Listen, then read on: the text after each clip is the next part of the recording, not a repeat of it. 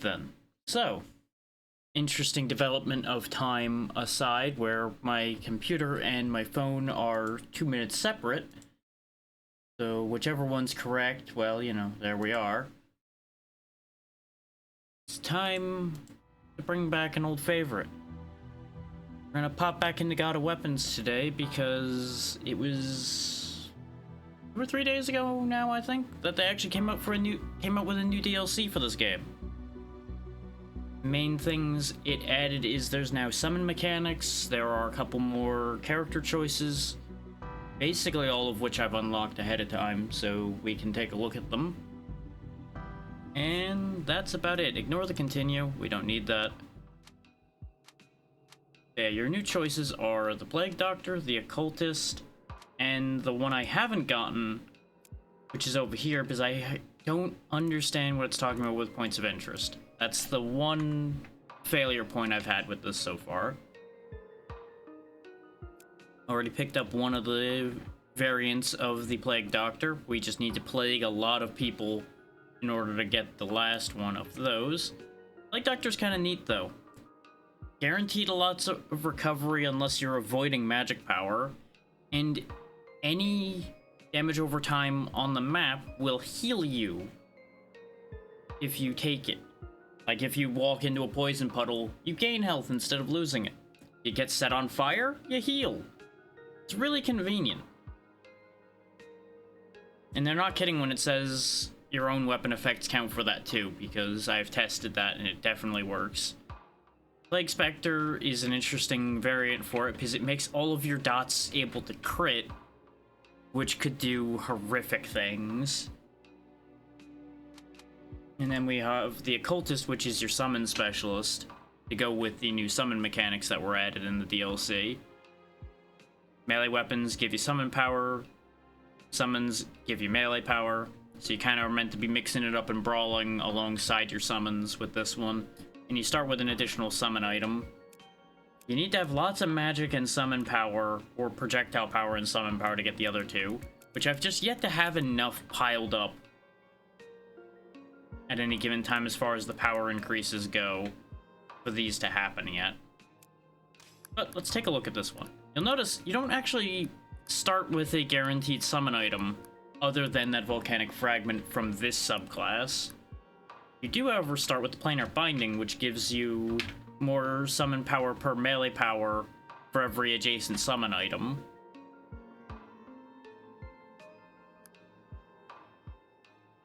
And of course, you can pick up the other starting items via being the Necromancer and the Artificer, which, spoilers, those are the other two class choices for the Occultist here.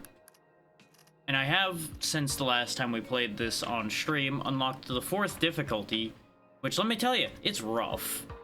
2 I can consistently do, 3 I can pretty consistently do with most characters, 4 I just get killed sometimes.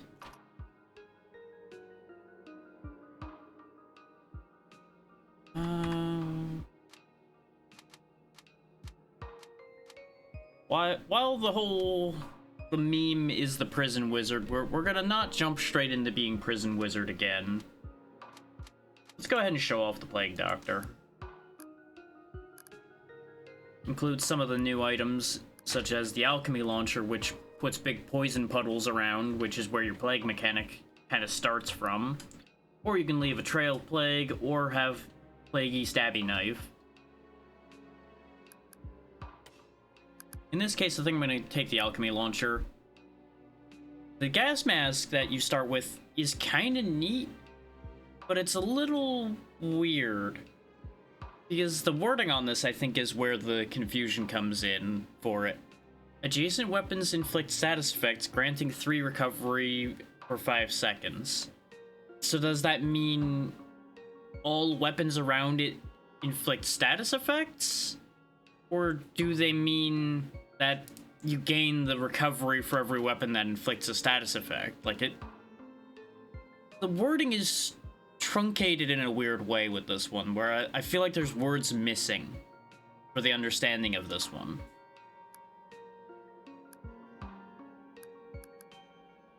Oh yeah, all we have to do is get 100% crit chance with the Plague Spectre to get that item, so that's not too bad. But what I'm going to try to do here is I'm going to try to go for the 50 plagued targets. So we're going to just grab every plague tagged weapon we can get our grubby hands on. And we'll see how it goes. Meta progression wise, not too much has changed. I do believe, yeah, this Fate's Favor thing is new, and we'll activate that.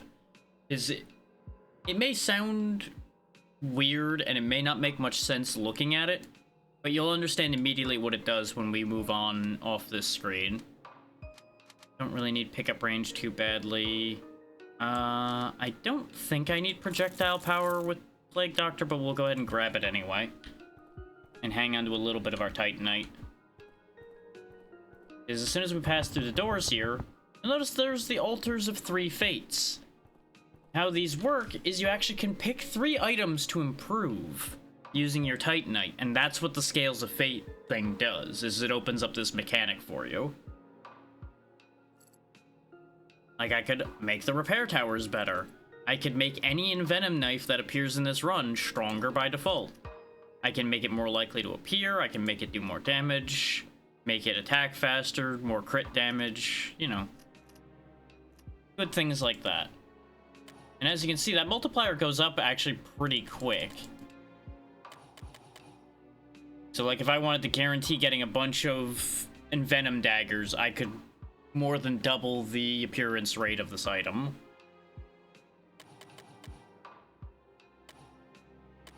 Let's go ahead and buff that one up a little bit, because with what we're aiming to do here, I am actually going to use this mechanic for a change. Usually I don't bother. These Cobra Claws are also pretty fun. We'll go ahead and buff up the appearance rate on those. And you can see how much it's going to cost me down here. It won't charge you until you commit the decision by leaving this room. We'll just make all 3 of these more likely to appear, because that should sort out our needs as far as spreading plague all over the land. And then once you walk through the door, you start to run as normal. And we're just gonna run around and make the best of it. Unlike Gunbot from yesterday, I don't need to worry about grabbing everything immediately. It'll all come to me when the round ends. Unless I have a specific new item. I haven't even unlocked this item yet, so I'm just going to tell y'all what I saw when I was looking through the unlock list, since it is openly available information. There's a tax demon, where you can get buffs if you leave money on the ground at the end of a round. More or less. And for those unfamiliar, every time I level up, instead of getting a bunch of buffs from every level, you can open up more spaces in your bag like you just saw me doing there. It's kind of an interesting mix between a Survivor's game and Backpack Hero. Our Alchemy Launcher here, by the way, is level 3 because of one of the passive meta progression items I have, where you can get 2 separate upgrades to make it go up 1 tier each. Whatever your starting item is. So we don't actually want this Alchemy Launcher here, because it's only tier 1 and we don't have space for it. We'll fish a little bit and see if we can get, like, a knife or something. This is another new one, I think, and it's really fun. The Heaven Splitter. Won't help us here, but does a lot of lightning and can even summon units when it kills enemies, so it's kind of nifty that way. We could grab a Preserved Parasite, which could summon bloating corpses that explode, do plague, but I'm gonna try to keep away from summons for this run, so that I can just focus on summons when I show them off here in a little bit. There we go, we'll get a knife. That'll do well enough. You can lock things in. You can also banish things if you pick up the ability to banish in your meta progression. Like, for example, if I didn't want these whetstones anymore, I could just hold middle mouse and they would go away permanently. In fact, since we're not going to be doing any summoning, I'm just going to banish the Threshold Candle. I only have 1 banish, and it unfortunately doesn't reroll when you banish something, but that item will never appear again for the rest of this run. I really should save up the Titanite and just get a maximum amount of banish tokens, because there really are some items the game really loves to throw at me that I don't want most of the time. So I'd be very happy to just be able to not see them again. But, you know, it is what it is. The random nature of these things is part of the draw. There's also another new mechanic added. I don't know if it's from the DLC or from updates along the way, because it has been a bit since I last played. But see that floor timer? There's actually a bunch of items that can increase that timer now. Which, as you might imagine, is an incredible power multiplier. Because the longer you can stay on a floor, the more money you can make. The more money you can make, the more you can buy. And the more you can buy, the more powerful you can become. It also means more time to get spaces opened up in your bag per floor. Is there's basically only 20 floors at a time. So you have to be able to maximize your benefit per floor, or you're going to run into a position where you just can't win, to put it bluntly. Just gonna sit here and fish for another knife here, because I think this was changed, because I don't remember this being the case, but now you have to combine X amount of items. Like you see combine 3 down there for the Envenom Dagger, so I need 3 Envenom Daggers to raise this 1 tier, and it also costs money. I seem to recall just having multiple of them allowed you to combine them, but it's been long enough that I'm not certain about that. There's the 3rd dagger. So what we're going to do is we're going to put our gas mask over here. Because I have temporary slots down here that I can keep things in. And then we can do that combine. And then they all become 1 tier 2 dagger instead of 3 tier 1s. And there's our Cobra Claws, which you just slap things around with your 2 lizard hands here, and you plague things as you slap them. Very convenient. Let's see. Our only goal here is spreading more plague, so I don't really need to worry too much about passive benefits. I should grab some soon. I'm only on difficulty 1 because I misclicked, I think, so I don't really have too much to worry about. We can kind of get away with just messing around. Hey there, Kelties. How's it going? Just out here with an array of emotes.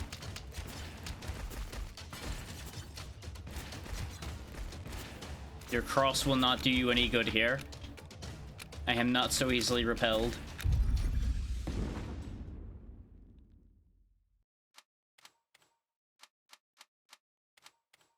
There we go. Sure, I'll just grab that dagger for now so it stops taking up space here. There's another particular weapon that I'm looking for in here. Oh, this is a new anvil as well, the Eternum Anvil. Instead of the one that raises something immediately a tier, it gives it one of those 3 buffs you see in the first set, and then every 5 upgrades, it gets a very, very strong increase. But you can only raise something 10 times. And it can only, of course, affect weapons. So if I just slap this anvil down, it changed the crit chance on the alchemy launcher. And it's now an alchemy launcher +1. So if we just keep fishing for those anvils, we can definitely do some rather silly things. Just takes a bit to get going because they do cost a fair bit. No, that won't work. Like, I can move the claw around like that. But that still doesn't get us a dagger space. And unfortunately, you can't change the way these are aligned. You can only rotate them, so I can't, like, move this tile over here so that I could then rotate it in there. That doesn't work. Yeah, I'm best off keeping it there, and we'll just have to lock that dagger in and wait. However, this will work. We now have 4 claw hands that cause plague. Is the more the merrier.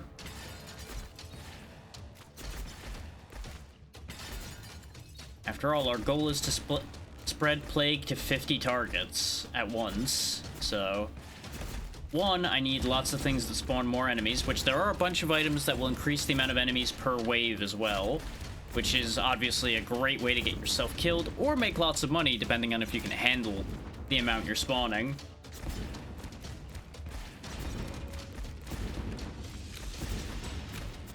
that invincibility thing there does exactly what it says on the tin. It makes you invincible till you stop glowing. They're very handy, and it's actually a very good reason to find the item in here that lets more barrels spawn and grab a bunch of them. Because if you just litter the field with barrels, you're either making lots of explosions, getting lots of food, getting lots of healing. Well, yeah, the food is the healing. Or getting lots of those invincibility things. And one other item that hasn't shown up in those barrels yet that we'll address when it appears. Could grab a Dusk Spinner and go a little bit faster. Luck would be quite nice to have too, because it makes higher tier items more likely. Still haven't used this Rune Carver yet, but it's wrong. It's the wrong thing for most of the setups I've been doing lately. I'm toying with very specific mechanics, so you can't really just grab random things if you're trying to do specific mechanics.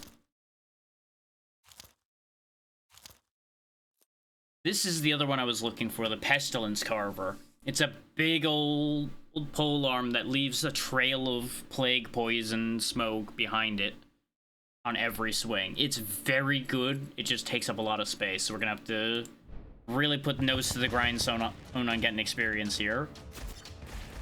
Which, for those who might be trying to figure that one out, every enemy grants you experience when they die. You don't have to collect it or anything. The money on the ground is just that. It's just money.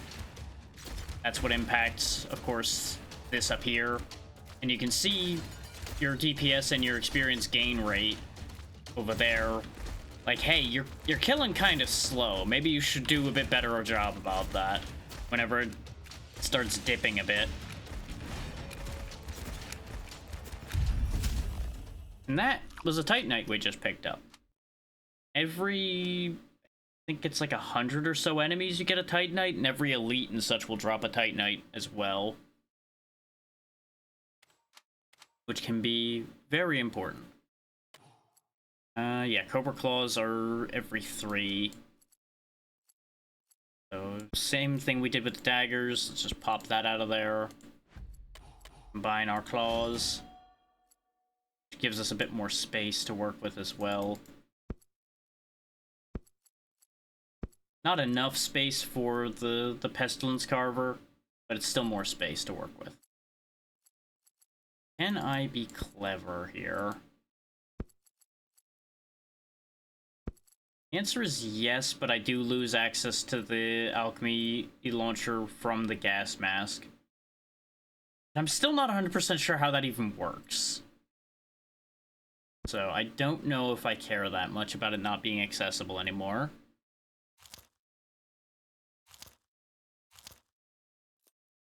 Oh yeah, the other thing that looks like this that I passed up, that was the thing that made more barrels.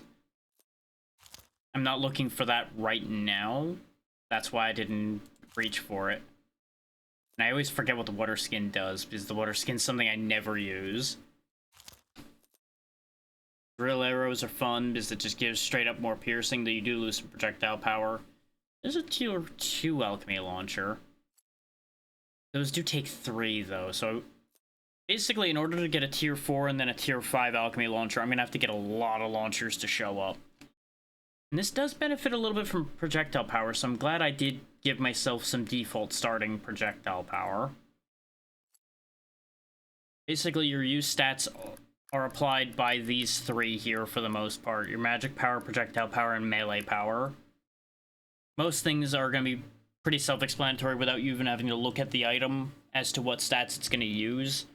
Like, basically all of your melee weapons are going to use your melee power, but a lot of them will sidestep into magic power. Like, for example, these daggers here use magic and melee. Basically, before you even get to the use stats, if you see the enchanted tag, there's always going to be magic power associated with that item, pretty much. Just as a case of examples, make it a little easier to figure out what something will do at a glance. I do love grabbing these dice because they give a good amount of luck. The attack speed down is a little upsetting, but luck is helpful. We'll just start stacking dice while I wait for the other things I'm looking for to show up. Feather Quill's actually not going to be terrible here either. I don't need recovery that badly because we'll be getting it for free from our magic power.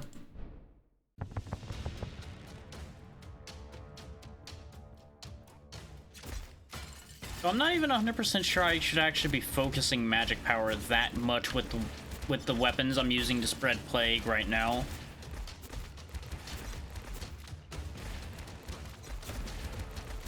Like, to be honest, there's not really any particular one status that's going to be helping us a ton as far as that goes, because we are kind of widespread right now.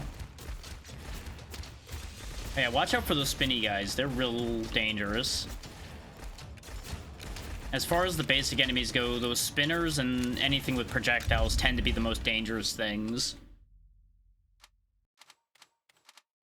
I like to keep my setup here squared off. It's not the ideal way, it just makes my brain not itch. It's 5 tiles long and then an extra 3 tiles, 1 step down and over. I might actually be able to make that work. They never did add music on the screen, which I still am sad that there isn't any.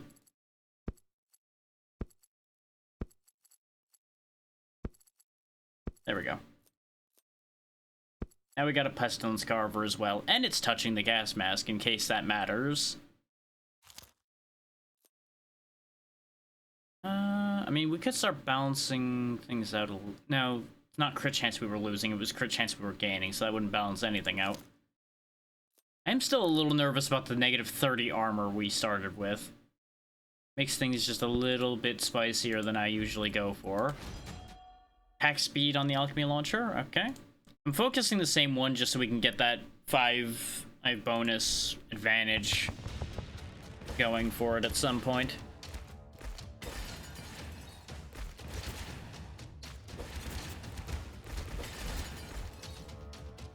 For now, it's still just a case of keep on chopping and wait for good things to happen. You see those long plague trails? That's all coming off the Pestilence Carver. And they last a good long while is why I like it. Because you can basically leave a bunch of walls around to protect yourself if you need to back off. Right now, we're just not spreading plague efficiently enough. Like, we're doing a lot of killing, and that's part of the problem, is we're actually killing the enemies too fast for the plague to stick around.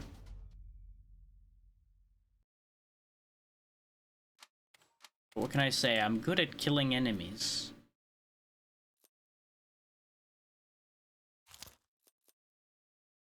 The Scroll of Mastery will help, actually. We lose some resource gain, which basically means we get a bit less gold.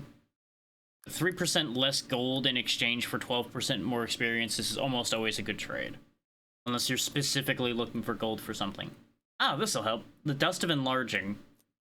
It's not for enlarging what people might think. It's only for your inventory. You still might go blind if you're not careful with it, though. More importantly, though, it'll spawn 2 elites on the next floor for me to get experience and money from.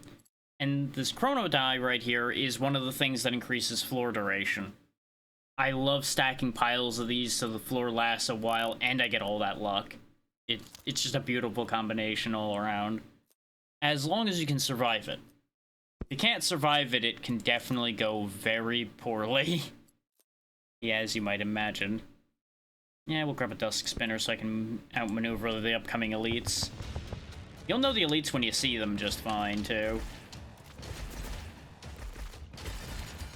See that beholder over there, for example, the one that's glowing red? Yeah, that's an elite. Succubus that's chasing me is also an elite. They're both kind of a problem. They're gonna take a little bit of doing to get rid of. There we go. Not as much as I thought, though. His plague is pretty strong. But with them eliminated, we just get pure profit, pretty much. More often than not, when a run's starting to go decently, I actively go out of my way to seek all of the items that trigger elites as possible, so that I just get free rewards. Because if you're strong enough, they're just extra enemies for free. Like, there's no downside.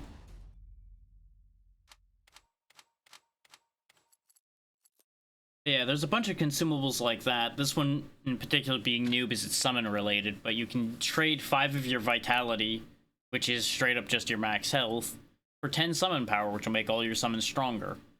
This Carved Bone's one of my preferred summon items that I've encountered so far because it makes life-stealing ghouls that just go and chew on things, which is pretty handy because they give you the life they steal. They're a great way of keeping a summon build alive. Another scroll so we can get some more free experience. Oh yeah, there's the better arrow. Masterwork arrow, 8 projectile power, 10% damage, 10 range, but you lose a little bit of attack speed.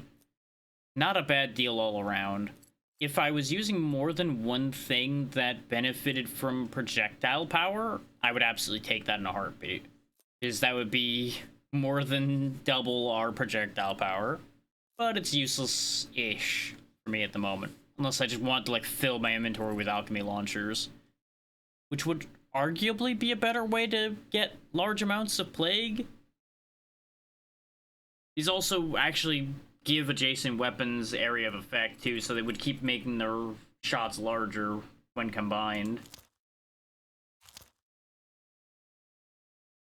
Oh hey, there's the weapon that was the origin of the Prison Wizard. Is for those that weren't here for that, which probably nobody was because this was a long time ago at this point, I kept saying Prism Blade, but eventually my own mind started hearing Prison Blade because the two words sound similar. So since I had somebody who was just stacked with Prism Blades, he became the Prison Wizard. Or because he was just going around shanking people with magic. I still need to actually make art of the Prison Wizard at some point. Because it remains one of those concepts that's just buried in the back of my brain, and for one reason or another. Save that invulnerability for when things get a little more dangerous in here. If enough enemies even survive. Oh, the traps, by the way, work on them too, as you might have gathered by all the dead spiders standing on the spike trap. Oh, one concern to note with the food that drops out of these barrels, the food takes a second to be pick-upable. Like, you can't instantly grab it. So, on occasion, if you're running for food and you're nearly dead, you might get screwed. I've lost many a run that way, so just keep an eye out for that. Another tier 2 alchemy launcher. The Philosopher's Stone could be fun. Spend Titanite to not die. We won't really be able to take too much advantage of that, but the 10% resource gain will be handy. Another new item, the Clock Hand. Fixes our attack speed back up just fine and gives us more floor duration. Which, I think the floor duration things directly translate to the exact time up there, but I'm not sure. Like, it doesn't update. I will tell you that one. As you're placing things. I've not seen it visually update.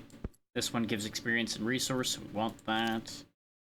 Basically, the way I've always done this, and I can't guarantee that this is the best way to do it, is I always focus on getting like a ton of economy items set up, like resource gain and things like that, early on, and then as you go, I take that and pivot into a bunch of weapons and power.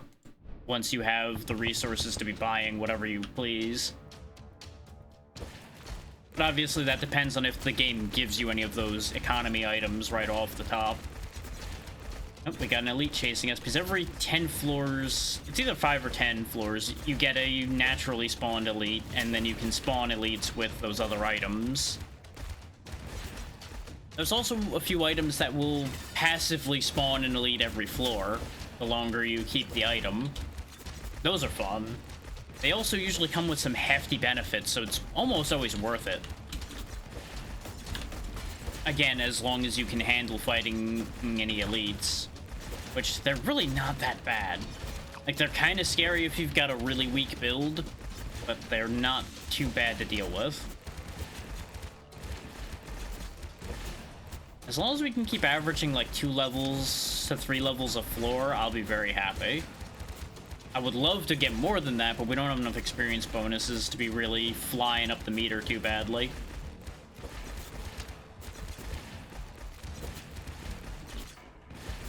Now, I will say, runs of this can take a bit. Like, you'll notice we're a half an hour in and we're only on floor 10. Some of that's me just jabbering along and thinking things through for a while, but it really does just take time. Get some movement speed, but lose damage. Let's not say we did. More Chrono Dice. These stomping boots are kind of neat, too. Every time you dash at the start and end of it, it'll blow up. And it'll deal damage based on vitality and armor. Which, it's always interesting that there's these vitality and armor-based items. Makes classes like the Juggernaut a lot more interesting. Since the Juggernaut's whole thing is vitality and armor.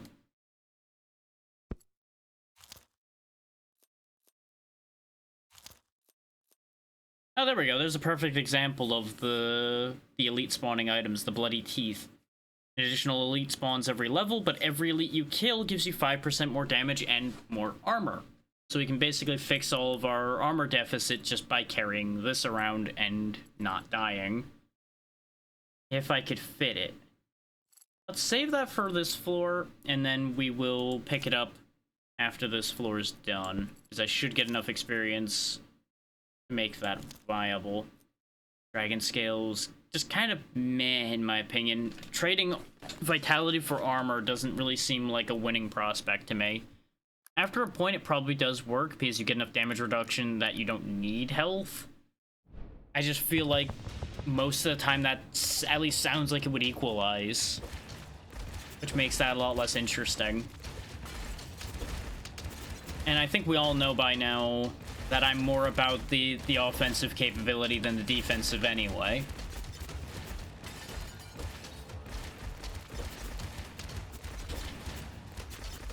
But like one of the things I would use something like that Dragon Scale for would have been for something like the Stomping Boots, but since it needs both vitality and armor for Stomping Boots, it doesn't help, for example. Just ends up being a little awkward. We are not having any luck finding the other item in the barrels that I'm hoping to see. It can be really rare, though, so it makes sense that we haven't seen it yet. It would just be really convenient to have it pop up. It's like we had the gold spawning out of them, which is good. The gold in there is helpful because I believe each of those gold chunks are worth more than these silver ones are. And the copper ones, like that one that I just picked up there.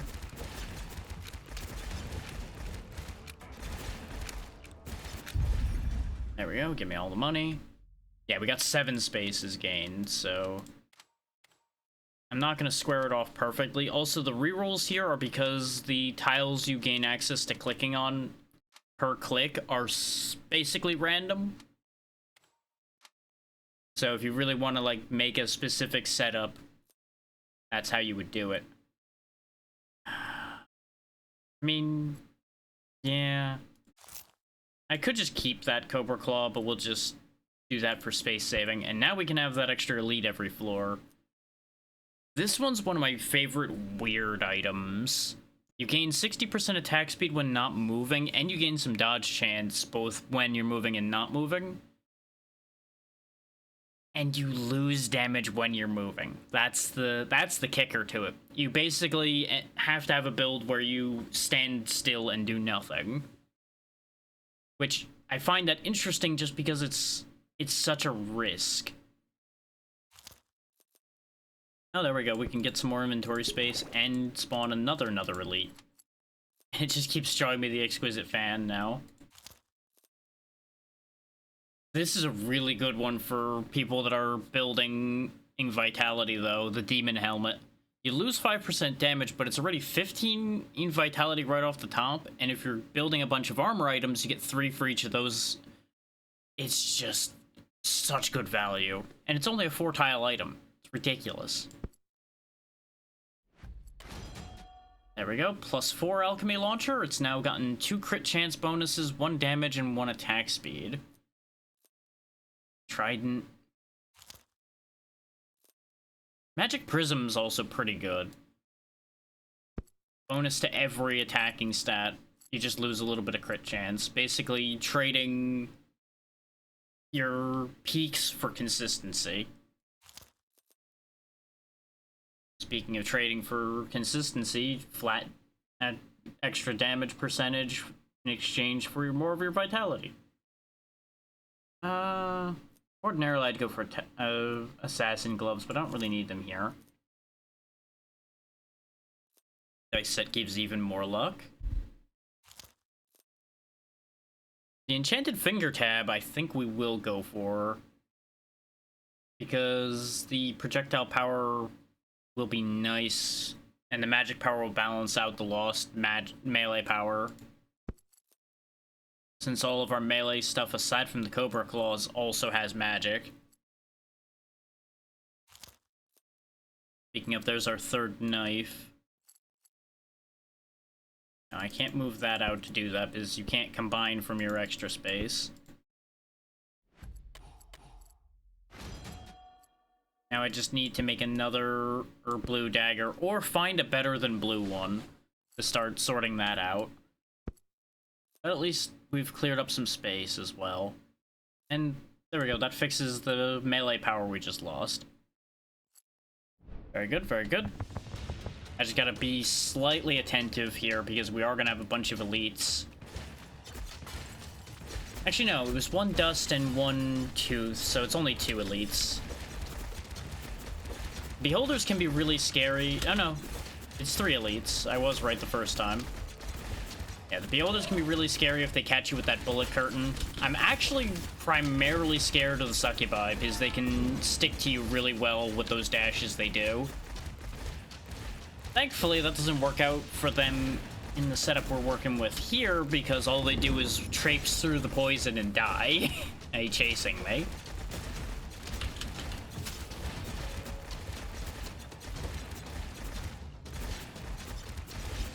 Oh, and unlike more recent Survivors games, this does not have a manual aim option, or at least it didn't anytime before, and actually, now that I think about it, I haven't looked to see if they ever added one. I guess we can take a quick peek. Show DPS, status effect icon, camera shake. Oh yeah, there is an aiming mode. Maybe there always was one and I forgot. You can also have a higher view, a full top-down view. Maybe there was manual aiming and I just forgot about it entirely. It's entirely possible my brain is playing tricks on me there. Which is why I never tell any of you to take what I say as a guarantee.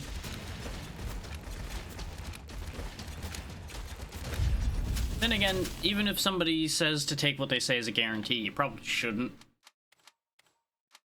Always make sure.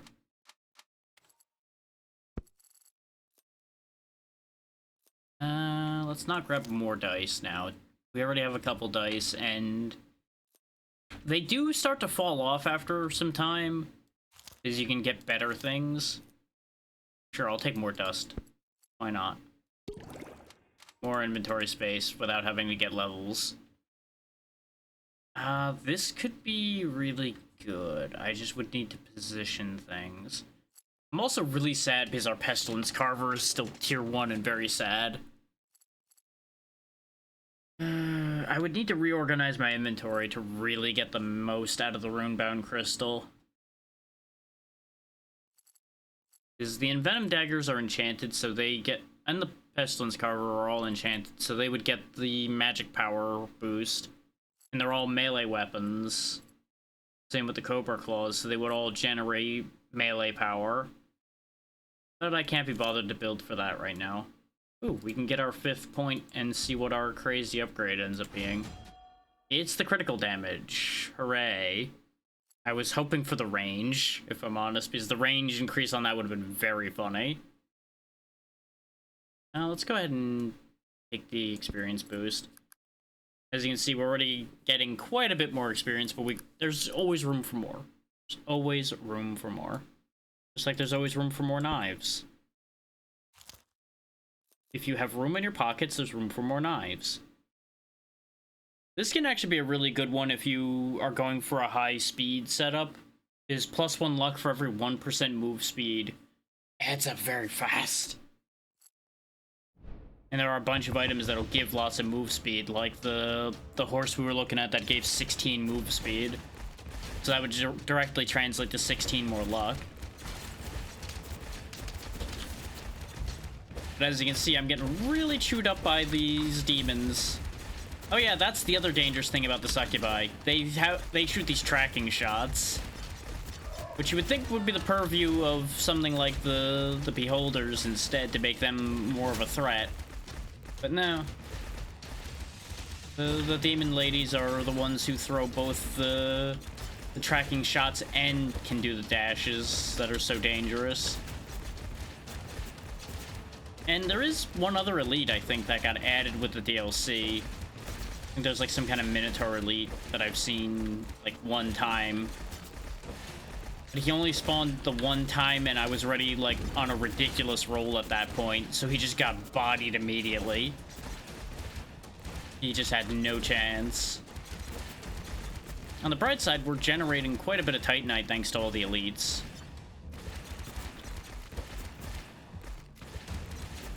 So we'll be able to teach y'all some more stuff as soon as this run's over.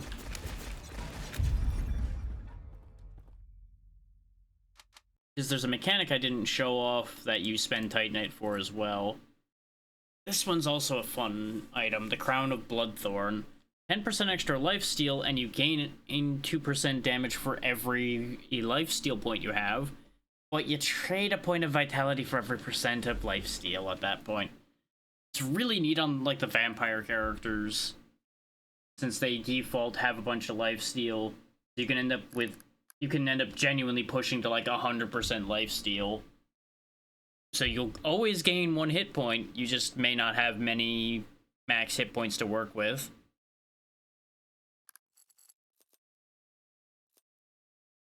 Which makes it very important to be guaranteed that lifesteal, basically. Keep making the floors take longer. This could be a good idea. Next time you would be reduced to less than 1 hit point, prevent death and turn all incoming damage into healing. Activates 1 time. So basically, you know, just don't die straight up and you'll just get healed. So just drinky drink, everything will be great. We basically have 1 chance to cheat death now. Devil Horn's pretty useful, but lowers my luck, so I kind of hate it, but it is useful. Ethereal Charm is fantastic for dodge builds. This, I think, is the highest individual dodge chance on an item in this game, at least that I've seen. At 15%, and you get a good whack of attack speed. Sure, you lose some armor, but if you're aiming for dodging, armor's not really going to be a thing you're going to have anyway. Since a lot of the armors lower your dodge. Night Gauntlet being one of the exceptions, because it gives up lifesteal instead. There's another Returnum Anvil, but we did hit 5 points on the Alchemy Launcher, so I'm less motivated toward that at this exact moment. The lamp's kind of neat too, giving a bunch of vitality. It would actually balance out the crown pretty well, because you'd only be gaining 12 vitality technically, because you lose 1 for every lifesteal, but you would still be gaining that lifesteal as well. Just sucks that you lose experience gain from it. For fun, we'll go ahead and grab the barrel increase here. Crate Calling Horn. You gotta be careful how you grab things sometimes, because it makes placing them a little weird. This just makes items cheaper. Not too exciting, but can be useful. Sure, I'll get another clock hand, so now I have piles of time on the stage. Darkwater Draught's one I still haven't used. Cuts your max health in half, but it gives you 50% more damage and spawns 2 elites. But bear in mind that that 50% extra damage is only for 1 floor. That's why I don't use it, is you only gain 1 floor's benefit, and I just don't care for that.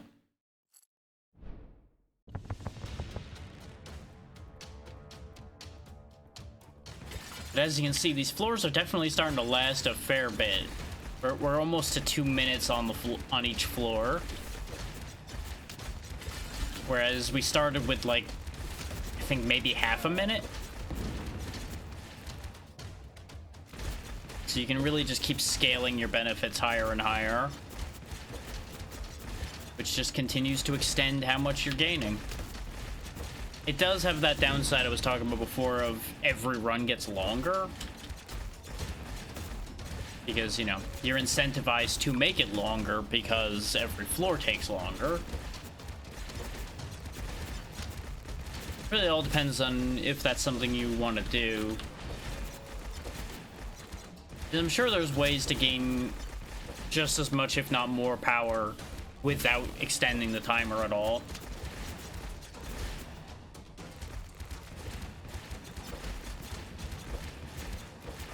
I really wish I could find some of those items that increase the amount of enemies spawned in general, so I could show that off for y'all.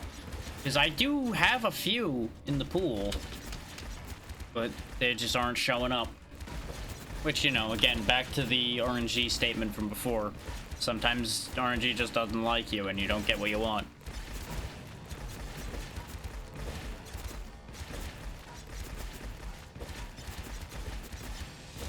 We do only have 6 more floors before I'm out of time to plague 50 targets. So that's upsetting.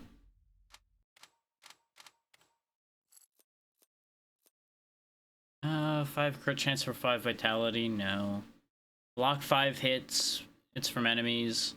But it is only the next 5, I think. I don't think it refreshes. Then again, it does say usage limit 5 times per floor. Maybe it does just give you 5 free hits per floor. I've never tested it. There's another dodge chance thing, but you lose move speed when you get hit, so you gotta be careful. Guardian Belt's pretty good. Makes you a little slower, but gives lots of vitality and some armor. Shotgun is another new one, and it's a lot of fun, as you might imagine. Because not only is it a shotgun, but it occasionally launches a burst of grenades, which is its own good time. And it summons random turrets. Because when it says possible summons, I believe it can summon any of these 6 things when it rolls to summon something. Which I find that particularly neat. Most games have everything just summon one specific thing, and that, you know, it's very certain, very simple. This just says, hey, it could summon one of these things. Which one? I don't know. Something. Something will come out. I also appreciate that the banished tokens are mimics.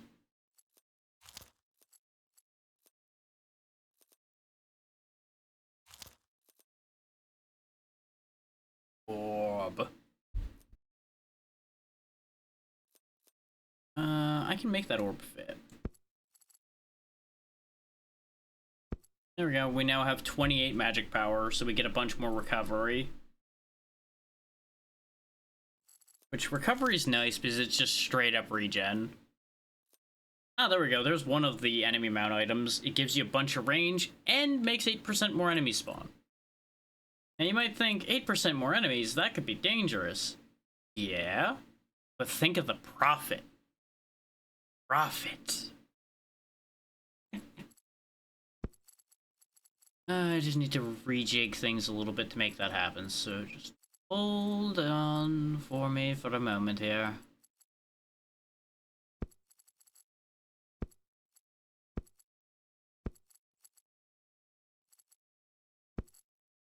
Alright, it's only a 2-tile. For some reason I was thinking it was a 3-tile, so all of that rejigging was actually kind of pointless, but either way. We also now have default 20 more range on every attack we do. And yes, you can in fact extend the range of your melee weapons to reach across the room, so you don't even have to move and you'll hit the entire arena. I just threw away a knife like an idiot. But at the same time, with how many things we've stacked up, I'm not sure hanging on to tier 1 knives is gonna matter anymore. Because there's absolutely a chance where we will just see a tier 4 Envenom knife show up. And then all of this work will be for nothing.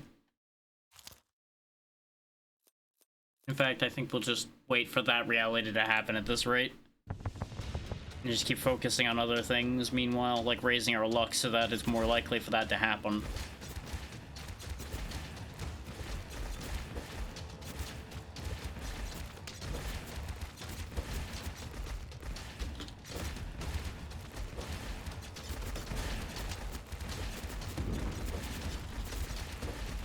Yeah, this game's got a decent amount of enemy types, though you'll start to notice that they only do so much regardless. Like, if you're looking for massive enemy variety or crazy things, this ain't the game for you. Also, that item we just picked up is just straight up a level. You gain an extra level every time you pick one of those up. That's one of the reasons why the barrel spawner is actually kind of crazy.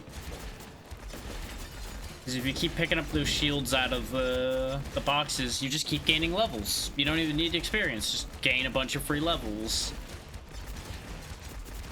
Which, on the note of levels, there is a specific character unlock that I've been having a devil of a time doing, and I'm probably still gonna keep having trouble with it. Because you have to get through, I think it's like 5 floors without gaining a single level. And just like, but how though? You would have to, like, spend the whole round being, like, a pacifist or something. And then I just question how you would survive that long not attacking.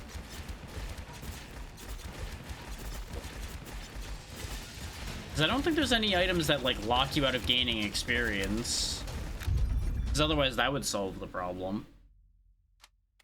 As you can see, we gained quite a few levels this time. Did that on purpose, because this is another one of the enemy amount increasers, the Great Demon Skull. 25% more damage and 10% more enemies. So, pure profit, yet again. Speaking of more enemies, more Dust of Enlarging for more elites. Like, you just hit that point where it just scales more and more ridiculously. That's what I love about these kind of games, is your scaling just eventually hits a point where just stupidity is happening constantly. Traveler's Hat, which is another new one for summons. Worry about that when we're doing the summon build, but it's a neat looking hat. Ah, there we go. The Malevolent Observer. You gain 40 more range, but you have to fight an elite every floor. There we go. So now everything I have more or less has more than double its range. Which is silly. Oh, speaking of range, more range. This is why a lot of games of this type don't let you manipulate the range of things, because it ends up the way this is, where it just gets very silly. Like, hands off the keys, just watch what happens when enemies spawn in now. The weapons will just reach out and touch them. I don't even have to move. The weapons will go to them. We're gonna start moving now that the elites are here, of course, because they can still kill me. But you understand the point of why I did that, and I'm sure. Like, range is just a very powerful statistic. Especially for melee weapons, because you then massively decrease your risk that you're taking. Even with, like, fist weapons and such, you can extend them enough that you don't have to make contact with the enemy. Even default range fists don't have to make contact with the enemy as far as your physical body goes, but it's easier to end up having that happen with those because they are some of the shortest ranges, them and the daggers, as you might imagine.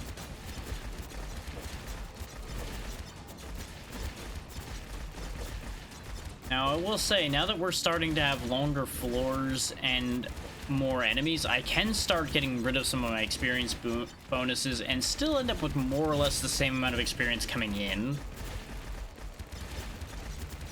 that we had before the enemies got added. So if I need to fit in more power, I can. Because, like, we're averaging 3 levels a floor now, so it's not really a big deal. But bear in mind also, this is difficulty 1. This is a cakewalk. As soon as I turn it back up to, like, difficulty 2 or 3, this is gonna radically shift, and I'm gonna have to be trying a lot harder to live. His enemies get a lot more dangerous.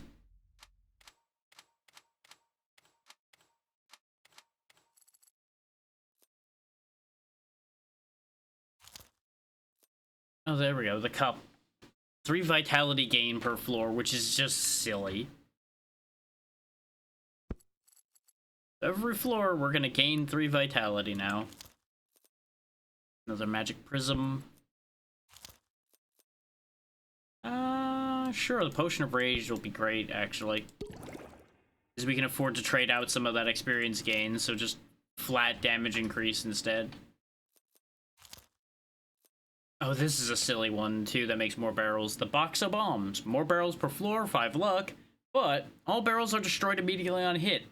And in addition to their normal loot, multiple bombs are scattered from every destroyed barrel, while dealing damage to both the player and the enemies. And difficulty level, they both affect the damage of the bomblets. You take less damage than the enemies do, but dangerous anyway. Like, we would be taking 25 damage per bomblet right now, as you can see down there. So, 4 of those and we'd be dead. That's why it's very funny, but it's very dangerous. Since we're just kind of cruising along, I'll throw it in there to make things interesting. Because right now, we're just kind of in easy mode at this point. Which, you know, of course I'm in easy mode when I'm on the lowest difficulty. 12 crit chance, 100% crit damage. That would be really nice to have if I cared about crit right now. They really want me to have a bunch of crystal balls.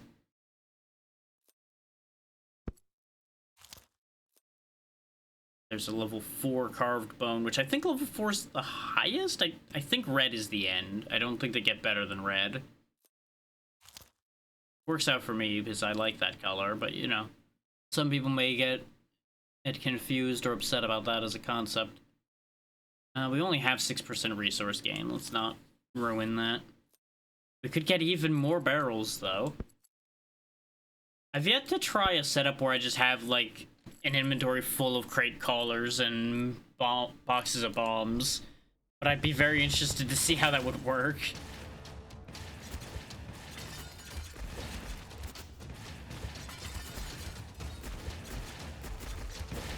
Just bear in mind, even with a bunch of more crates and things like that happening, it still will only make so many.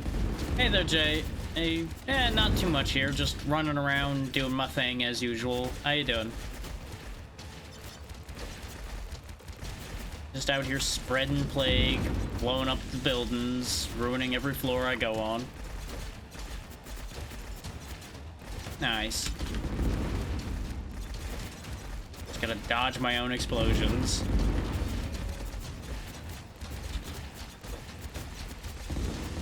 Of course, if these keep giving me invincibility, the box of bombs isn't really going to be an issue at all.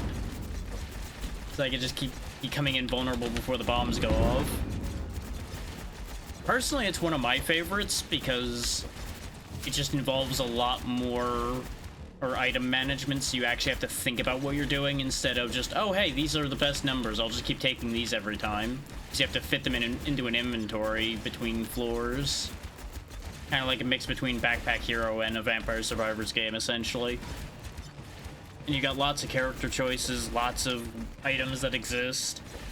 And I still haven't even tapped all the items that exist in this game, and I sank, I think, like 40 hours in before the DLC happened. And the DLC added an entire other mechanic, which is summons and this Plague Doctor here, as well as a treasure hunter who add sockets to things where you can get gems to upgrade items further. But I haven't managed to unlock the treasure hunter yet because it talks about points of interest that I still have yet to find. I might need to go through the other door. Maybe that's the thing I'm misunderstanding there. Could, you know what? More rage. More potions of rage. Damage go burr. Yeah, it's a little pricier than average, but the DLC is at least cheap.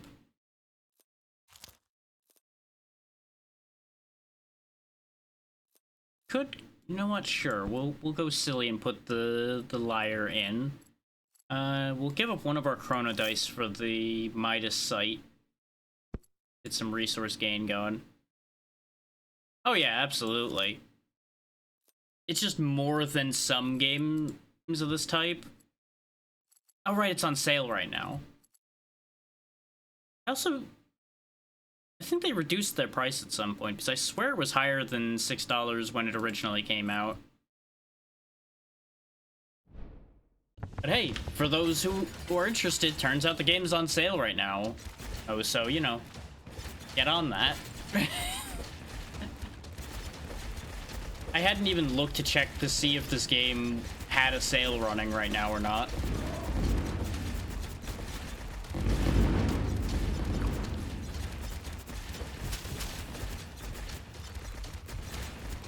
So I could have swore this game had come out at like 10. So I wonder if I'm remembering wrong or if the price just shifted over time down a little bit, which is not unheard of. I may also be mixing this up with another one as far as the pricing goes. It's almost like I've played a lot of these or something. Ow, my own bombs. Exactly. And there definitely was a period where people were asking like $15, $20 for this style of game, which, you know, if your production value is high enough for it, then sure. And that might also be the other thing, is there's enough production value in this one that I would believe that pricing.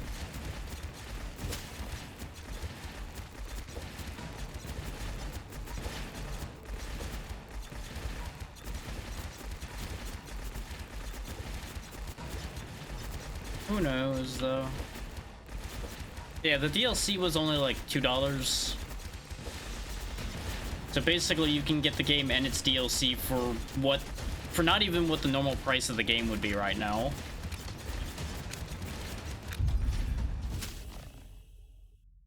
Which is always a pretty good selling point of anything.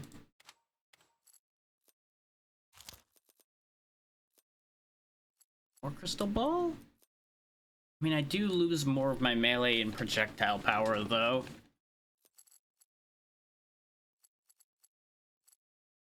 I'm really only benefiting some of my weapons. The claws kind of get left behind. Nah. But let's fish for things I don't already have in there.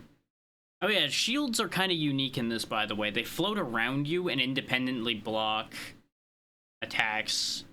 Acts more or less on cooldown. Okay.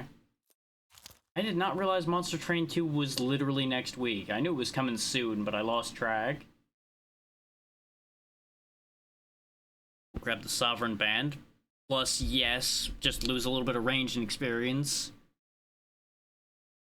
It is interesting that they consider this a movement item, when the only movement-related thing it does is a slight increase to move speed. Okay. Wow, that is way sooner than I thought.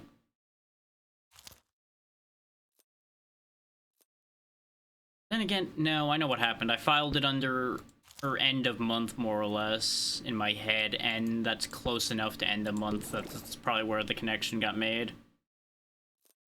Oh, there we go. There's another blue dagger, so we can get rid of this one. And combine them. There we go. Now it's a purple dagger. Big experience gain increase. Exactly, yeah. What does it do? Yes. But that doesn't answer the question. Yes, it does. But, yes? Ooh, 50% resource gain. There we go. Give me all the resources. Sure, I move slower, but I have enough range. I don't need to move anymore. I could also fix the down move speed, but why would I? When I can just sit here and play with my abacus.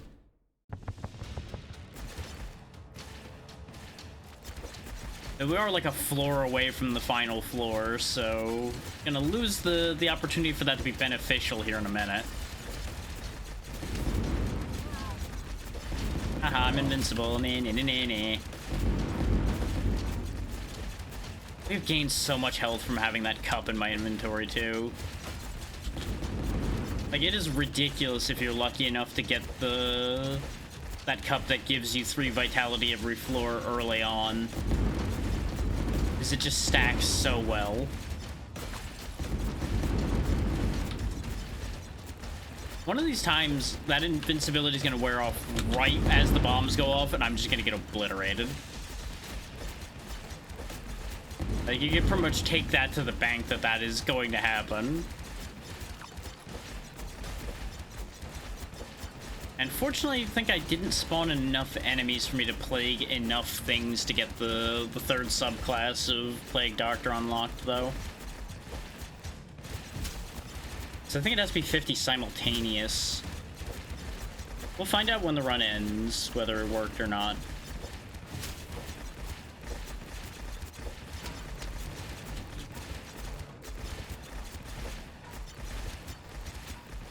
Like, if it's 50 at all, we've definitely done that, like, 3 times over just in this run alone.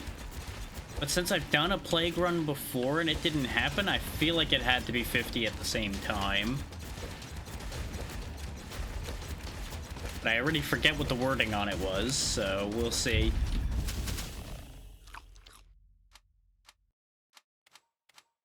Keep opening more space.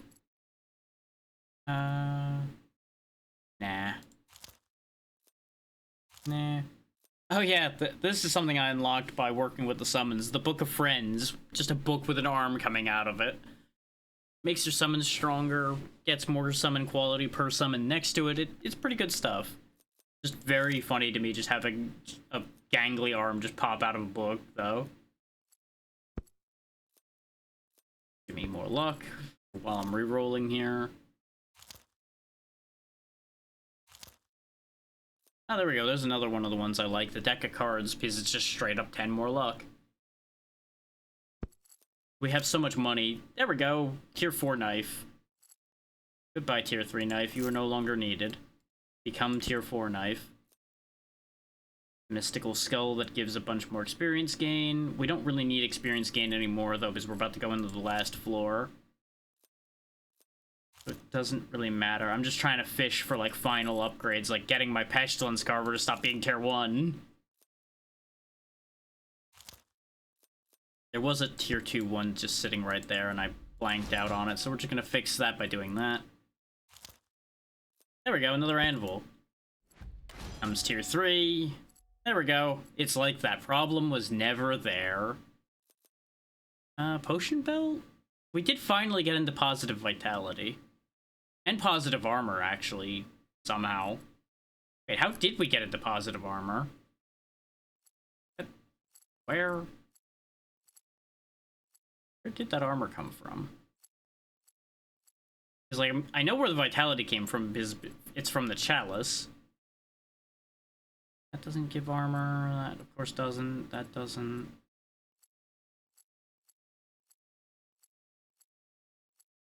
Do I have something that interacts with recovery that's giving me armor or something?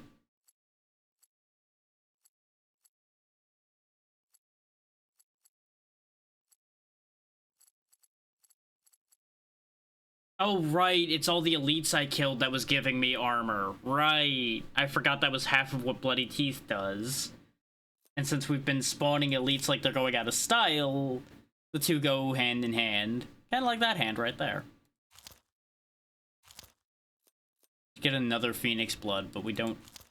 I don't think 2 of them would work. I think only 1 would activate. I could still just take the same Mystic Skull I passed up earlier. We're running out of money to keep re-rolling, looking for specific things, so sure, I guess we'll take it just for the power increase. Yeah, because I can't afford that Dust of Enlarging. And we'll get 2 more armor. Alright, final floor. At least I think it should be the final floor. Yeah, there's the boss.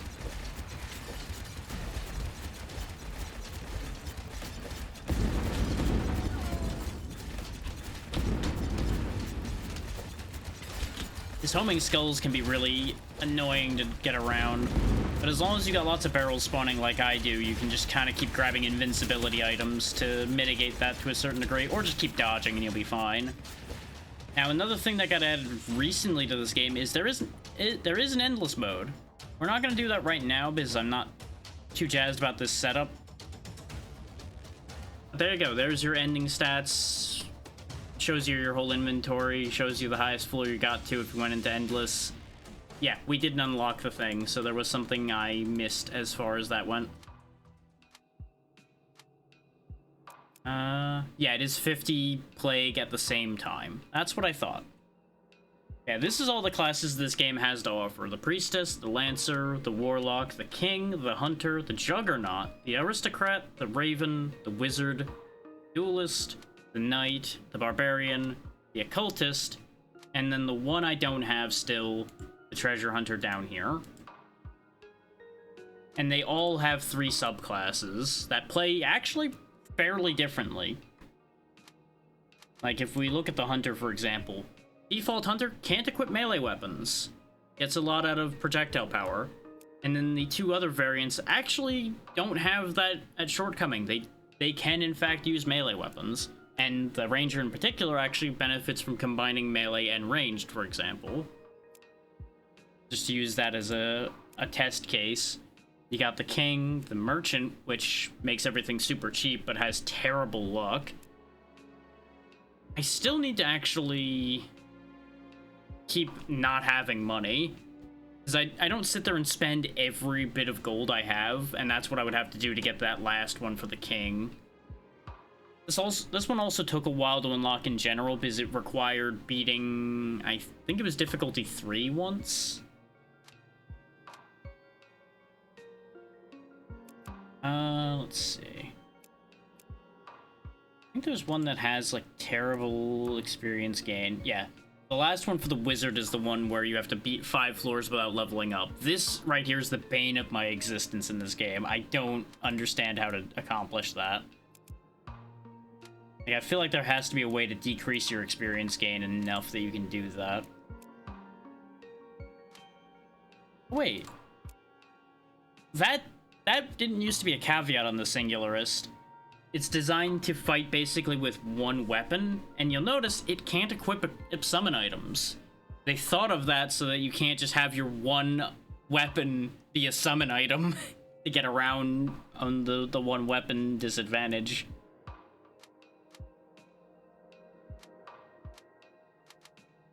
Let's show off summons now, since that's the other thing new to the DLC, though. We'll keep with the Sickle. We'll go ahead and go up to difficulty 3. We should be able to do difficulty 3 with this. And I'll show off the only mechanic I have not demonstrated of the ones that I know well, at least. And that is item unlocking. If you fulfill the unlock condition for an item, you can then buy it in here so that it becomes a thing you can have. Like, for example, we can buy the Grimoire and have that be an option in the pool. As you can see, I've acquired a lot of things over time. But some of these actually have some kind of wacky requirements. Like triggering 5 summoning circles. I haven't even seen summoning circles, so I'm still confused by that one. Yeah, I'm not going to worry about buying anything right this second, because we don't really have too many things to buy. We have just the Antler Shield and the Grimoire. I'm going to go through this door, because I got confused by this one, because it triggered what seemed like the same area the second I walked through here. Because it takes us up to the Altar of Three Fates anyway. But since I didn't walk past this point, I'm wondering if there's something I misunderstood there when I was doing this before. We could just make Bronze Guardians really common. Let's make them a little more common, because I do really like my Bronze Guardian. Because it has Taunt. Okay. So this is different. Okay, this is probably where the points of interest are then. That's why I couldn't find them. It all makes sense now, and there's different traps and such too. Okay, great. This adds even more longevity to things then. The fire lady you see there, by the way, is what we're spawning with the volcanic fragment. Oh, those must be the points of interest, things like the chests. Okay. This is already much more interesting. I'm so down for this. Yeah. And if we go over here, you'll notice I have a gem now. I've yet to use these, but most items spawn with a socket or two. For each experience gain item in the influence pattern, and gain 4% additional experience gain. On critical hit, and if it's put in a weapon, increase the range by 2 up to a maximum of 20, resets on every floor. And summon socket 10 more range of ranged summon units. Neat. Yeah, this is genuinely something I've not done anything with. The first one's the unsocketed effect. How do you determine the influence pattern? Oh, and you can combine these to make the gems better and everything too. Okay. We're going to be learning about gems together, because I have not used them at all. Let's go ahead and flip this around like that, because it saves space.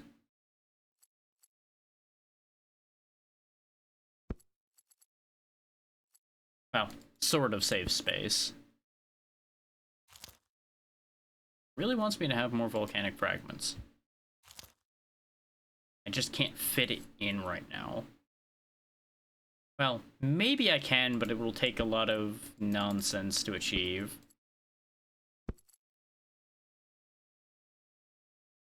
Now, because of the way I did this, it doesn't quite work. I would have needed the dot to be down here.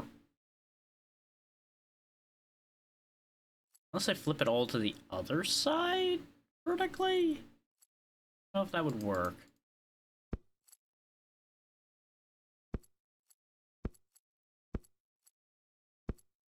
No, if anything, that's worse. If anything, that is much worse. But what if I pull it down here, though?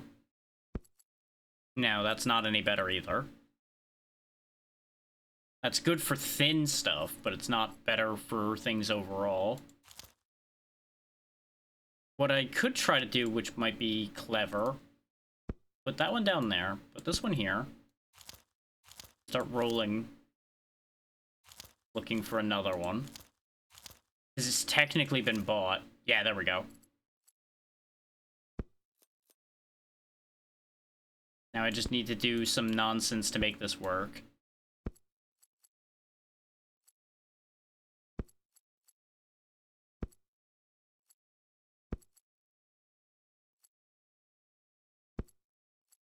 The problem is I need to be able to fit everything in at the same time. There we go. Now, don't get me wrong. What I just did there, probably not worth it. Probably not worth the effort I put in to make that happen. But it was cool. It was cool that I was able to do that. The Wand of Unlife would be really nice to have. But based on the current configuration we're having here, don't think I can fit that in. So we'll just lock that for the second. We could grab a Runed Ice, potentially. Say potentially, because I think I need to move things again to fit that, and you know what? I'm just not that interested. Also, for all the increased odds in the world of getting the big golem heart to show up, I can't help but notice it hasn't happened yet. Pocket mortar is also real fun. We'll grab a crate collar because we can afford that. And we'll just make do for this floor. I do appreciate that these are stairs I'm running up instead of you're just going up an elevator each floor. I wonder how far this goes, or if this is guaranteed to be like starting off as an endless mode as well. Because I genuinely don't know anything about this setup.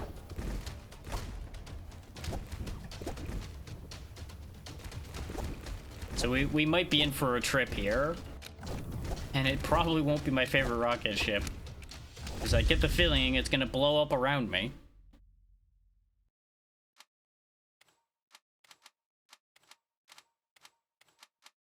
Square this off nicely.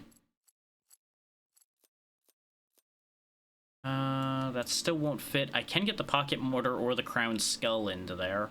Or the... Nope, the purifier launcher. Is this makes basically napalm launchers around the battlefield. And they're fun. For me. Not for the people that napalm's being launched at, but, you know. That's more of a them problem than a me problem.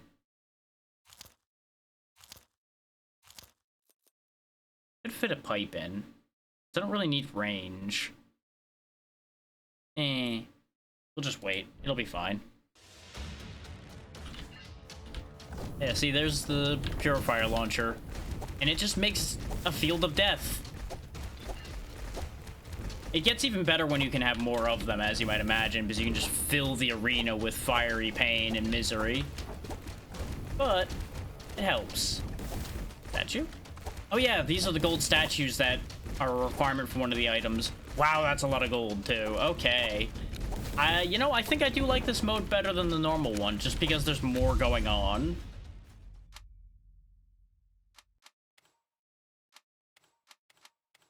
You know, it just adds an extra layer to things, which is nice. We are not gaining experience fast enough, however. Which is the problem I keep running into with these summon setups. Partially because summon items are just so big. They take up so much space. And most of them are like square or rectangular. So you can't like fit them around each other conveniently. I might just throw the planar binding away, honestly. Because it's awkward. Like the C shape here is just kind of a pain.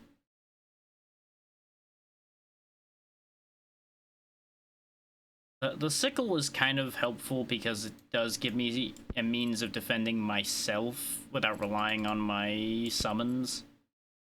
Yeah, that didn't change anything. Why are you giving me all the things I want to hold on to? Because the Soul Taker is also really nice to have. 3% chance when you kill something to summon something. In this case, it's just Skeleton Warriors. But the chance goes up the more summon power you have, and every 100 kills it gives you more summon power. So it's just really helpful to have. There's another Purifier Launcher. It is only 2 for a Purifier Launcher upgrade, so... Bingo bango. Make cannon better.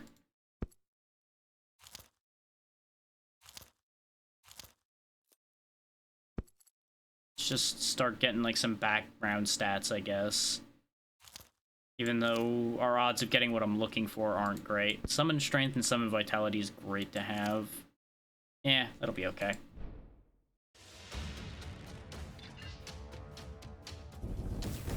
I'm not 100% sure if the difficulty we picked is actually impacting this mode at all. Because it doesn't seem that bad.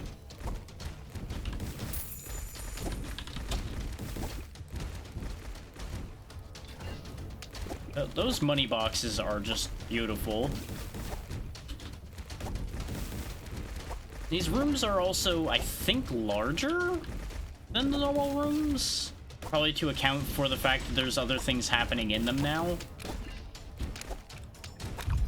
There we go.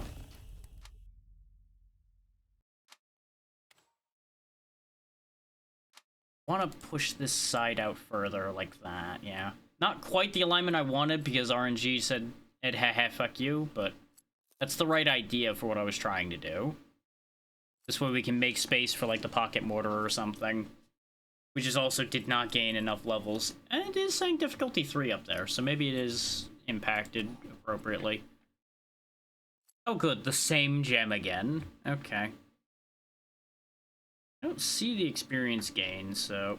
Oh, that's what it means by the influence zone. Okay, so if I just sit this here, then it affects everything in a square around it. Okay. That's actually really interesting.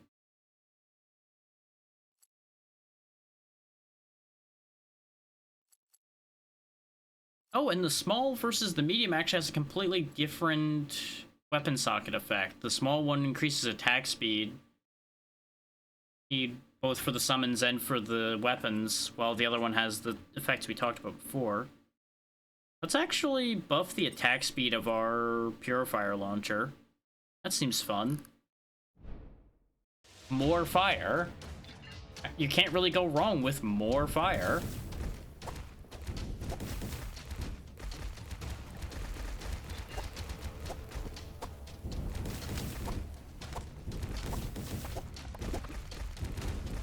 I don't know what the point to that statue was. I think it gave me experience? I don't know what was in it. I just broke it because it was a statue, and statues are for breaking. That's what I've learned in this world. Statues are for breaking.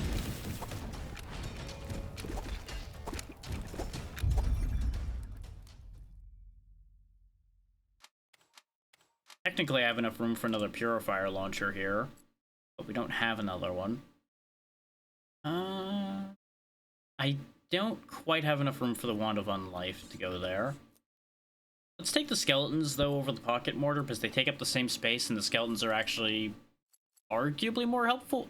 Oh, maybe that's what the statue had, is it had these gems in it. Summoned units explode upon death. This only works on summons with hit points. Skeleton warriors have hit points. Hey, skeleton warriors, explode. That seems like a great idea. You guys are just gonna explode for the good of me. Summon units have a 5% chance to apply plague on hit. My weapon could apply plague on hit. Okay. Those are neat. Really use an experience gain item. There you go. Because now what we do is we put the experience gain item, and then we boost the experience gain item with the citrine. We're getting 16 experience. I can just put this back at any time.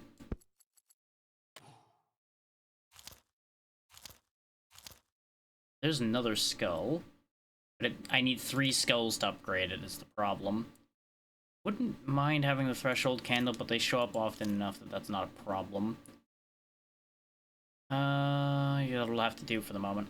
I also wouldn't mind the galvanizing coil. The little Tesla coils that spawn out of that are actually pretty helpful. Yeah, those blue outline skeletons are mine. They'll run around and stab people. They're really good because their summon rate's pretty fast, and they're, you know, they're melee soldiers, so they go run up and get in the way of the enemy and keep them off my back. And honestly, pound for pound, they're actually pretty strong. Like, I was surprised at how effective they were. Or considering, you know, they're just bog standard skeletons that you get quite a few of.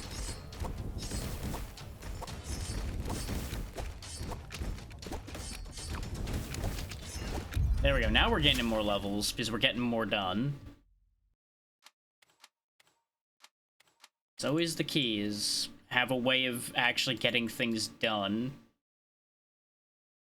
Okay, so here's what we're gonna do. Move the skull up here. Put these 2 there. Now we can fit in, like, the pocket mortar. And I don't know if this is the effective way of doing it, but the way I tend to set up these summon builds is I just make sure to get the maximum amount of summons out by having just as many summon items as I can, and just try to outswarm the battlefield, basically. Like I said, I don't know if that's the correct answer. That's just the answer I've decided I want to do here. This could actually be really good. We'll save that for the next floor. I also end up locking too many items, though, I think, as a summoner. Just because I'm like, ooh, that's a summon item I want. I can't fit it, though. I'll lock it for later. And then I end up locking, like, half my board. Be careful of these ballistae on the sides, by the way, because the pressure plates will fire them across the whole field. And I have shot myself with them more times than I'd like to think about.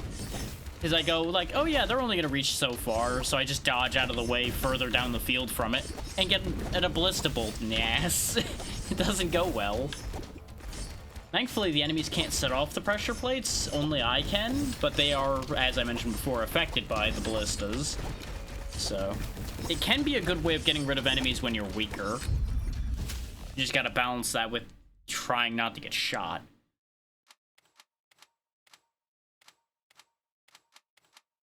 Okay, can I do something with that? No, because I have the configuration backwards for that, but I can fit the Caller's Hand in right here and get a nice bit of summon boost that way. Which all your summon stats are over here, by the way. Which apparently there's even a summon quantity one, which I've not seen anything that buffs summon quantity that I can think of. but it clearly has to exist. Speaking of, I should banish something. Let's not banish the monocle, though. I don't know if summon items count. I don't think they do, because they have different stats. So I'm actually gonna banish the Eternum Anvil, which may sound like madness. But it loves to show up for me all the time, and I don't think it applies to the main thing we're doing here, so...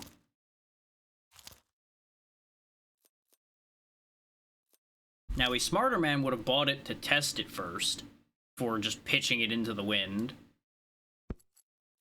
Okay, let's give up on the skull and the Wand of Unlife, because a lot of space is going to go into this Clockwork Heart. This is where we get those nice Bronze Guardians that taunt enemies for us. And 460 hit points is pretty nice. But it's a 9 square item, like a 3x3. So I'm going to need quite a bit of room for it.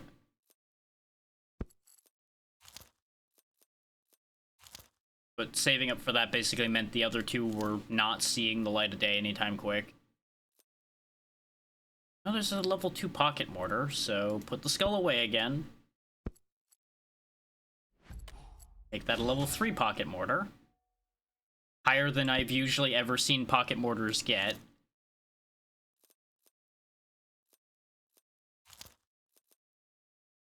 I'm gonna save that Dust of Enlarging, because that will be a big push forward. I was gonna say Feather in My Cap, and then the quill appeared, and I'm like, no. Just because people are gonna think I was gonna make a pun, I'm just gonna refuse to say it now because the quill appeared as I was starting that sentence.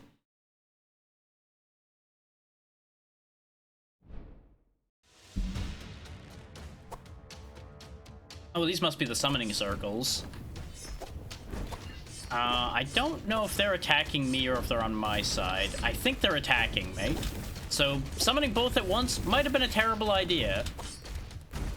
But you know what? It's funny.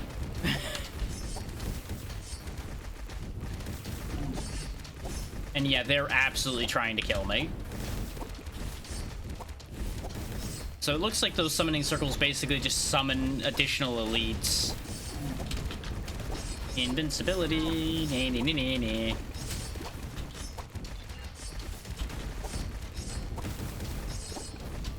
Oh, there's a level up over there on the other side of the arena.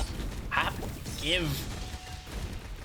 Okay, so we got 3 levels and some change, and we will have a Dust of Enlarging waiting for us as well. So we should actually be able to make some good headway on spacing here. It's gonna make my brain sad to have this random square over here, but it's gonna be important. Boom. Bronze Guardian get. Ooh, tier 2 skull. Give me that gem. Goodbye, Crown Skull. Hello, better Crown Skull. Now, let's see. Critical chance for summons or melee power and influence area. These are not great, but they're both smalls, so let's see if the medium does a better thing for us. Oh, I can pick? Oh, that's great. Chance to apply burn? Sure. Hey, big man. Set things on fire.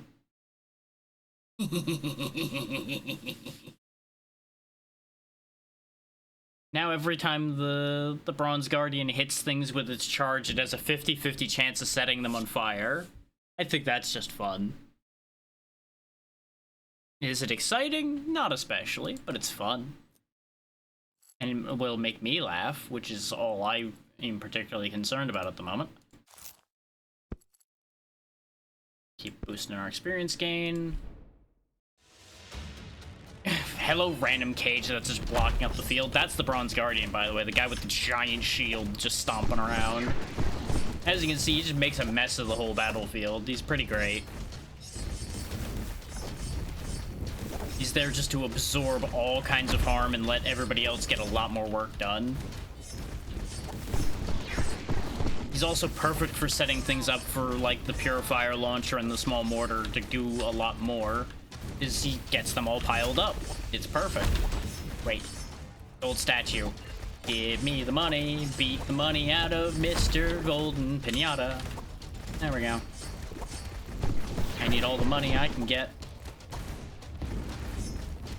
Could you imagine if in the real world there was just these statues made out of money just around that anyone was allowed to break, and whoever broke it got the money? What a weird world we'd be living in at that point, but I'd be... Part of me would be down for that, but at the same time, I feel like it would have to end up getting taxed, and that would just ruin everything. Oh, there we go. We can slip a carved bone in here and get my ghoul friends out. Will help immensely.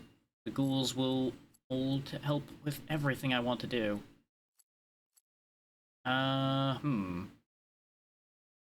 There's one fundamental problem I'm noticing now, though. I have an experience item that's not next to my citrine. That makes me sad. But I can't really fix it right now without having to move a lot of stuff around. Ooh, level 3 preserved parasites also really good, because the bloated corpses also have taunt. And you know, taunting things into a unit that just explodes, well, you can kind of see the idea there already. Okay, you can probably already see the advantage of these ghouls also. They spawn pretty quick. So you'll have a bunch of them running around and you're just getting free health. They also do solid damage, and they're not the fastest runners, as you see by the way they're crawling around, and they don't attack crazy fast. But you generally can mob things. Oh god, there are mimics now. That was concerning. I just opened a box and a tongue came out. Hello.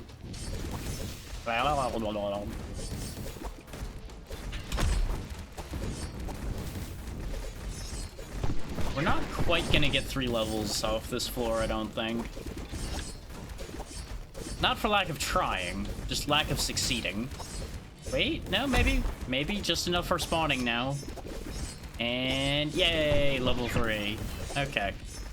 3 levels per floor is still, like I said, the average goal I want.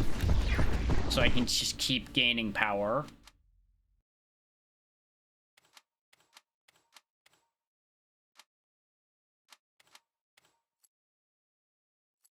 Move this over. Preserve Parasite goes right there. The Looking Glass is better than the Scroll of Mastery. Let's sell that Scroll of Mastery, pop the Looking Glass there. We did not really solve our problem of fitting the citrine around either.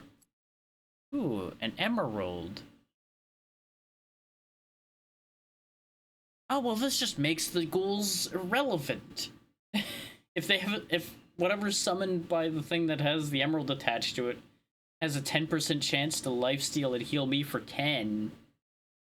That's just better than the ghouls across the board. Oh, that's such a shame.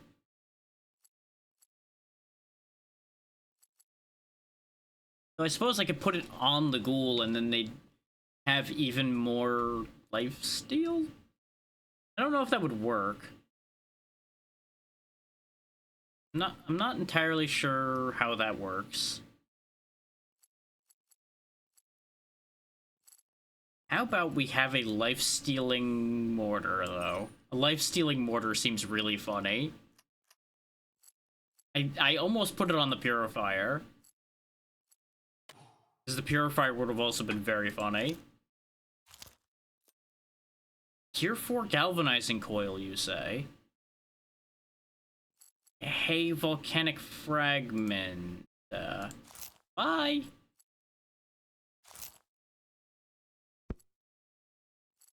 That seems worth it to me. Purifier launcher does just need 2. So I'm gonna need to make some moves here, so bear with me a second.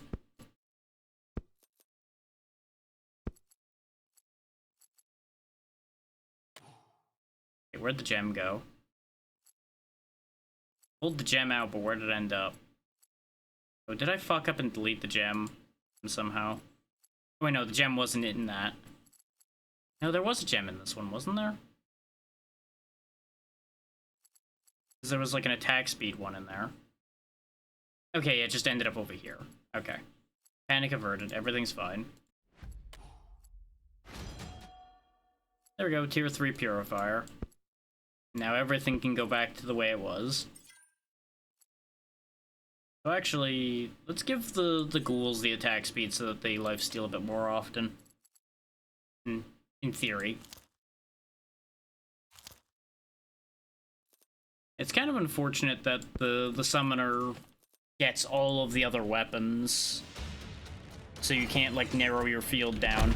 Yeah, see that thing? It just strikes things with lightning. And the lightning also has a decent AoE to the wave that comes off of it. That's why I like the galvanizing coil. Because it's just another very nice to whom it may concern attack. And it doesn't have to move, so it's always able to attack. There we go, Treasure Hunter unlocked. So we can actually see what that character does as well. And this way y'all have seen the basic idea of what everything in the DLC does. Like, obviously there's nuance and more material in there, but this is the baseline of the DLC, is these mechanics. And I think this pathway that we're on right now is also DLC. I'm not certain about that. This is the downside to not playing a game for like half a year or plus, and then going back into it after DLC comes out, is the line between what is and isn't DLC becomes complicated.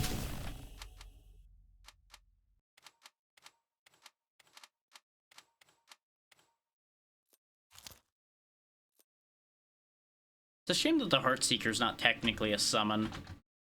Otherwise that might be fun to have. Ooh, increases summoned units damage by 40%. That's ridiculous. Hey, Galvanizing Coil, enjoy.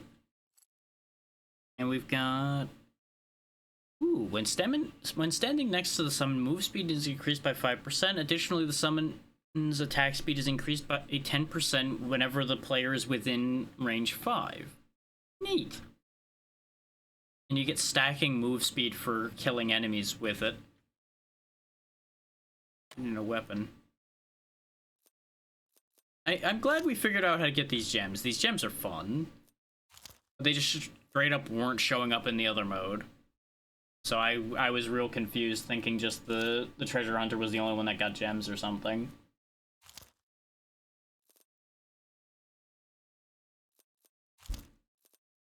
Ocean Belt might be a good idea. We definitely want the summon power, even though it kills my vitality. We could get the crates back, but I don't think that's that big a deal anymore. We can, however, do this.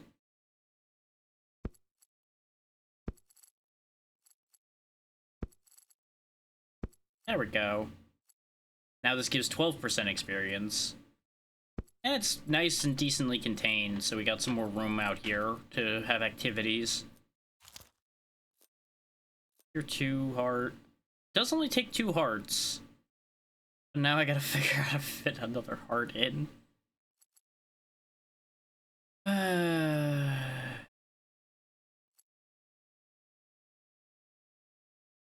do have a lot of melee power, I'm realizing now as well, so this is actually benefiting these two quite a bit.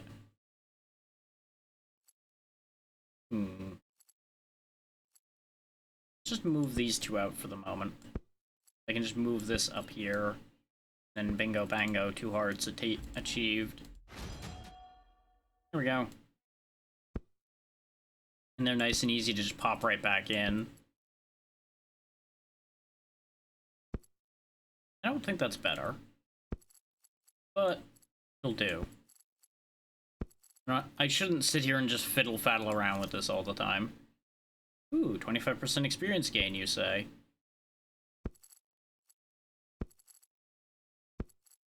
Because this scroll might be on its way out, is why I moved the Mystic Skull there. Interesting that the order of bonuses on this Mystic Skull changed. Hang on. The 25 was at the top the last time we bought a Mystic Skull. Why is the magic power at the top now? What? It doesn't matter, but what? Oh, that's so weird.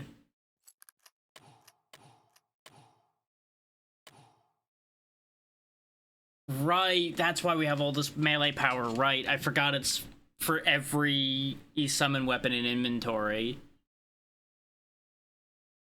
And every melee weapon gives summon power. So I technically should be piling on a bunch of melee weapons. But I just like having my summon spam mess running around.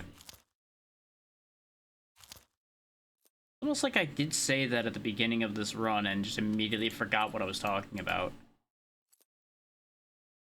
Sometimes it doesn't pay to be my brain.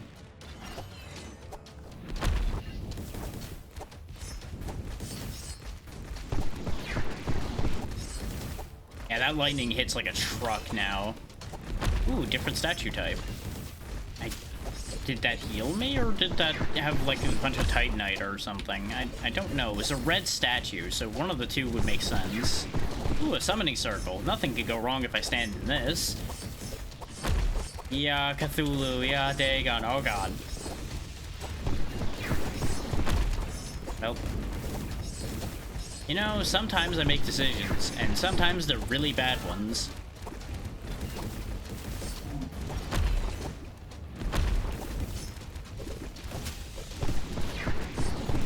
And other times, they're very profitable bad ideas that just somehow work out.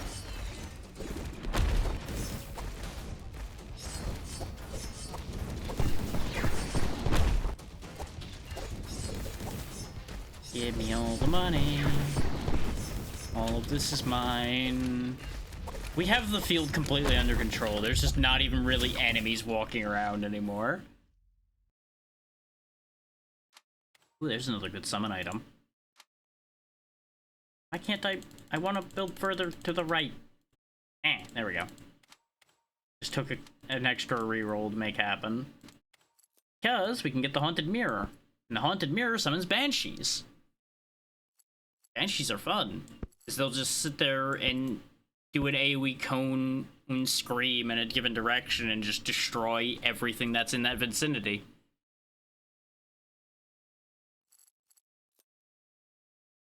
Tier 4 Pocket Mortar, you say? Borrow that. Goodbye, Tier 3 Pocket Mortar. Hello, 4. You'll notice that also that the Tier 4 of that wasn't even that expensive. Ooh, here's another good one, the Candle Holder. Lots of resource gain, lots of experience gain. Goodbye, Scroll. Hello, Candle Holder. Why a Candle Holder does that, I don't know. But best not to question it. Drink the potion would be better. Ooh, I get another burn gem. You know what? Oh wait, no, the big guy's already setting things on fire. Here, set them on fire with your voice, little Banshee. I'm sure that's gonna go great. Oh yeah, and the AoE on it's increased by every 10 magic power, or by the by. So that's fun. Can I combine different gems? No, it's only same gems. I was kind of hoping for like wacky color mixing and things to be involved there. Ooh. What do you mean that doesn't fit there? Oh no, I don't have enough money. That's why I can't grab that. The nature elemental is actually really neat. We'll show that off on the next floor.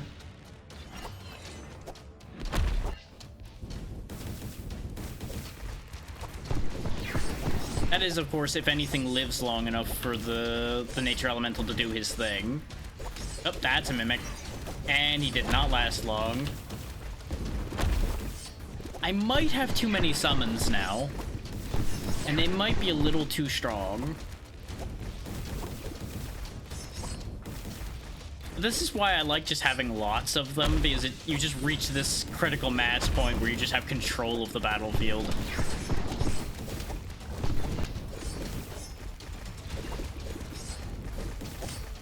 I feel like this is kind of what a summoner does. He's just seizes control of the battlefield via the power of their friends. Which is usually why I'm not too big on summon builds, because this is how it usually ends up. You just have field control and you don't have to do anything. You're just kind of hanging out at that point.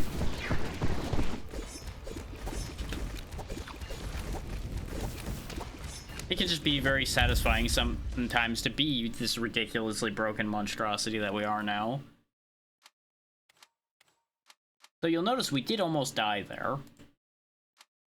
We are still rather fragile, so we can be killed.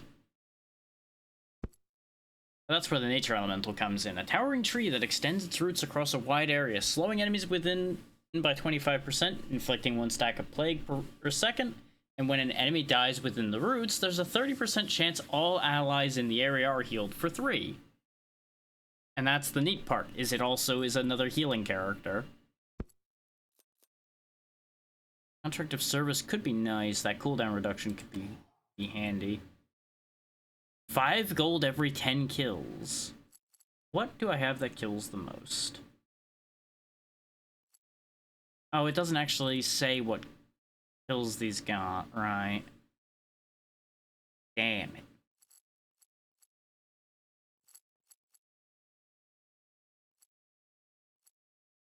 Who I think does a lot of killing? Purifier, probably not. Skeletons might. Pocket Mortar might. I know the tree will be doing a lot of killing, though.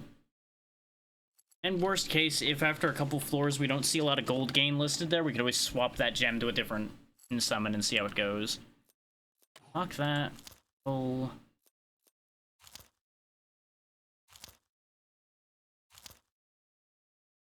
There's a better volcanic fragment. We could bring the fire ladies back.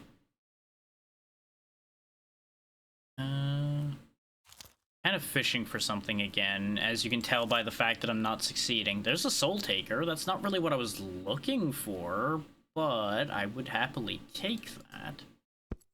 If I can find a way to fit that. Is it's 5 tiles high, and then it's got a 3 tile wide at the top. It's the fact that it's at the top that's kind of an issue here. So if I just give up on a little bit of the power from the citrine... Actually, no. Move the citrine up here. Which, again, we're giving up a little bit of the power from the citrine. No, that's not enough. That's not enough at all. That was a waste to do that. But it's fine. All that back there. And shimmy things around and see if I can make something happen here.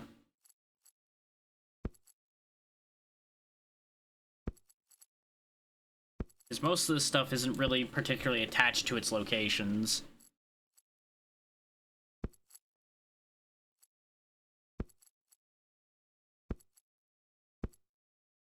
That's close. That's close to being what I need it to be. That is at least a bit more space, though. And if we get, like, the Staff of Undeath, which is actually what I was fishing for, we could fit that in there. Oh, we'll just fish for that, then. Just a little bit. No joy, huh? Shame. We can, however, get rid of the Looking Glass and get on the Mystic Skull. Our experience gain is definitely, you know, getting there. Ooh, an anvil. You know what? We take those. Our skeleton warrior spawner is falling behind, so let's go ahead and make that a tier 3, so we have nothing but tier 3 and better. I like that.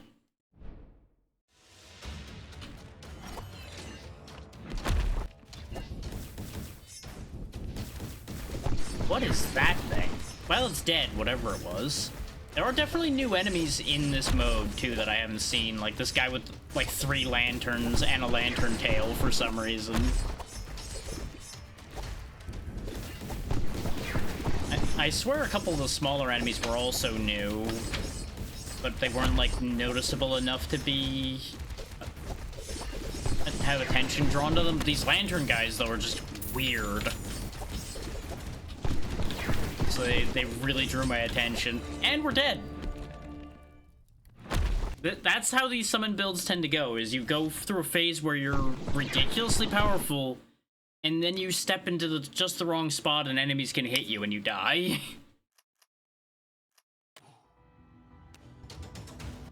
Right side, we made quite a bit out of that.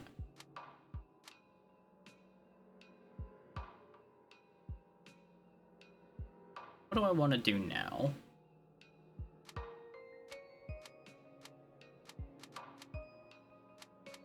Let's wield the power of magic. We'll go full prison wizard, grab the prism blade and everything. Get our magic shield. We'll stick with difficulty 3. Let's go shopping. Because if I'm gonna be doing magic, I wouldn't mind having the Grimoire now. Because this plays off enchanted weapons, which are something we're gonna be looking for. Love to have more of the other items, but, you know, we'll get to those when we get to those. Which, if you don't want to walk around to the various places to check things, by the way, this Monolith of Wishes has every challenge for every anything in it. So, like, if you need to know how to unlock particular items, particular classes, barring certain ones that are hidden what they do, you can see it all in one place down in here. And they all almost all involve giving you some extra resources as well, which is nice. Let's go ahead and finish off projectile power.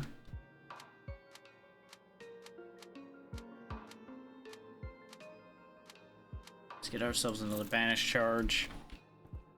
And in we go, into the spooky purple portal. Oh wait, we unlocked the treasure hunter though. Let me look at him before I commit this decision. 15 extra luck, gains additional move speed while within a distance of 5 from a point of interest. Points of interest appear 30% more often. Need 3 weapons socketed with gems, and collect 30 gems in a single run to unlock his other aspects. Okay. After we do this wizard run, we'll do a treasure hunter run.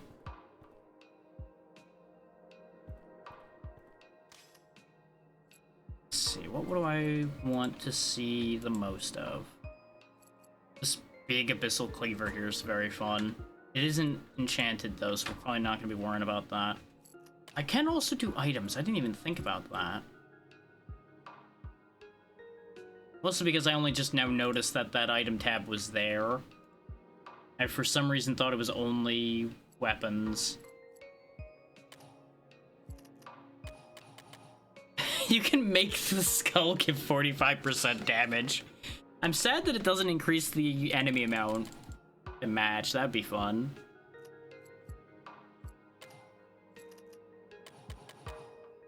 Okay, powering up that doesn't do anything. I wanted to see if it would, like, make it go up multiple tiers or something. Getting the roll rate on the Arcane Anvil might be an interesting idea.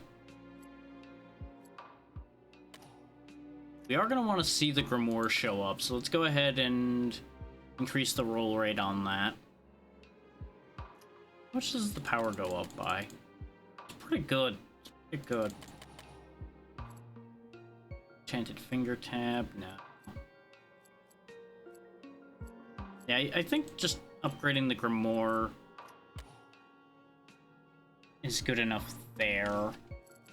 Is there a specific weapon, though, that I want to see?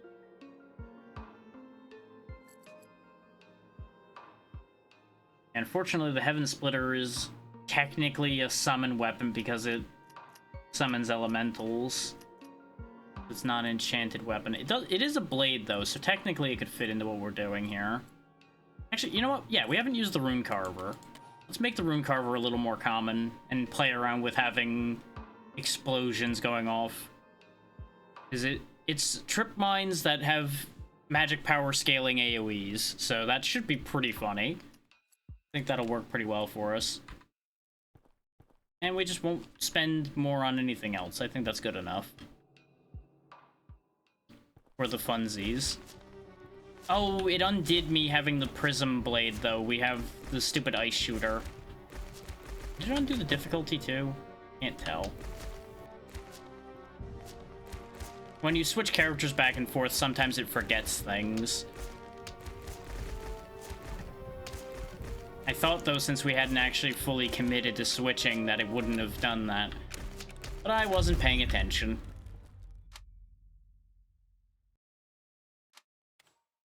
The ice shooter's not bad, it's just not what I wanted. I had a scheme in mind. Oh, there we go, there's our rune carver. Oh, it's 4 tall, not 3.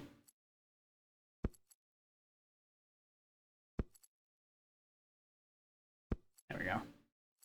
We do want to keep this magic amulet around, because that's where that blue meter came from, is our energy shield. And any magic power boosts the shield as long as it's in contact with that. Like if I put this mushroom here, boom, 6 more shield. Very helpful. Very convenient and very helpful.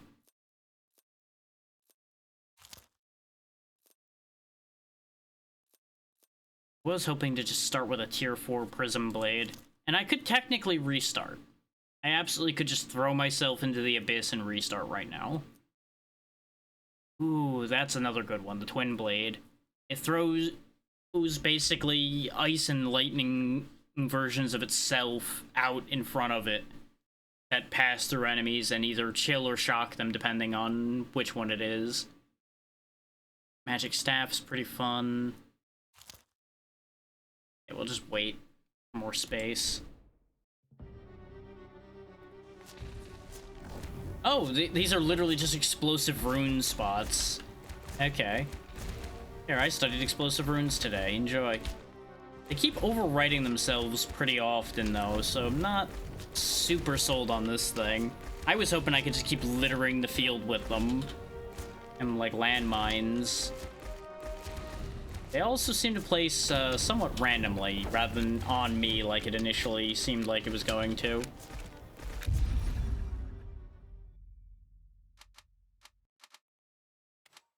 Not 100% sure if this is a good weapon or not, but it's funny at least, like I expected it to be.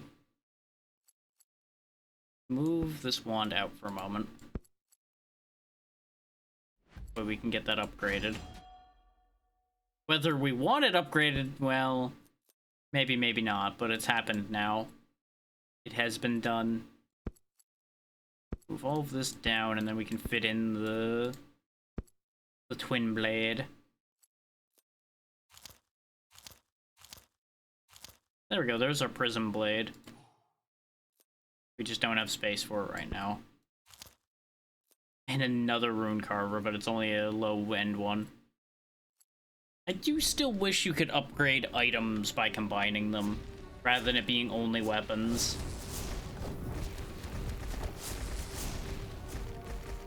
Like, that's been, like, the only real complaint I've ever had about this game, is not being able to make items stronger. I understand that that would scale wildly out of control, but that's also why I want it.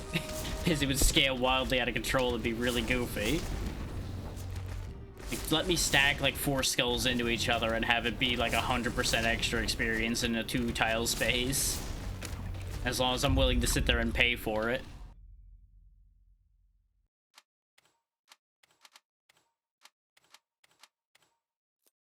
There we go. The prison wizard has his prison blade now.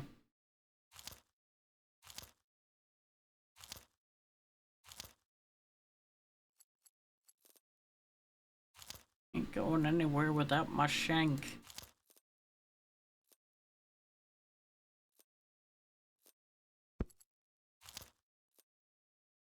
This is a 2 or a 3? This is a 2. Okay. How am I gonna make that work, though? Answer, we move these 2 out for a moment. This down.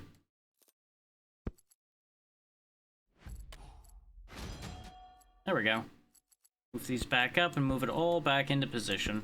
And everything will be just fine. I didn't almost panic thinking I had fucked up somewhere when the rune carver didn't move. No, not at all. Everything's a-okay.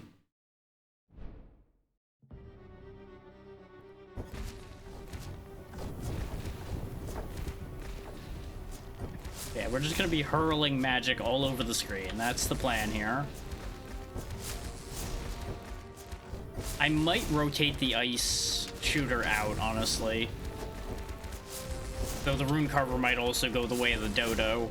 Because it, as funny as it is, I don't think it's gonna be doing much. Unless it starts casting way faster than this and more accurately.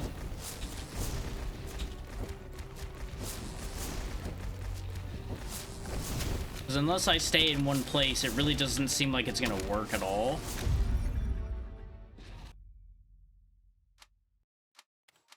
Make our arrangement here a bit wider. That's not tall enough for that, but we can swap you, and then this fits. More weapons! Let's do it again. Alright. Melee and projectile, no magic. I mean, there's a tier 3 rune carver. I guess, you know, Game's twisting my rubber arm. There goes boing, boing, boing, boing, doing what the game is offering me. Get our resource gain out of the negatives. Anvil. Anvil. Too poor. Sadvil. But yeah, this is another summon item, by the way. It summons ballista turrets, essentially. They're actually, like, really good. Is their ballista bolts just pass through everything and go, I think, literally across the entire room. They're not huge by any means, but they're pretty good.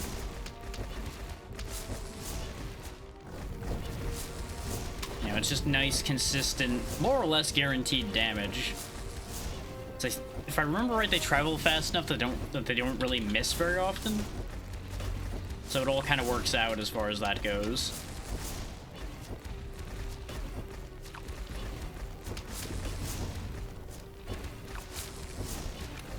Yeah, we're just walking around, bullying this entire area.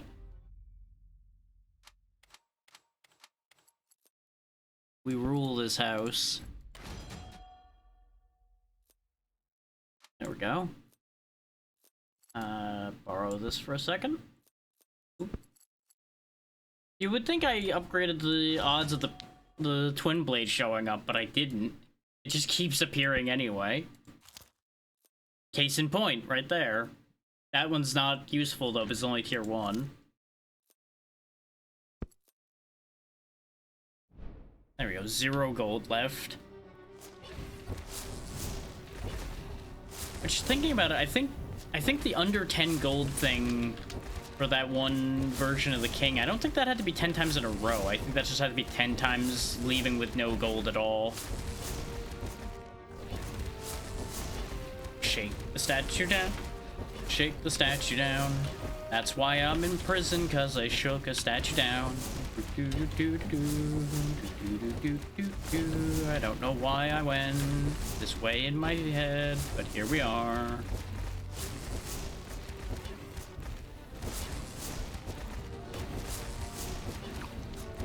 Sometimes things just happen, and you know what? That's not the question now.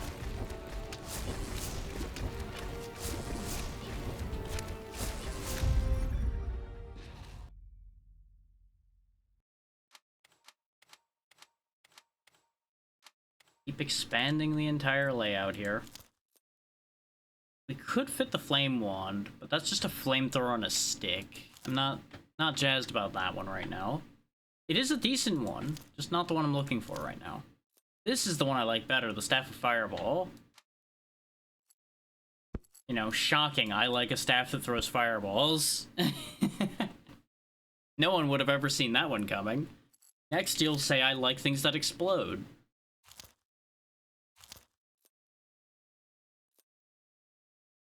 Throw a die over there. Throw a die over here too, I guess. You know, it's a real shame that I upgraded the Prism Blade right about now, because we just found another tier 1. Oh well. Start slamming anvils on things. Honestly, get rid of the handle wrap. I'm not gonna use that. That junk out of here. Ooh, there we go. Miniature lantern. Get me more enemies. Send me more men. Not my own, more of theirs. I need more things to kill.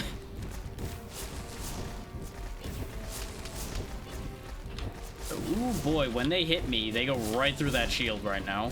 I need to get more magic power items to make that shield more viable. Because our health bar ain't gonna look that great once things actually start really being able to hit us a lot more often, which is going to start happening at the rate things are going at the moment. We are eventually going to lose our capacity to defend ourselves. Just enough. Especially since I'm messing around more than building something really solid. But y'all should be used to me messing around in this type of game by now, because that's what I do. I don't number crunch, I don't do perfect builds. I just go, you know what, this looks like it'll be goofy and do something funny. We'll throw this together this time and see what happens.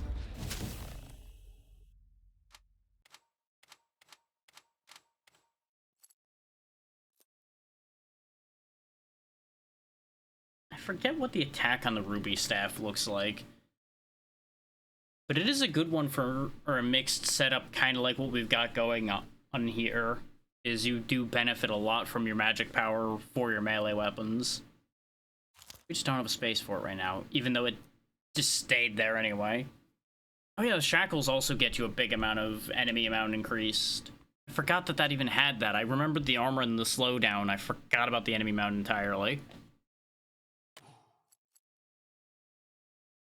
Weapon critical chance. No, I think I'll wait till we get another medium and see if I can make a large. What that does for us. Resource gain's kind of fine at the moment. Just a plain old sword. No. No. And no. This one do again? Dodge and crit chance? No. Big axe. Which, I love that this counts as an explosive weapon. Better Staff of Fireball, so goodbye old Staff of Fireball, hello new one. Friendship ended with old Staff of Fireball. New staff is my friend now. Yeah, that'll normalize out our resource gain. It'll be fine. The longer these floors last, the more it'll balance out anyway. I do want the Runebound Crystal this time. In fact... Buy Mushroom. Hello, Runebound Crystal. Yeah, because it gives more than that Mushroom ever did. If I move things around a bit, I could definitely fit in more. Because the Rune Carver's not really an efficient bit of spacing for that. But it'll do for the moment. If I ever decide to get rid of the Rune Carver entirely, we can do a lot with that. What is probably going to happen, though, is I'm just going to fish for more of those stones and get our magic power up that way.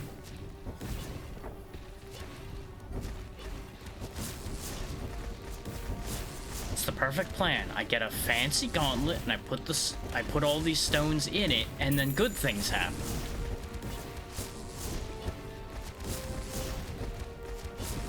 What do you mean good things won't happen if I do that? No, it'll be fine. It's the perfect plan.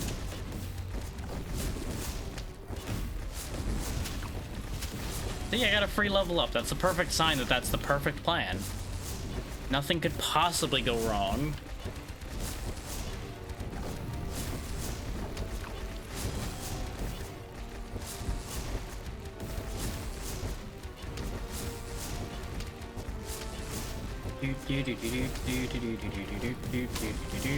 There went my shield. Okay, level 4, that's good, that's good. Kinda concerned about the whole dying thing, but you know, as long as we pay attention, we'll be okay. At least I don't have the massive armor debuff that the Plague Doctor does. Otherwise, I probably would be dead by now.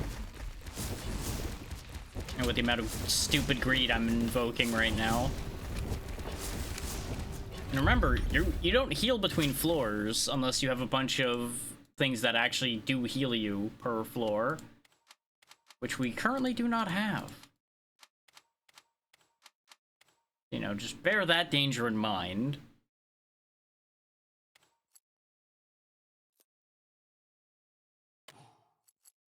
Ooh, massive polished sapphire. On lifesteal, increased vitality before up to a maximum of 40 resets when the floor ends. That'd be really exciting if it didn't reset, but it makes sense that it would because it'd be broken. For each armor and influence pattern, 8 extra armor, and summon vitality per kill. Okay. I got very excited when it was a massive gem. I am infinitely less excited about the mechanics of that particular gem. Unfortunately. Now you might think, isn't it a bad idea to extend the duration of the floors with how you nearly died? And you'd be correct. But...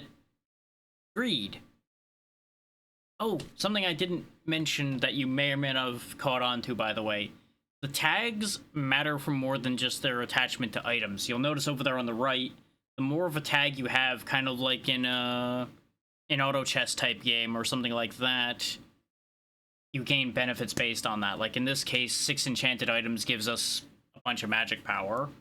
Some tags are more beneficial than others, like explosive gives area effect. Blade gives melee power. Blessed gives recovery, which if you're playing in the Blessed set, it's actually really strong because there's a bunch of recovery-based benefits those items get. In this case, I'm actually going to get rid of the magic staff and replace it with the claw. That claw. Fists are also pretty good. They give vitality and attack speed. But you'll notice it sets enemies on fire, and when it's attacking something on fire, it attacks faster. So it'll just keep scaling itself, essentially. Ooh, the electric wand's also fun. Go ahead and slap that right in the open space there, and that's our 7th enchanted item. Also has Swift, which is attack speed, which I wouldn't mind having, but I don't think there's that much with the Swift tag that is also enchanted.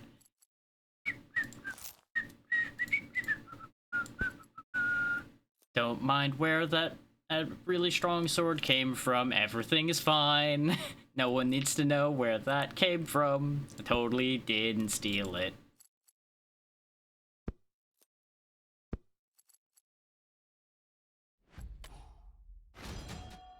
There we go. And make our fire stronger as well. Everybody wins, except the people that all these weapons are going to be pointed at. But you know what?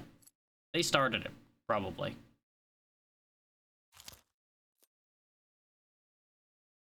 We do benefit from melee power, but I don't really care about a piddling amount of armor and losing lifesteal. Doesn't seem good for me. Seems like the opposite of what I would want. Don't really need more experience gain. Which sounds like heresy coming out of me, I know. But there's the Grimoire. Took till now for it to show up, but then again, it's a tier 4 item. Where am I gonna put it, though? I might just have to give up on the electric wand for now. Which is a shame, because it's bouncing chain lightning, and we all know how much we play around with bouncing chain lightning around here. It's good stuff. It is just a simple 4-tile item. What can I do to make a 4-tile item? So I can move that down. That there, move that there.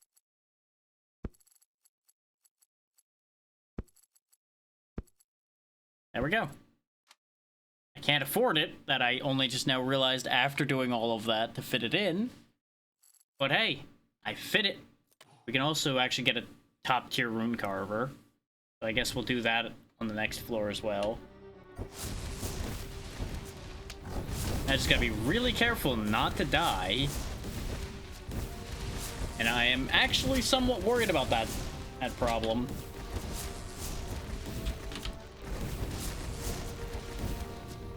It is kind of funny that they chose to make the point of interest circles red as well. Half the time when they pop up, I think something bad's about to happen to me, so I dodge away irreflexively. Hey, when the red circles first pop up. Oh, I didn't even get that food. God damn it. Give food. Need live. Nom nom nom. No. Oh, there's the Cerberus there too. Look at that. They do have a bunch of new enemies in here. Those bombers desperately needed to die.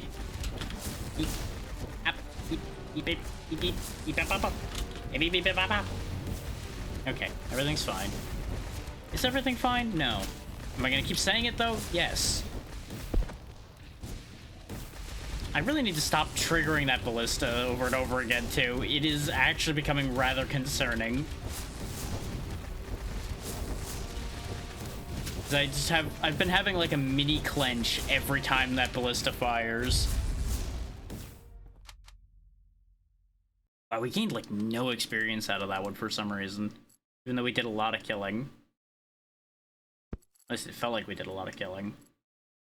Maybe we just didn't do much. Just by what I think.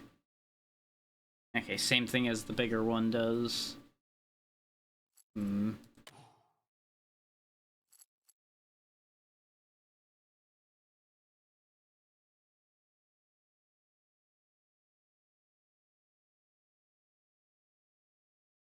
No, I'm actually just gonna get rid of the Rune Carver. I need to free up some space. And it's just not effective. As much as I would love it to be effective, and I think it's cool, I just don't think it's effective enough. And we're gonna clean up some of these chrono dice once we roll a bit more. Because I want to keep them to get the luck bonus, but I don't want to have the floor be that long. Do I want the Heaven Splitter? Doesn't technically fit into what we're doing. Because we don't have anything with the Blade or the Summon tag. And this is Blade Exquisite Enchanted, even though it throws air blades. This is when I just don't get anything to replace the Rune Carver with, and I might have thrown by getting rid of it.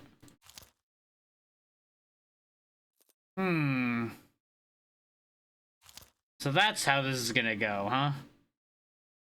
Great.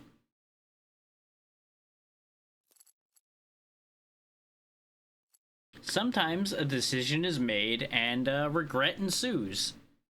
Banish the contract of service because we're not doing summons. Oh, just gonna grab my dice and I'm gonna cry.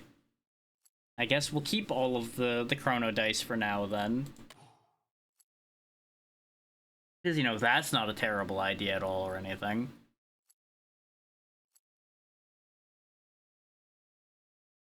I don't have any vitality items, right?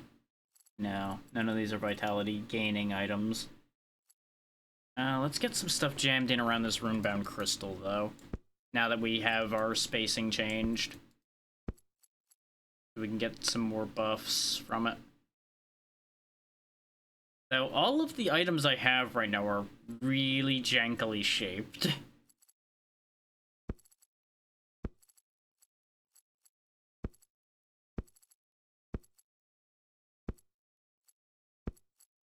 Thankfully, I can work with that. There we go. Now we get a bunch more power out of this, which in turn gives us a bunch more shield. Which actually, I should rejig things again in order to fit the Grimoire next to my shield generator. There we go, 68 shield bonus. It's almost like I should have done that from the start. And now we have a lot more protection. Do I have anything else that gives magic? I don't think so, right? No. I don't actually think I gained that much more. Weirdly enough. At least from the runebound crystal. Oh, never mind. Yeah, now we have more shield than we have health. Which is good? Question mark? Oh, there's an elite. Never mind, let's not activate that summoning circle till the elite's gone. two elites at once might go really poorly for me in the current setup. There we go, that elite's gone. Now we can finish summoning the summoning circle elite. Because, yeah, I was gonna summon two of them. At least it wasn't two succubi, which could have been really unfortunate for me.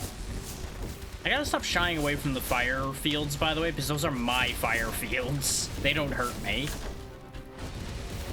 But I keep seeing that and reflexively going, no, no, no, no, no, no. Don't step in the fire. Don't stand in bad. You know, when they don't hurt you, you really shouldn't worry about them. So, you know, good policy not to step in fire. Just good, solid policy not to do that.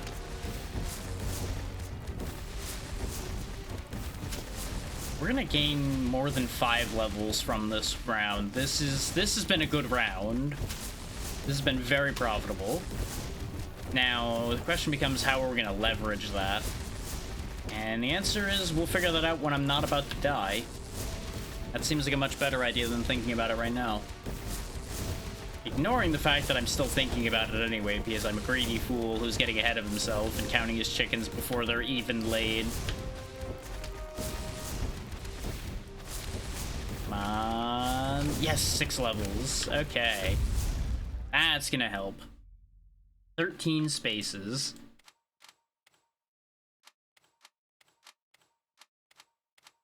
The cube expands.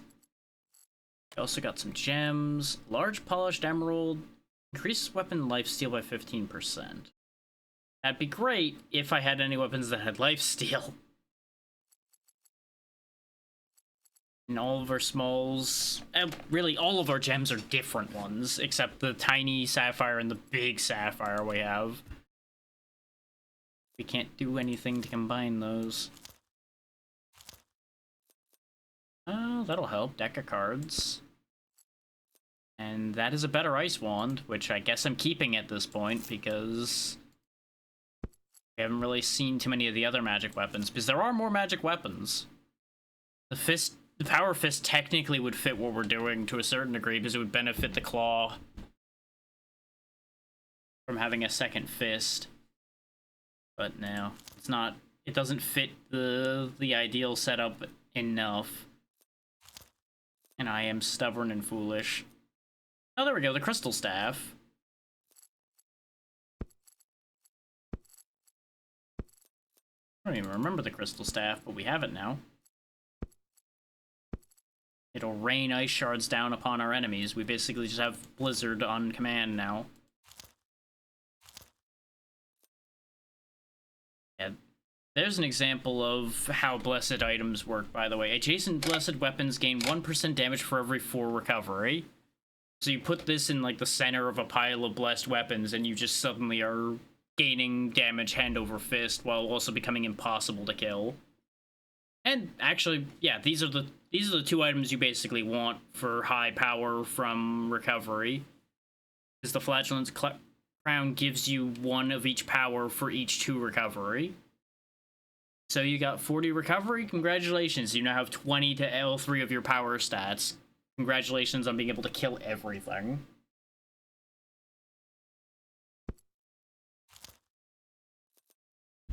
It's very silly.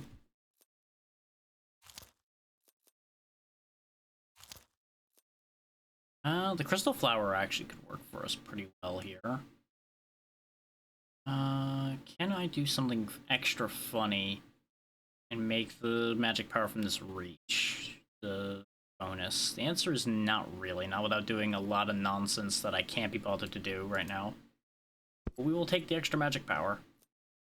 And the Plunderer's Flag. We'll go ahead and get rid of some of our chrono dice, since I said I was going to do that already anyway. And we'll slap a flag right here so we get the move speed alongside the enemy amount, so we can kind of keep ahead of the increased enemies. There's the candle holder I like so much. And I'm going to clean out a couple more of the dice, just so the floors aren't quite as long. Yeah, see, we lost 20 seconds off this floor from the chrono dice I got rid of. I figure 10% more enemies should balance out well enough that we will still gain a good amount out of this floor without as much risk.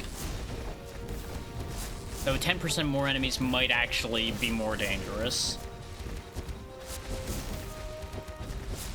Kind of banking on having enough AoE damage to keep them under control.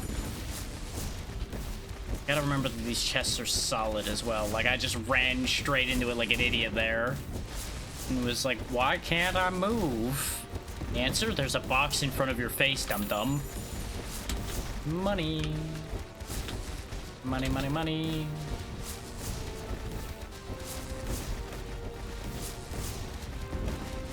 We are just wreaking havoc here.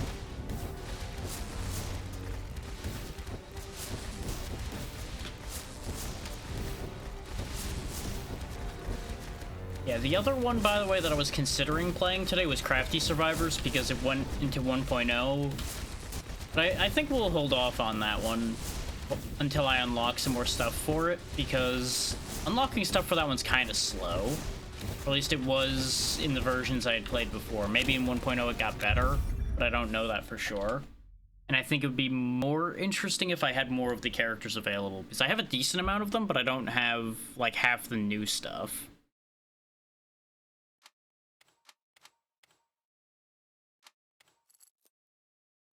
So we'll just have that in the pocket for the future, basically. Ooh, large chipped citrine. On critical hit, increase range.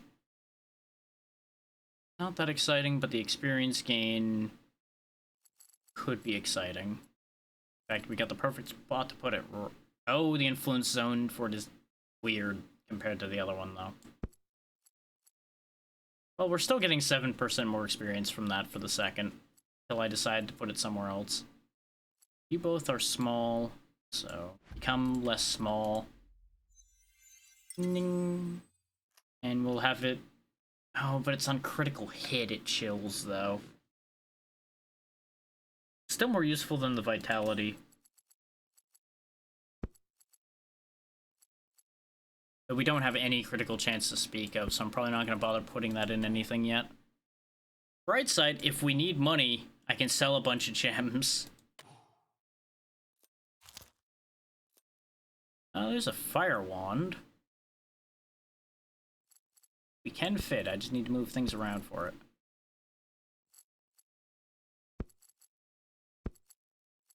Except that's actually not quite enough. Now it'll be enough. Just throw a bunch of fireballs around. Fire mace is just a nice solid weapon, by the way. It's just a mace that sets things on fire. No bells or whistles. Just good crunch. An anvil. Let's upgrade our electric wand since it's one of the few things that hasn't upgraded. I know the flaming claw hasn't either, but I do like the wand more because it's more consistent about what it gets to do. Oh, there's another one of the ones I like, the pocket watch. Lots of attack speed, a little bit of crit chance, a little bit of move speed lost. Move speed loss really isn't that big a deal. Really trying to tempt me with the Heaven Splitter. Ooh, this is an item I unlocked recently. The Sacred Leaf. 25 vitality, 20 armor, restore health equal to armor at the beginning of every floor. All other healing methods are 50% less effective. That's actually kind of cool. And that would be incredible for, like, a Juggernaut build. Since you're going in for lots of armor and lots of vitality. That does kill your food healing and such, but that's not really the biggest deal. Since you would have lots of armor. It's not going to help here. We are too spindly and weak for that to be that good.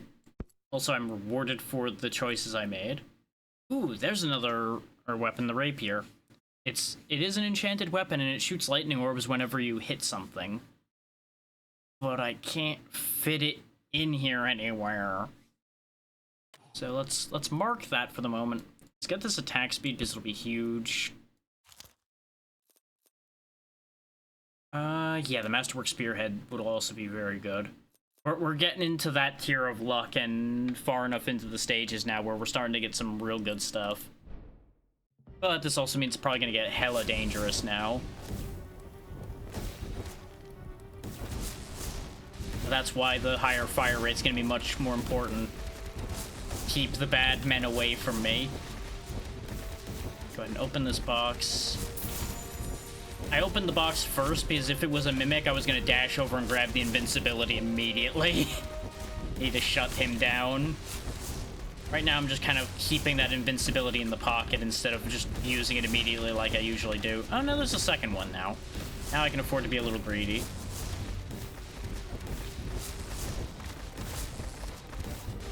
Break that into its red crystals.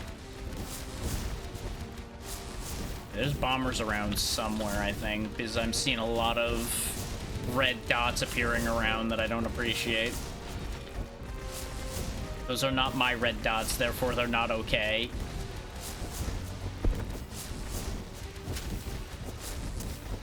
There might be a trap doing it? I don't see any bombers on the map. Now I'm looking.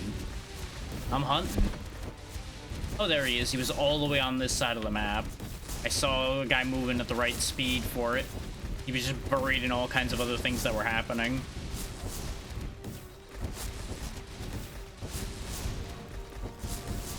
Yeah, we're only gaining 3 levels this time. It's not quite as good, but I also have to be a bit more careful, so I think that works out. I think that all balances. This is a 5-tile weapon, so I can just kind of make a space for it right up here. Now we got an extra stabby thing. I do, however, need to make 1 slot for the Masterwork Spearhead. I guess, no, the 7 recovery from the Crystal Flower is kind of nice to have.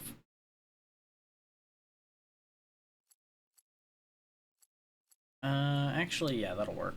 Sell this die, move this up, because it's still only affecting one of them anyway. Move this die over here. Now we can fit the spearhead in. Boosts our melee power a lot, which doesn't matter super much. Though, wait. Yeah, no, that's perfect, actually, because the Spell Blade gains melee power for magic power and magic power for melee power. So that still boosted us quite a lot, actually. It's almost enough to make it worth swapping for the Runebound Crystal, too. Not quite.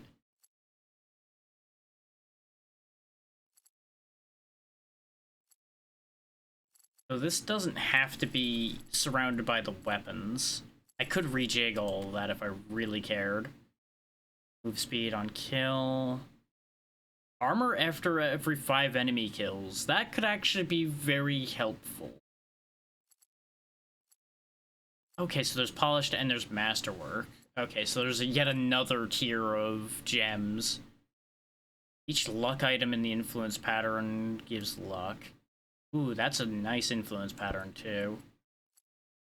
So sell the burnt coin. Put this medium citrine here. We're gonna move some stuff around to get our luck items into this zone over here. Right quick. That could actually be a big change for us. Move this. This. What's this? Moving over here. What's this? Why am I changing all my gear? This isn't reaching anywhere.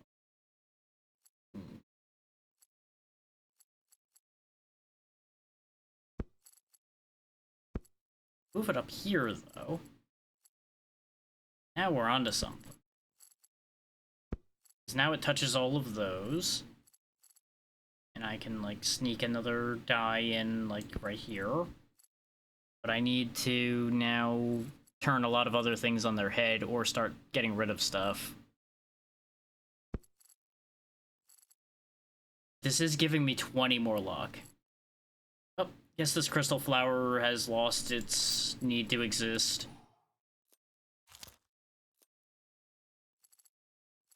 That's totally a good reason to get rid of something, by the way, is getting more luck. the same thing I do when I'm playing an action RPG and I'm sitting there getting item find instead of things that keep me alive. I am, like, turbo guilty of that behavior, and that will never change. Okay, that needs 3. I was just gonna swap this around to fit that one up there to upgrade it, but if it needs 3, to hell with that. I'm interested, but not that interested. Ooh, I could get some more space. That could solve some of my problems. But also open more space for more luck items. Yes! Spear, sadly, isn't a magic spear. Ooh, speaking of magic, though, the crystal balls finally showed itself. Or more dust of enlarging. I can't possibly have bad results from summoning like 3 elites on this floor, right? No. No. That will never backfire. Never has before, never will again. Yes. Okay, the Flaming Claw upgrades, so we don't need to do that one. Let's go ahead and upgrade...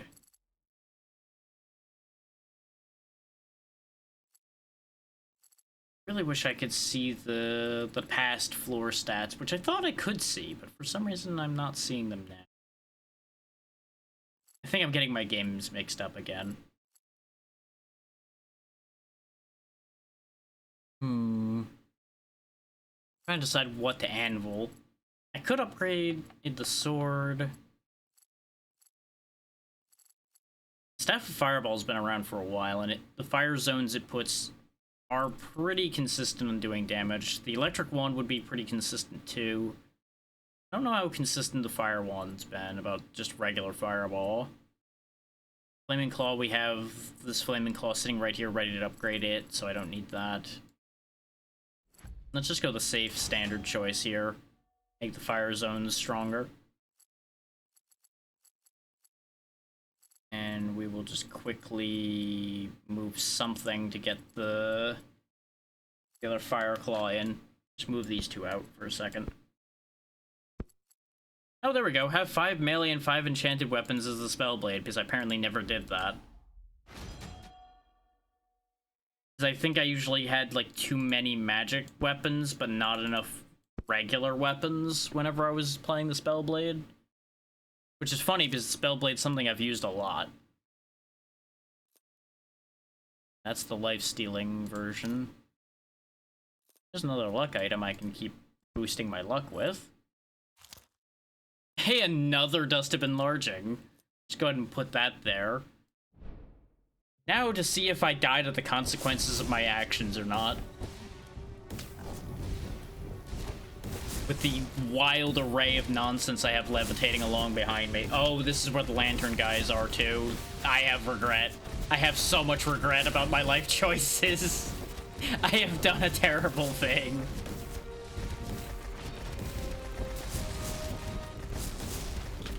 On the bright side, we're clearing the elites reasonably well thanks to the invincibility we happen to get. So I think we're okay as far as they go, actually. I think we cleared them all, other than the summoning circle. And we are killing the lantern guys reasonably quickly, so I don't have to worry about them just running roughshod over me. I would love to get another invincibility thing, but we're running out of time on this floor, so I'm going to risk the elites of the summoning circle.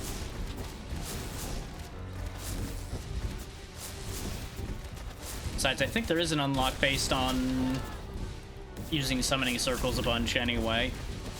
So I think one of the occultist ones? No, that was the occultist just had things based on power. So I think there might have been an item that needed summoning circles.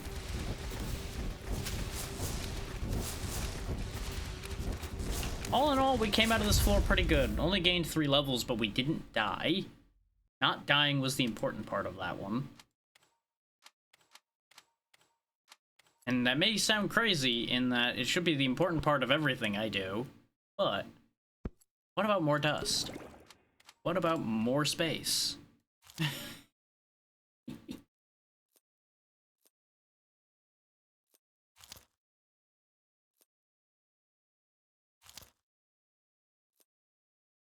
That's tier 1. Ooh. Oh, it's a large polished and a large masterwork. Do those go together? They do. Okay, so that part doesn't matter. But they both had the same effect, so it didn't give me a choice of a new effect. Okay. But hey, we have a massive masterwork emerald now, so that's cool. That's a weird influence pattern. We also don't have any recovery items anymore. But this would be fantastic for a blessed setup. Just a ton of free e-recovery. This does mean, though, that I can combine these 2 gems as well. Yum. Upgrade the armor increasing one. What do I put this on, though? What kills the most enemies? Once again, don't really have an answer to that question because we have no metrics by which to guarantee that. But when in doubt, slap it in something and hope for the best. What's the... Oh, right, dodge chance, armor items. It is nice that it does both dodge and armor. That's actually really cool. I'm gonna trust the twin blade because it does good damage on a pretty wide area.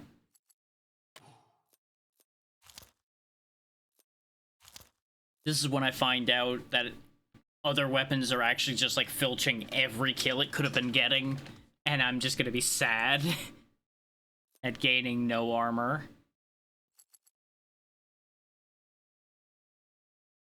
Okay, yeah, there's not really any spaces left where this could benefit me anymore. Unless I move it around again. I'm not doing that again. That is entirely too much like effort. So I did just open up the space to do exactly that. Sometimes. Like, now it wasn't really an effort at all. And now we got the space for some good luck items to be placed there. Lightning Claw's already maxed out. Twin Blade's already maxed out. Prism Blade's maxed out. I just need a Fire Wand, an Electric Wand, and a Rapier to start spawning again. Get lots of resource gain, but that's not really what I'm in for right now. Oh yeah, these dual swords are actually really fun too. They pair fantastically with that fan I was talking about before because they get a 65% attack speed bonus when you're not moving, and they also pass that bonus on to any weapon touching it. So you just engage blender mode and everything around you dies. It's incredible.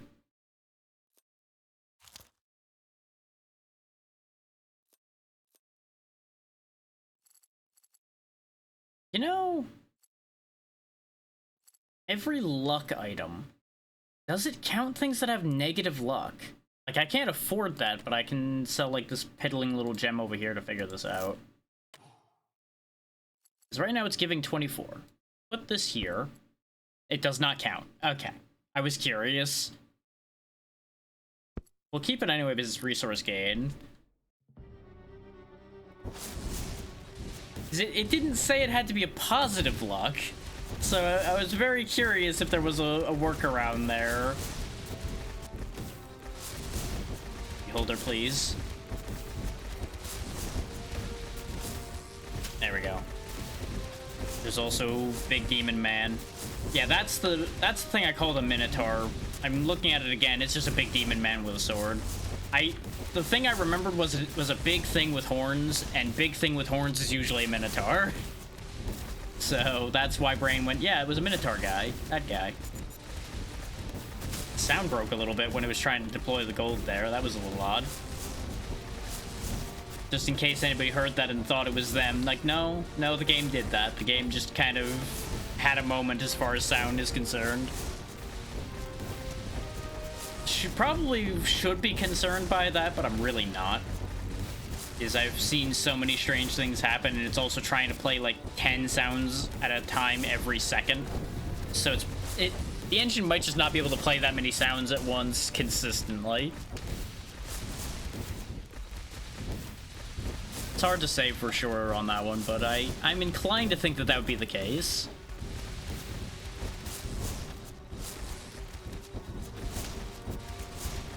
We're finally starting to take shield damage. We're at the end of the floor again.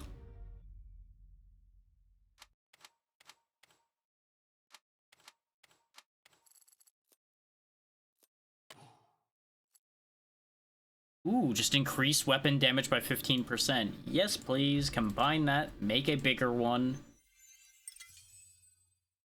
20% extra weapon damage. Yes. Oh. Oh, but it tempts me with the other one. Each magic power, projectile power item in influence pattern gives more magic power and projectile power. Son of a bitch.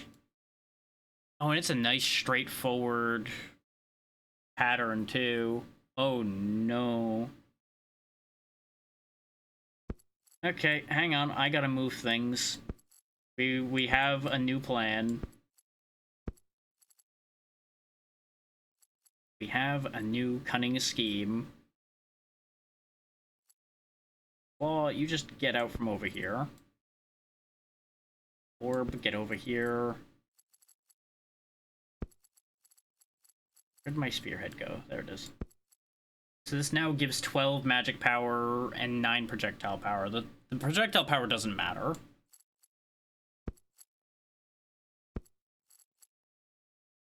We only lost like 1 point off of this weapon. I mean, off of the runebound crystal in exchange for 12. We do lose a little bit of shield power this way, though.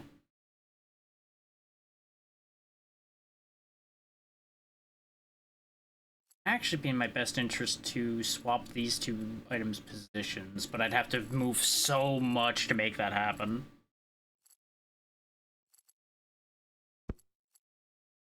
Unless I move this over, now there's more room for the magic amulet to be contacted by things. If I move this, I can move this up here.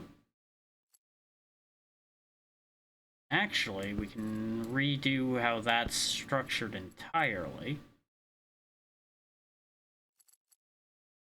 Only 8 power now because it doesn't have the crystal ball next to it.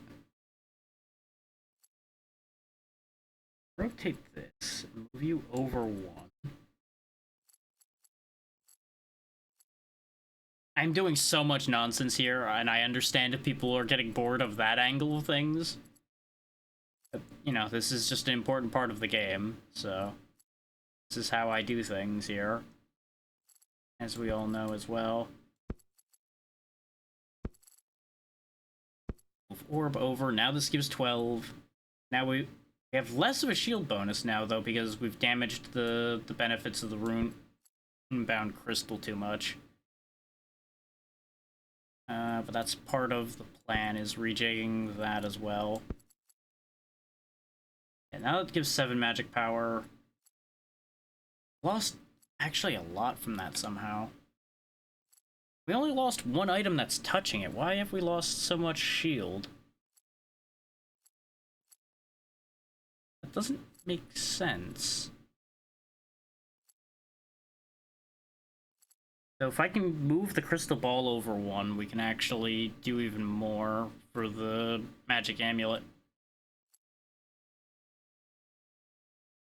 Wait. Oh, I see. The gem doesn't count as an item. Because notice how the gem's not getting highlighted when I hover over this? That's why this isn't working. Son of a bitch.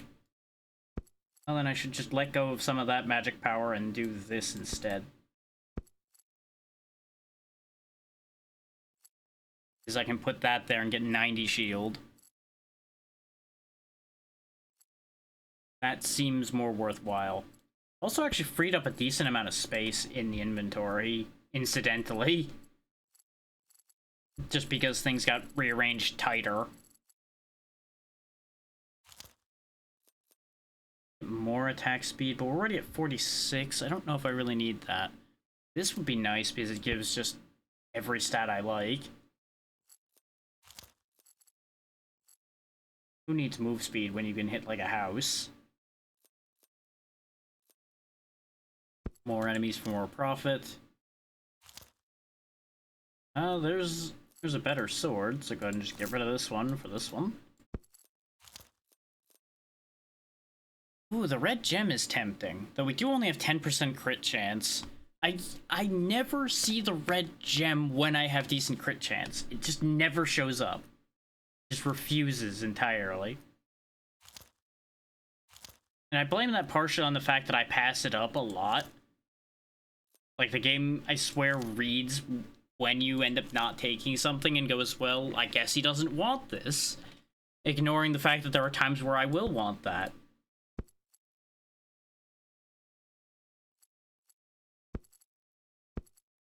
Improve this now. This whole setup here. Get even more experience gain from that. Move this sword over here. Is it boosts adjacent enchanted weapons?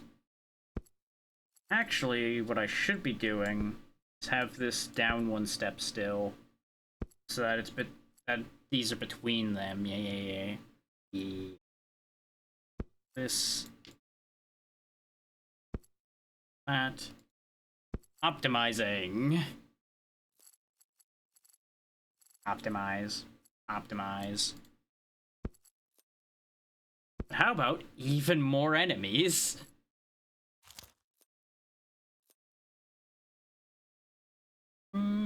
I don't have negative vitality yet, but I only have 97 health. I don't think negative vitality would be a good idea. Low, huge damage bonus. A low inventory problem. Son of a bitch. Somehow, I'm just in perpetual hell as far as fitting things into places. Actually, yeah, all the luck things are still touched, and I can fit the skull right there. There we go. We actually never had much of a flat damage increase. Like, not dependent on magic or melee or etc. Tier 3 Fire Wand. There we go. What's that? Timekeeper's Hat could be fun. Lots of floor duration, some range, and some crit chance, but we have nowhere to put it. So I'll mark it for the moment, and we'll think about it. Rather than turning the entire setup on its head again just to fit that. Because I think I've done enough of that for one floor. I don't know what that was that went flying by the way. But I saw it too, in case people are like, what was that? I saw it too.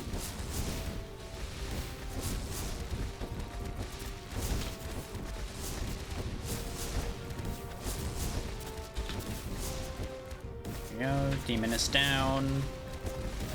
Now I can just sit here and cruise, because there's no summoning circles or anything fancy to worry about. It's just a plain old ordinary floor of don't die and fire everywhere. Both in terms of me shooting everywhere and, oh god, there are fire pillars all over the place. We did just get a bunch of gems from that statue though, so I'm looking forward to seeing what all of those are.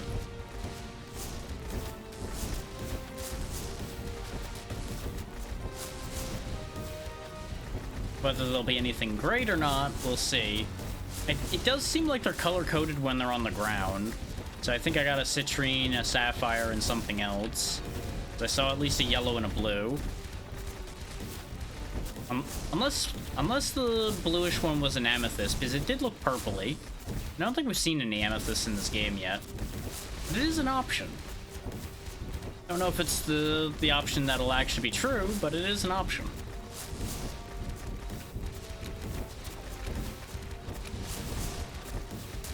4 levels this time. Okay, so the enemy mount increase was worth it.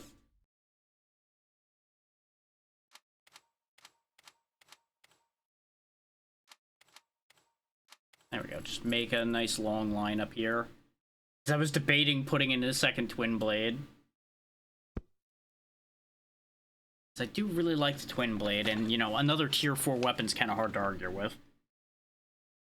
I don't usually double up on weapons, but this one I'll make an exception. Does mean we're not fitting the fancy hat in. Oh wait, yeah, we did have the little purple amethyst, and we got another little purple amethyst. which would have been great earlier because it gives summon power. We do now have 2 more medium sapphires. I wonder if there's a tier past massive. I don't really have any armor items to put that near. Ooh, resource gain items. Real shame that I have tons of resource gain already.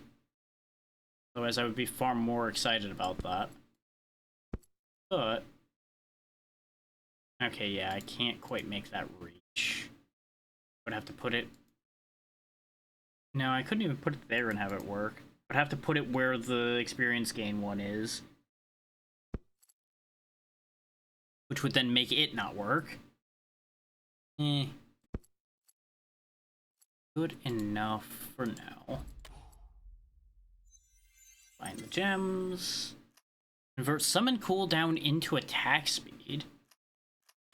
That's a more interesting effect. I don't think I have a use for either of those effects, but that is definitely a more interesting effect.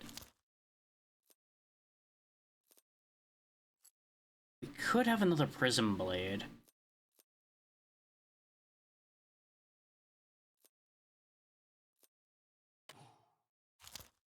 Just have no space.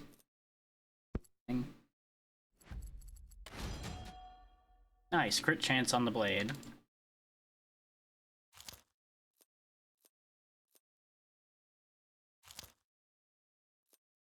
I could definitely be scaling more out of control than I am. We just haven't quite hit the things that would let me scale as wildly.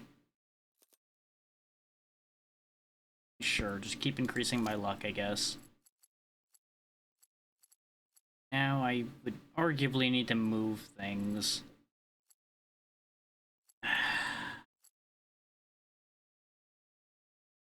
Hang on, I have an idea.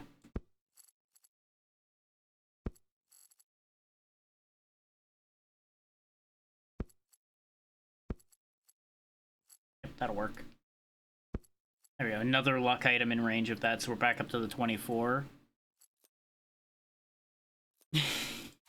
The things I do just for a bit of extra luck, huh?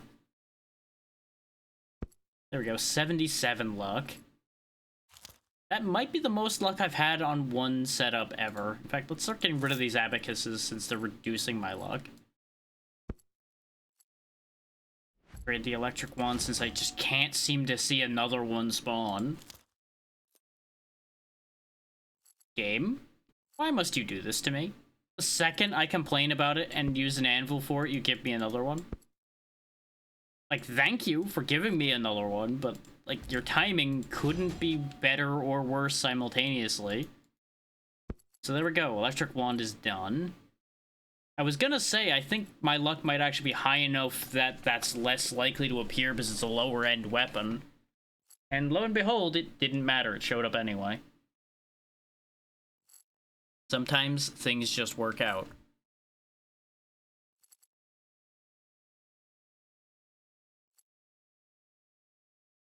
We are out of reroll money, though.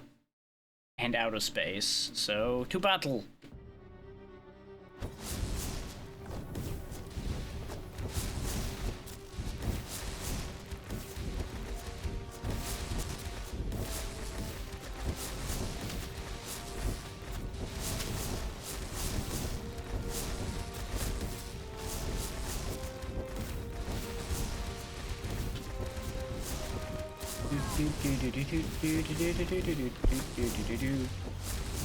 I'll be honest, I lost where those summoned enemies were in the pile.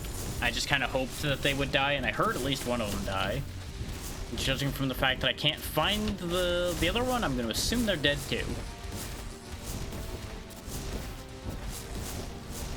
And it seems the benefit to the summoned ones is they just drop gems. Which, you know, I'm down for more gems. I can always accept more gems.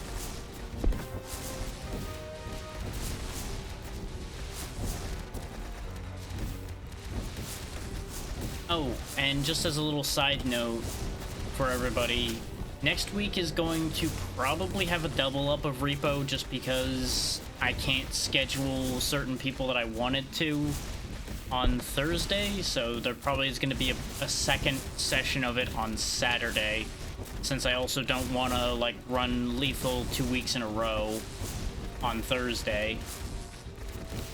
And said people in question were specifically looking for a repo lobby. So that may end up being a thing, even though I did not intend to double up during a week on any of those. That's just going to be how it's going to end up being, probably. Just because, you know, scheduling. It's the way scheduling works sometimes. Ooh, we got another massive gem. Can I combine the two massive gems? No, they don't have a combine button on them. This is, however, an armor increasing one, so that's good. Let's go ahead and put that on the maxed out Prison Blade. So now this also gives me armor. Eventually, we will achieve indestructibility. And he probably will never actually achieve indestructibility. You know, can I just get lifesteal? Does that even work? It says increases the weapon's lifesteal by 20%. It does. Because you'll notice it now says 15% lifesteal. Did this have lifesteal to begin with? No. So it can just give a weapon lifesteal. I should have put that on a long time ago. I just assumed you couldn't just gain lifesteal that way.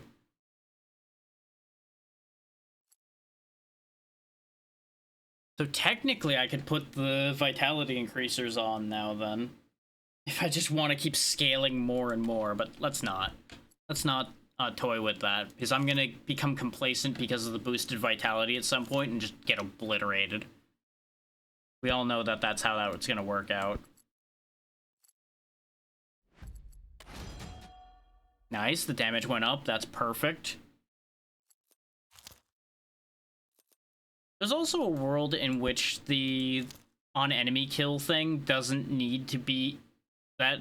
the weapon gem is on may not even need to be the thing killing. I have no proof one way or the other of that. My assumption could be completely erroneous.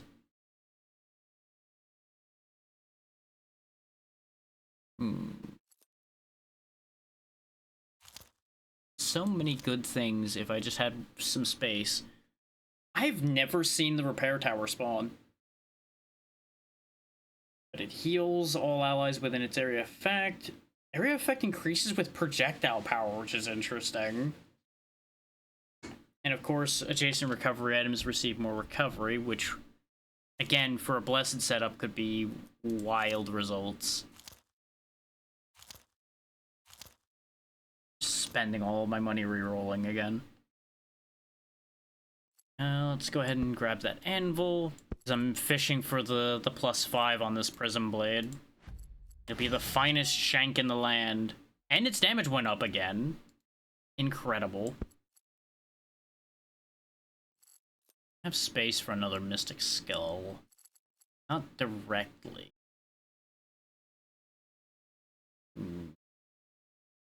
If I get rid of, like, the candle holder, we still keep the same amount of experience gain, but we lose the resource gain, but gain back more damage. Yeah, it's worth it. Skull. Over 100 extra experience gain now. Gotta get all that space so I can fit in even more egregious abuses of power.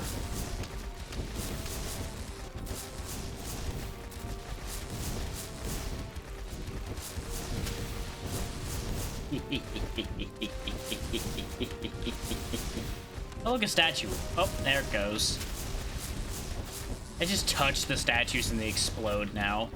Nope, we got enemy bloated corpses now, so I gotta watch out for poison everywhere, probably.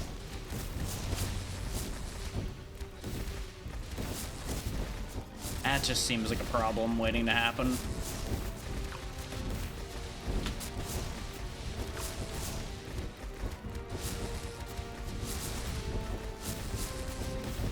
Now, I remember that I had talked about, like, starting sessions with games like this, like, doing, like, an early, like, hour or of something like this and then cycling to what we're actually doing. I have not forgotten about that as an idea. I've just gotten kind of lazy again, to put it bluntly, where it's like, no, if I'm gonna play something, I'll just play the thing. That way I don't have to sit there and shuffle stuff around. And especially now that there's a couple that have piqued my interest a bit more again, I think it is much more of a worthwhile idea again.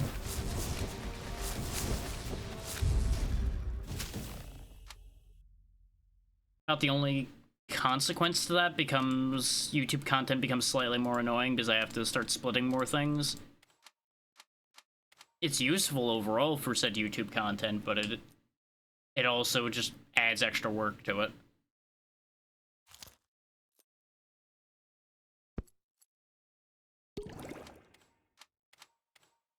But, you know, if you're watching this on YouTube, well, good news. That means I actually bothered to push this VOD through.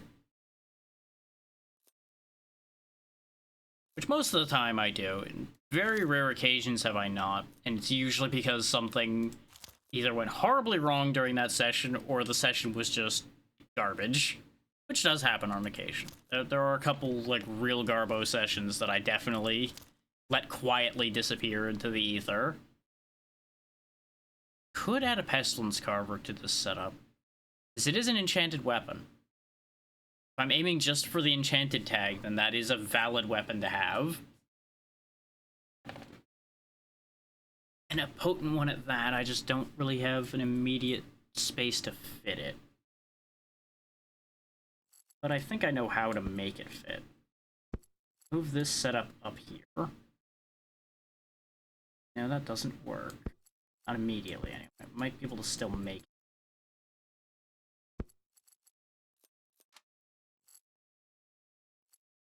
it.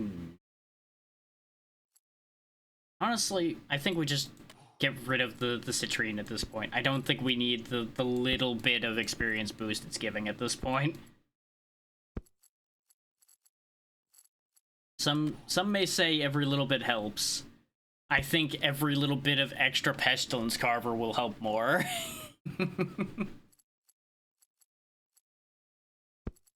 This gives me, like, more free reign to move stuff around some more.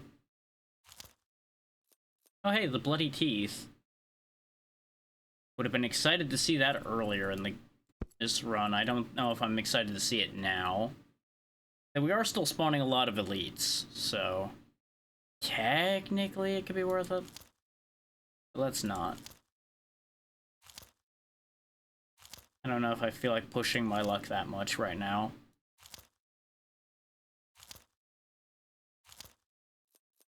Oh yeah, there's also this whole tier of item right here, the uniques, which are super, super rare and usually massive, like the Divine Punisher here is. Gain damage each time you take damage on a floor. After taking damage 5 times, the sword sets enemies on fire, dealing recovery-based damage.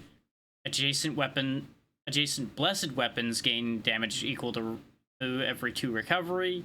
And if it's next to the Abyssal Cleaver, which is another unique, it deals fire damage based on lifesteal as well. It's a ridiculous weapon. You kind of have to build for these, especially if you want to get the combo bonus there, because they take up so much space.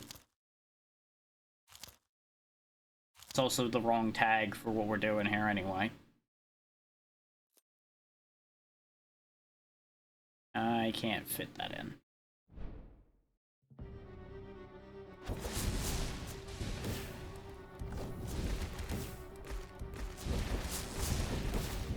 Oh, what are these guys with the giant green glowing tanks on their backs all about? Honestly, I'm not sure I want to know. I think I'm better off having them just die before we find out.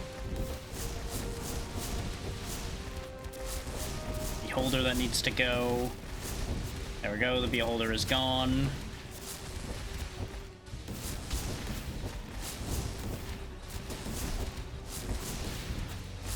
Oh, that's why I wasn't able to move. There was a statue spawning at my feet. Give me the gems and the Titanite. I will say this run's been very profitable on the Titanite front, too. This mode in general seems to be more profitable for Titanite than the regular mode. And I think that's just because of all the statues and extra elites and such you're just naturally getting. Because of, like, the summoning circles. For some reason, Brain just didn't remember what a summoning circle was. I'm very curious to see if this ends at floor 20, just like the regular mode does, or if this starts you off straight up as an endless mode.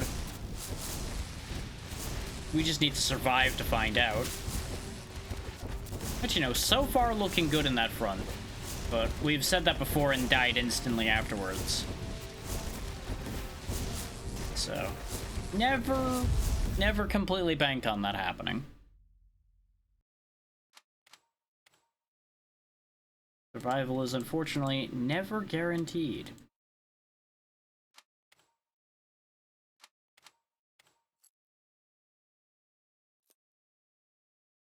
We can finally hit the fit the fancy hat in.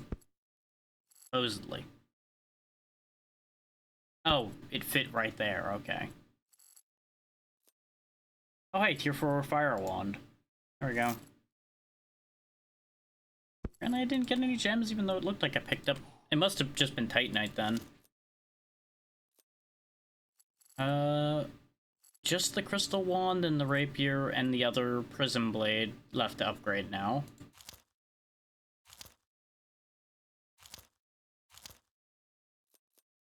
Another Returnum anvil. More critical chance. This thing's just gonna be critting every time at the rate it's going. Which kind of works out for us, really. So our attack speed some more. We could actually throw the Sacred Leaf on. Now that we're less dependent on food barrels. That could actually be worthwhile. Make myself just very durable compared to where I was. Because 25 more vitality would be a lot more health. Let's see what it looks like for us. We have 111 right now. Oh no, it's actually just only 20. Right, it is a 1-to-1 with vitality. That's why I usually don't care about it. I forgot.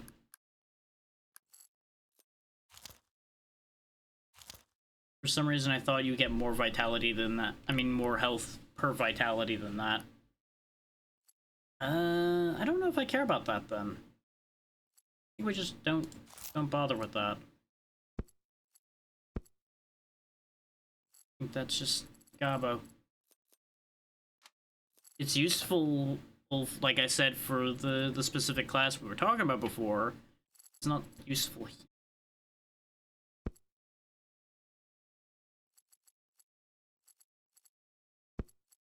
Trying to find a way to cleverly fit this Great Demon Skull in so we get more damage. I mean, you know what? Just get rid of the candle holder. I'm throwing economy away a bit at this point. Is 64% more damage. Definitely sounds better than 40-something. Oh, another rune-bound crystal.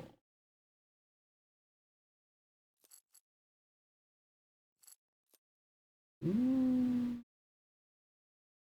think we will get more than the percentage is giving us. This is used properly.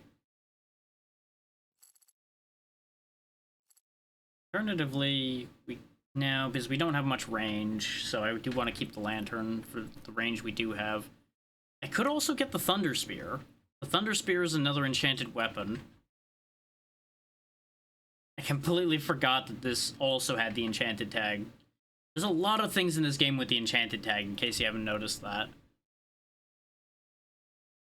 It's a very, very common tag. Yeah, let's trade that. That's 6 more magic power. Instead of, I think it was like 9%. No, I think we are actually losing out a little bit on that exchange, but we might be able to move things around once I make a bit more space. Like fit this rune-bound stone like down in here, where it would be touching more things.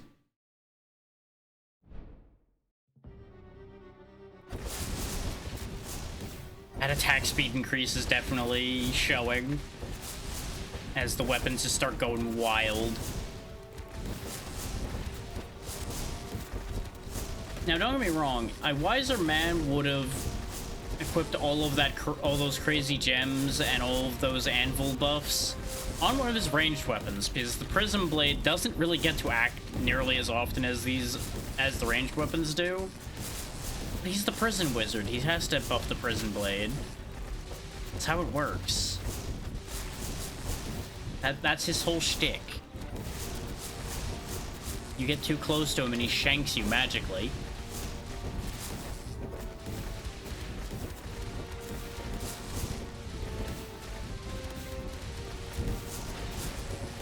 Remember, the rust on it is part of the magic.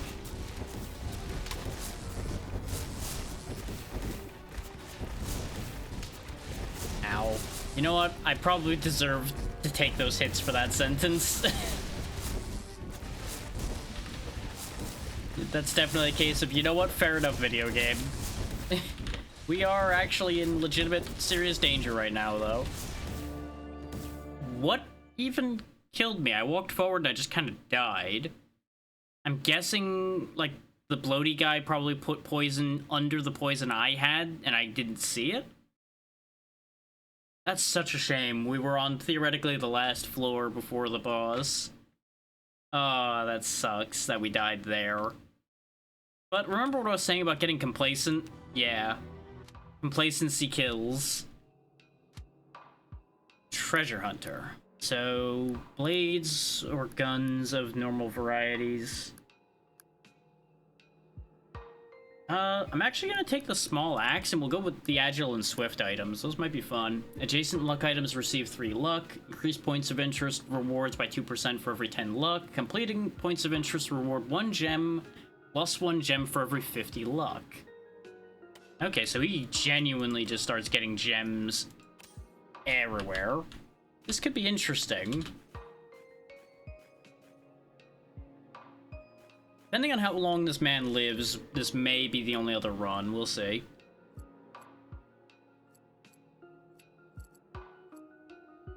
Oh yeah, I don't think I've used the Vorpal Blade in a long time. It is a unique, though, so the odds of it showing up aren't great unless I, like, crank the roll modifier for it. We could 500% the roll rate multiplier for it.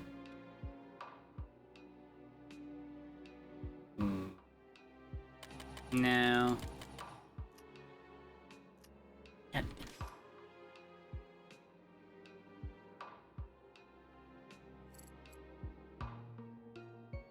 Ceremonial daggers are pretty good.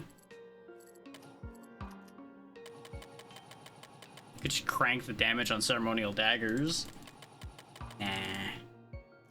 We'll get a little bit of roll rate. 1 damage modifier. You know, I don't want to burn all of our Titanite.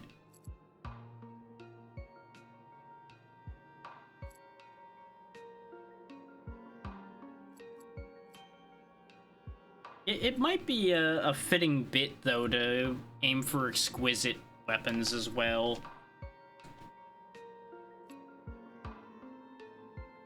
That seems like something a treasure hunter would value.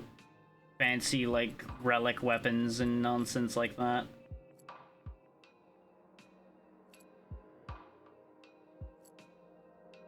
Short sword technically is swift as well, so that'll fit.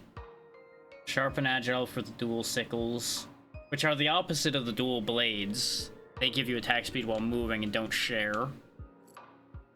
It's just kind of a shame.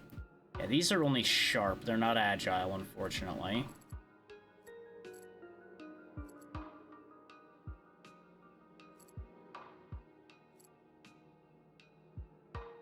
Is it swift and agile that this has, right? Yeah.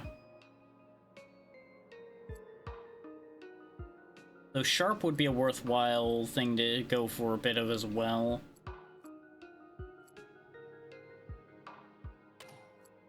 Let's buff up the dual sickles a little bit, because I'm probably going to be on the move the whole time. So that I did a stupid and overwrote the ceremonial dagger one. We'll fix that. You can switch the pedestals, and I thought I did that, and then apparently I didn't do that. Sometimes I'm smart. Something in here that I was like, yeah, I'm gonna want that for this plan. And I don't remember what it was. That could be fun. Lifesteal and damage per lifesteal. Actually, if I'm going for these, the red gem might not be a bad idea, too. What happens if I... Oh my god. You know what? That might be funny. Just spend all of the money buffing up the Sovereign Band and make a one-tile monster item.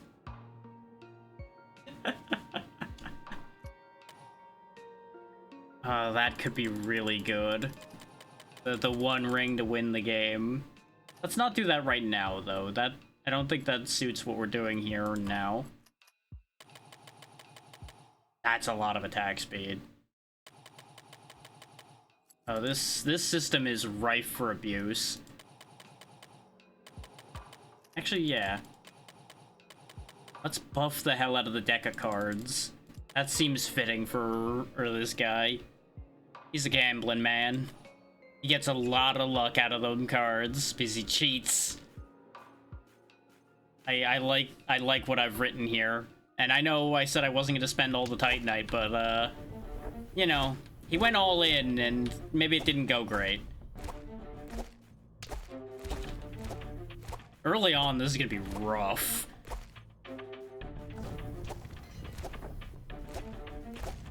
He's already getting extra statues, so that's fun. Those gems are gonna have to really carry some weight early on for us, though.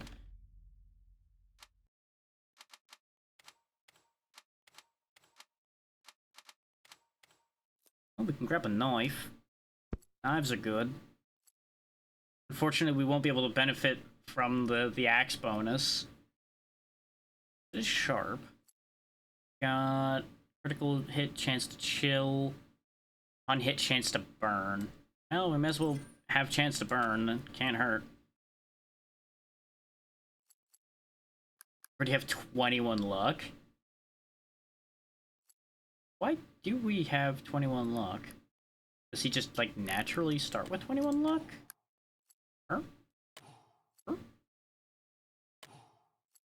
Eh? Oh wait, that's probably from our passive benefits from meta progression. I forgot that they show up as green numbers.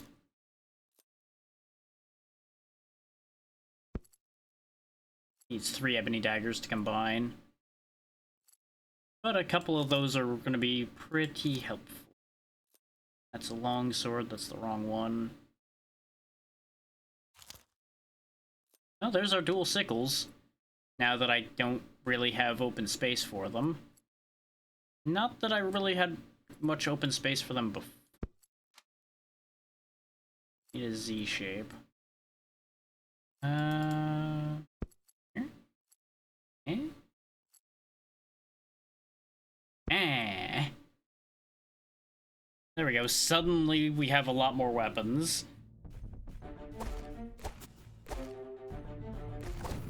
This way we have a bit better coverage to protect ourselves instead of, oh, the axe is currently waiting to swing again. Better get out of the way of everything that wants me dead. Money, money, money, money. Boing.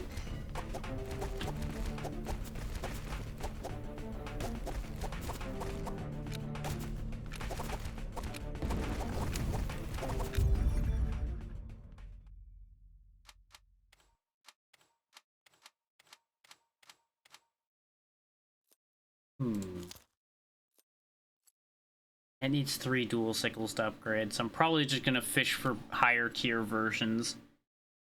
Oh, there's better burning. Here, just make the sickles burn them. It'll be fine for now. Crit damage based on summoned units, that's useless. This is just all summon all the time for Amethyst, I guess, so we're probably not gonna be using those. On hit, 5% chance to plague, sure. There we go, we've unlocked the jeweler. Just slapping gems in sockets and hoping for the best right now. That's sharp. By the way, all the axes combine, basically. Most of the axes have some variety of increased attribute for X amount of axes. So if you like axes, you're good for that. We could get a regular claw, because that's another one that scales better with how many things it kills. In the claw's case, it gets attack speed for every kill. Well, every 45 kills, rather. And it is agile. Oh, wait, no, agile's only dodge chance. I'm much more interested in swift for the attack speed, I think.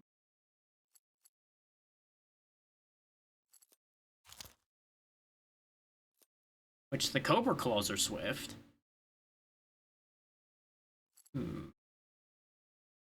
That would get us up to 12% attack speed instead of 8. No, we won't worry about that. Oh, there's my ceremonial dagger. Just keep getting more knives. And this also gives lifesteal on kill, not just percentage-based lifesteal entirely, so this actually benefits these two weapons reasonably well. Get some dice, because he's a gambling man. Coins, too. Like, I've created a whole character here in my head for this man, and I don't know why this guy in particular gets to be a whole character. Then again, I guess the prison wizard is a whole thing, too. A chance for each adjacent dagger, I do want that. Does the ebony dagger and the ceremonial dagger count for that? We absolutely would have been able to upgrade the sickles, by the way. Though fitting all three of them in there would have been a nightmare.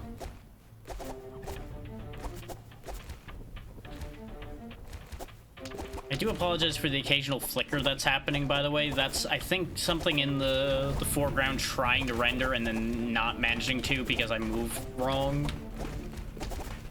Because there's a little bit of weird rendering in this game occasionally.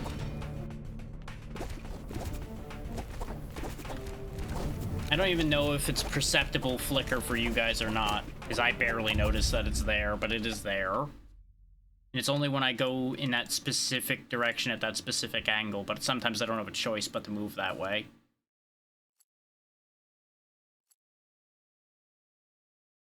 So for a second. This one here. This one here. Over here. That dagger right there. This way it gets a nice 40% crit chance. This is killed 4. This is also killed 4. Okay, so it doesn't matter when I go to combine them as far as that goes. Single sickle might not have been bad to grab, actually. Get some more dice. More dice.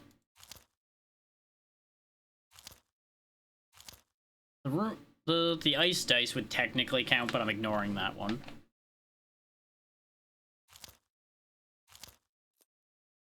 Well, not what I meant to have this whole thing fill up with, but you know what? That's what happened. Oh wait, yeah, it's ruined ice, not... It doesn't have dice in the name. See, there's why it doesn't work. That's why it's not allowed. It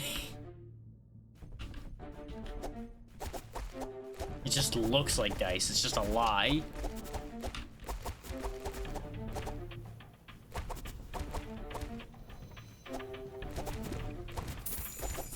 Money.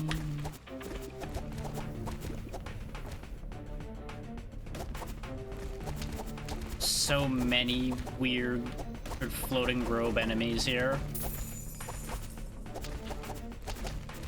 They're just flying to their death, just straight into the blades. Is this man just turning into a lawnmower?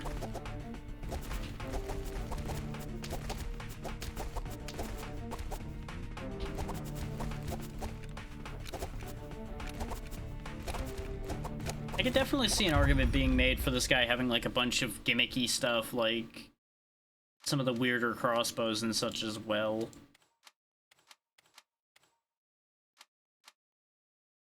as more of a, you know, you just have to have a lot of stuff on hand to deal with a variety of problems. There we go. Big boost to our luck. Life steal items in the influence pattern, recovery items, armor, summon quality, experience gain. The increasing range on critical hit actually could be very good for this knife, because its critical rate is actually decent. And getting an extension to its range would help it actually get in there more.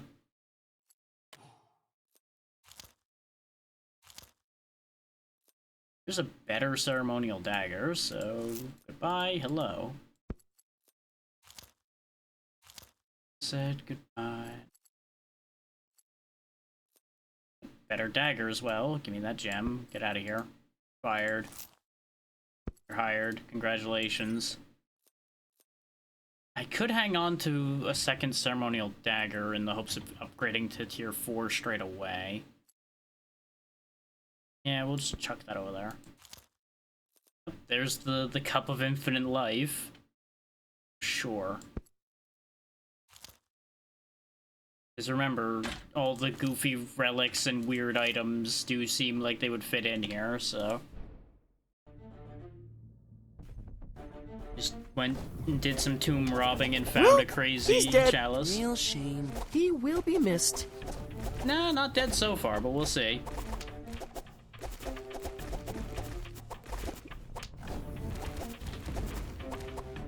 Fair enough. Invincibility, turn and attack everything. Aha! More invincibility. Oh, there's just bomb enemies now. Okay. That's upsetting. Like, the bombs that were coming out of the boxes are just actual enemies now.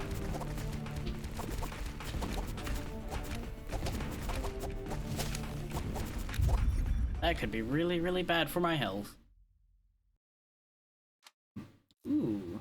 Maxed out Ebony Dagger. That's gonna reset the kill count, but that's so much better that I think it's worth just resetting the kill count. Because these haven't killed a ton yet. They've only killed like 17, 16. You lose that. Sell that. Sell that. Boom. We give it the Plague Egg Gem, and there we go. We pretend like we did that on purpose in the entire way. Nothing to worry about. This massive starting luck is actually kind of silly. Speaking of massive luck, what if we got more luck?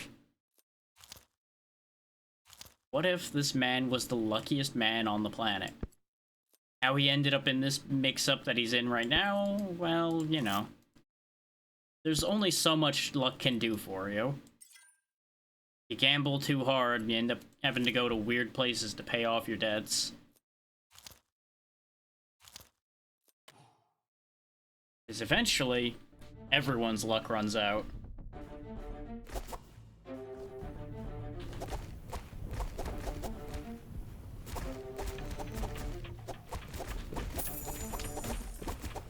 So many gems thanks to all the luck we got.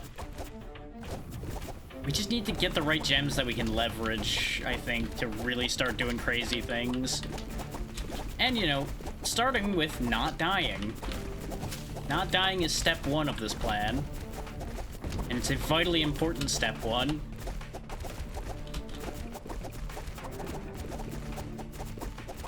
Because for all that he's got a lot of luck, he's got no defensive stats at all to speak of, other than the vitality we're getting from the cup that he found. Totally did not steal. Nope, we found it. Remember, raiding tombs is totally fine. You're not stealing because they're dead already.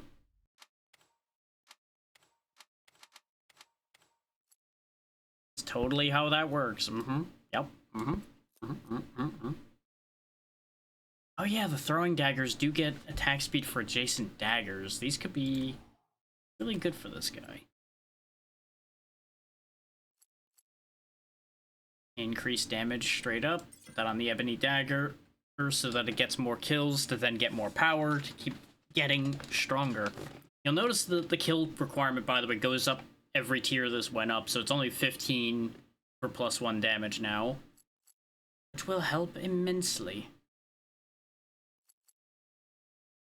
The armor for kill one is not super exciting right now. Ooh, a different citrine effect. On hit, deal an extra 4 damage with a 40% chance to apply shock. If this weapon already has shock, it deals even more. You know what? Let's have the sickles shock and burn. That seems like fun. Just really ruin the day of whatever is getting hit by that.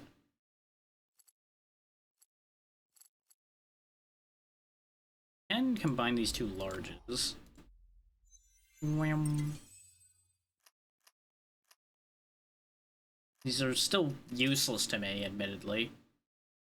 But I just wanted to combine them for fun.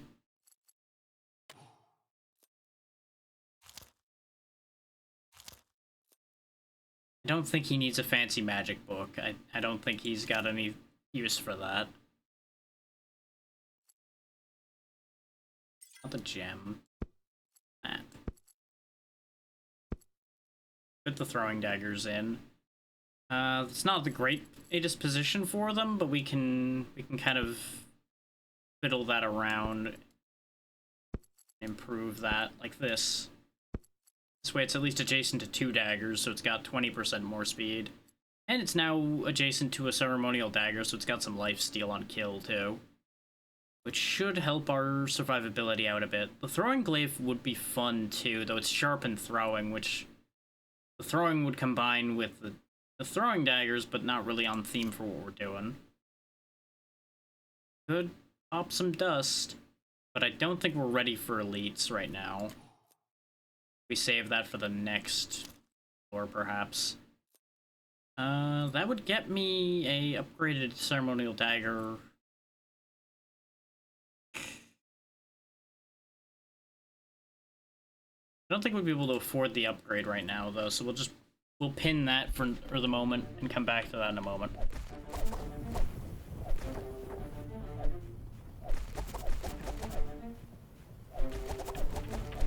And I really don't think that the basic throwing daggers are going to do a lot right now, but it's a little bit of extra oomph the whole time we're running around here, so it can't hurt.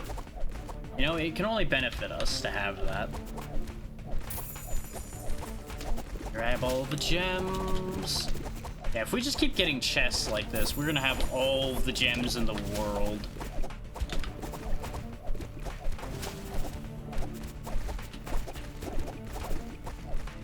We really should just open a jewelry shop.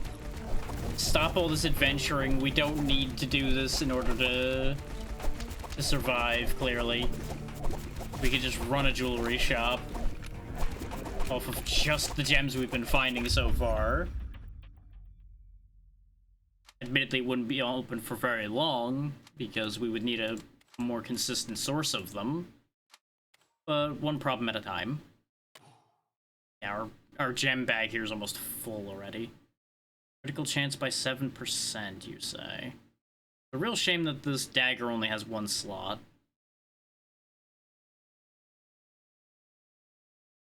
So we can upgrade this gem. First, we combine these two. Well, then again, there's that medium right there. And that's one that gives the shock effect, too. I think we just set this one aside. Actually, no. We'll get rid of that one's effect.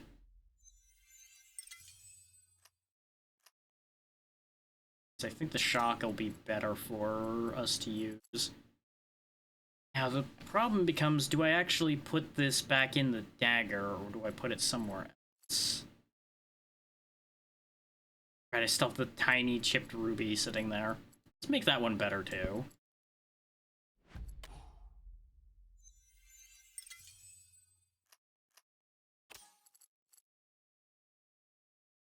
Medium masterwork. Crit chances of my various things here looking like. Actually, they're all really good. But I also have a 31% crit chance straight up, so that probably has something to do with it, doesn't it? That just makes sense. That's already at 73, so it doesn't need that. We'll go ahead and slap that in here, though, so that goes up a little bit.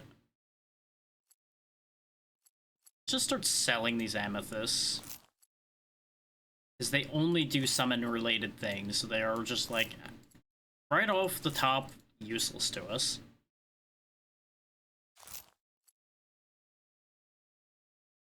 Dodge chance per every few enemy kills could be huge, except it only goes up to 10%. And the gold gain is only for summons, so that's not great. We would be mostly using the on critical hit applied chill, I think, out of the sapphires, or the increased armor per kill. Because you at least get 16 armor, though that's not huge either. Flying Plague can be fun. Increase weapons pierced by 2. That'd be great for a range setup, but we don't have that here. Like, we could make the throwing daggers pierce, probably. About the best we could do with that. 20% chance to plague. That'll go on the axe. It'll burn them inside and out. It'll set them on fire and give them the plague. The shock on this dagger... We're just making these weapons do awful, awful things now, and I'm so here for it. Now we'll combine these up, because we're condensing down what our weapons are getting set up with at this point. Perfect ceremonial dagger, and it gained another slot from that, so that's actually really good. We'll have that do the armor benefit then. And this ebony dagger's already up to 55 kills from where it was before, so it's definitely getting better. The axe doesn't need to be here. Move that out. Dagger over by 1. Still not ideal, but it works. This needs to be near my luck items, though. Move those like that. Which seems excessive, considering these are giving, like, 30 luck each. But consider, if you will, more luck. We can always have more luck. We really should put this somewhere where we can have more adjacency bonus. Is happening as well. Back here, let's move stuff around. The axe doesn't need to be next to anything because we don't have any axes.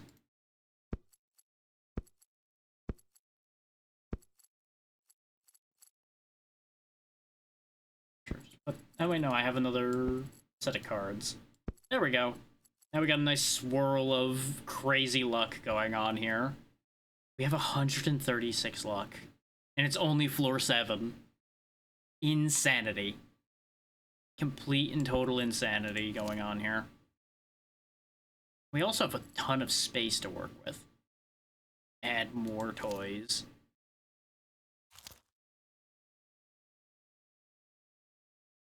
So for all this luck we have, we're really not seeing anything too crazy good here. Actually, let me flip these two. Because the Ebony Dagger doesn't need adjacency bonuses either.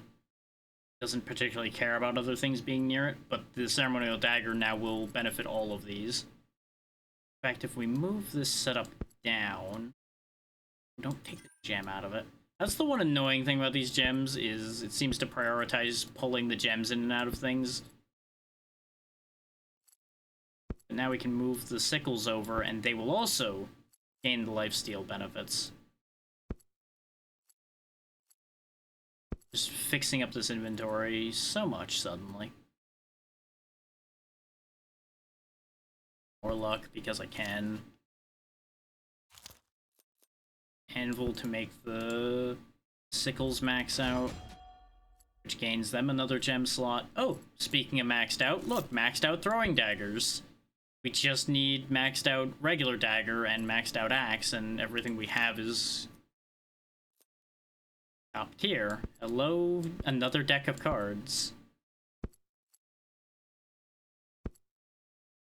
This is genuinely, I think, more luck than I have in, like, 4 runs combined.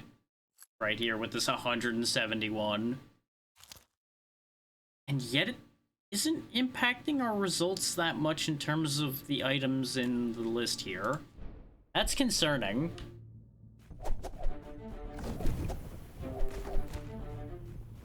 On the bright side, our stability should be much higher now because of the amount of lifesteal potential we have.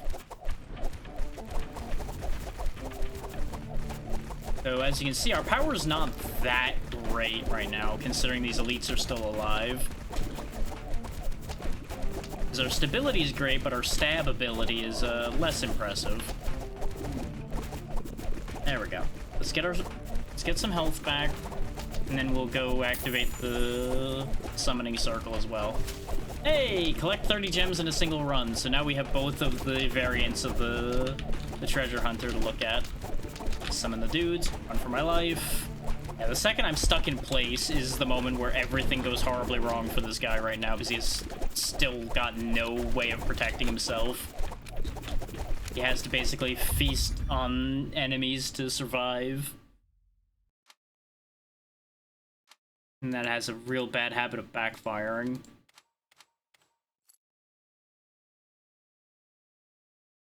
Do I really want another ebony dagger? Maybe not.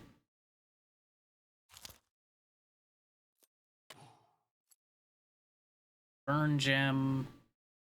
Throw that in the throwing knives. Cementation still useless. On lifesteal, increase vitality. Make a bigger or attack speed benefit here.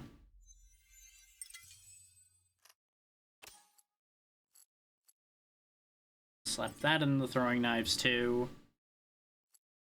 Oh, the sickles count as daggers? This is lighting up for the throwing dagger there. Interesting. I didn't even consider that when I moved that over here.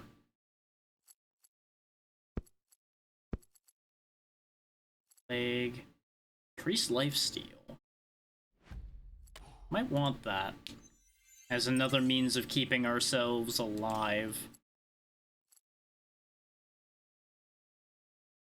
Just ditch the little bit of plague and get 20% lifesteal. Now that is a 15% lifesteal naturally, and a 40% lifesteal on kill. So that should actually prove to work out pretty well. Or hopefully work out pretty well. We shall see. That's a massive gem, so I don't need to worry about that anymore. Large here. You have a massive, but it's the vitality one. Let's see about making perfect chill gem.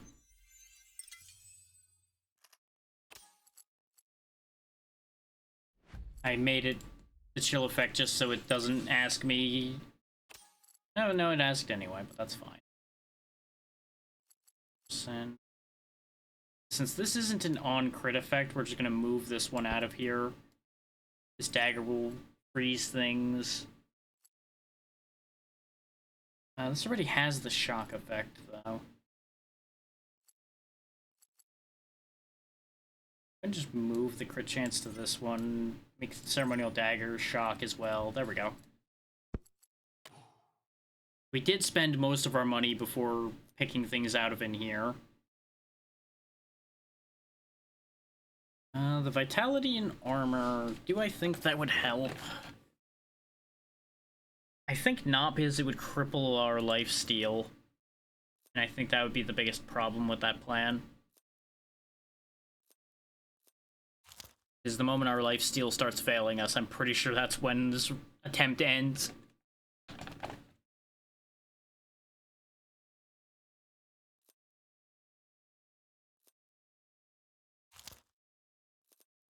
Just need to find the right things. There are specific things I'm looking for, and while a deck of cards isn't one of them, I will take more luck. I will always take more luck. Philosopher's Stone, not quite the thing I'm looking for either, but I do think that would fit, so we'll take that. Skull I want. I really want the Lifesteal Crown right about now. Oh, there we go. We actually got the beggar effect to go, because I keep spending all of my money. So now we have all the variants of the king now, too. Just go from prince to pauper, I suppose. That's why I couldn't find those bomber enemies when I was looking for them. They drop their bombs when they die. That's why I kept seeing bombs with no source of the bombs, because I kept killing them and creating the bombs. It all makes sense now. Speaking of bombs, though, holy hell, game, please. I know you want me dead, but could you not? Invincibility so I can freely get over here to the gold statue. I'm gonna run out of room for gems. Like, that's just a given at this point, I think. I am going to 110% run out of gem space. Unless it scrolls, and I don't know that.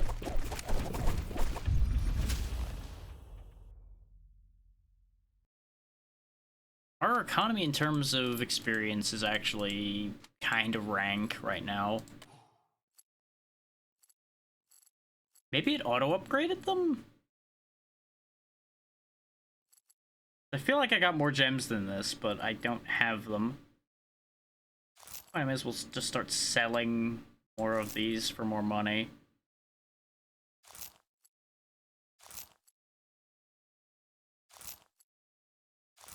I kind of wish you could set this up to auto-sell certain gems.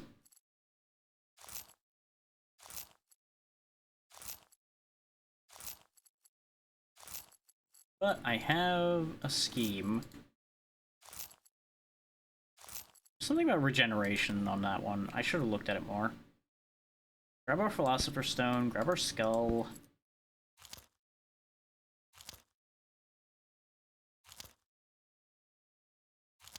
Doing that thing again where I'm looking for something in particular and I'm not getting it. That attack speed actually would have been nice. I probably should have grabbed that. I'm both fishing for the Vorpal Blade and fishing for that crown I was talking about. We could go for the Envenom Dagger. 3 times crit chance and inflicts plague. And crit hit will also inflict bleed. Sure. Knifey knifey. I can't really fit it in near the dagger in our current configuration, but I can open up some space underneath it on the next life. Do that. Throne Glaive still doesn't fit in. Okay, now you've tempted me with another tier 4 ceremonial dagger. Because we do have that damage bonus on ceremonial daggers. Speaking of damage bonus, hello Great Demon Skull. Let's start getting rid of some of this tier 1 junk. Can I make this work? Without costing myself anything. The answer to that is a distinct maybe.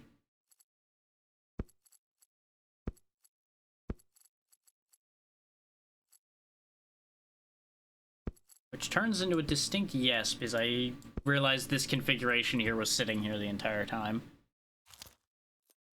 Tier 4 Ruby Staff. Block Hand shows up again, but I definitely don't have space for it now.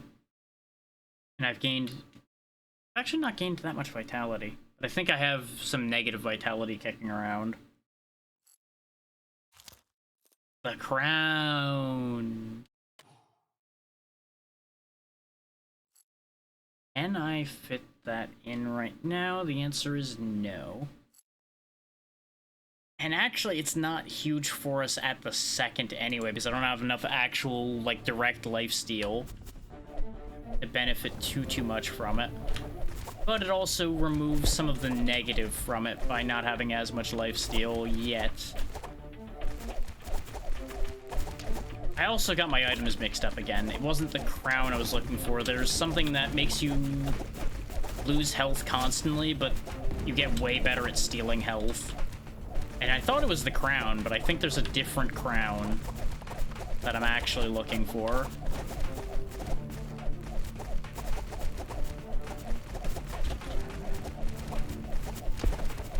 Is it straight up you like take 1 damage a second, but you gain like, I think it's like 25% lifesteal or something wacky like that alongside something else. Like it's pretty crazy. And I see what the green jar guys do now. They summon ghosts that home in on you. I don't appreciate them. Do not like them. No, I do not. Do not appreciate those who sick the spirits of others upon me. Especially not homing spirits. Nope, not gonna get 4 levels. That's fine. Open up some space down here like I was talking about and remove the plague dagger down. And it's also going to be in contact with the throwing dagger now, so that's going to be greatly helpful. In fact, let's do a thing here. Move all this stuff out of the way. Move our little luck arrangement up here so it's out of the way. That this ceremonial dagger can also come hang out with the throwing dagger and make it go even faster. Let's go ahead and grab the crown of the Bloodthorn. Because we lose basically no vitality and we go back to positive lifesteal.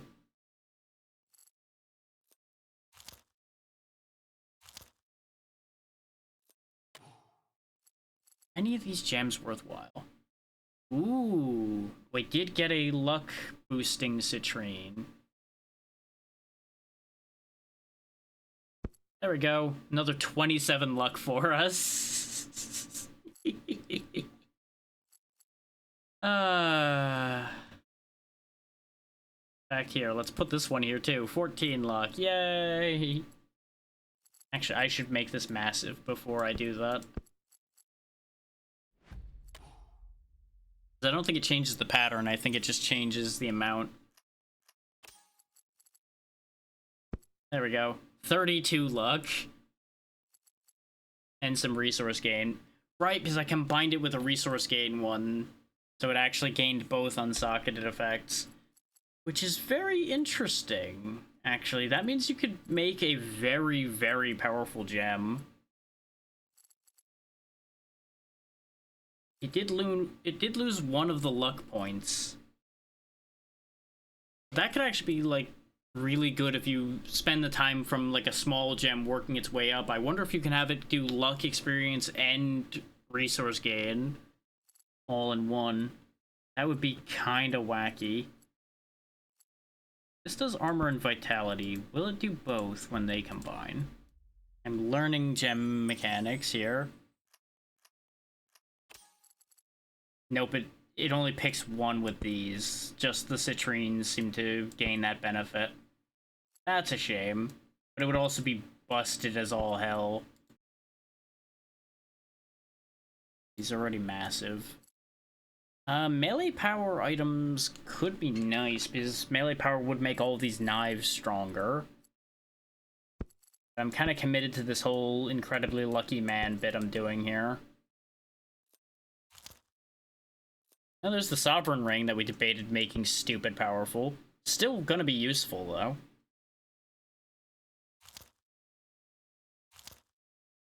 There's an anvil to finish upgrading our dagger. The axe is just kind of hanging out over there, kind of abandoned. Kind of sad. Yeah, 25% more damage for our high crit dagger? Sure. It's 103% crit rate on this thing. And it's now 54 damage per stab. Starting from 19. We really end up doing a lot with these gems, huh? Skull? Nah. Holder? I mean, the skull came back. Of the two, I think I'd rather have the skull. I want to keep pushing our damage up. Because we kinda need it, or we're not gonna live at all. I would really like more lifesteal items, but we're just not seeing them. We could start getting our lifesteal up and make our position a little more comfortable. This range up would actually be good. Good enough that I'm even getting rid of one of the dice for it.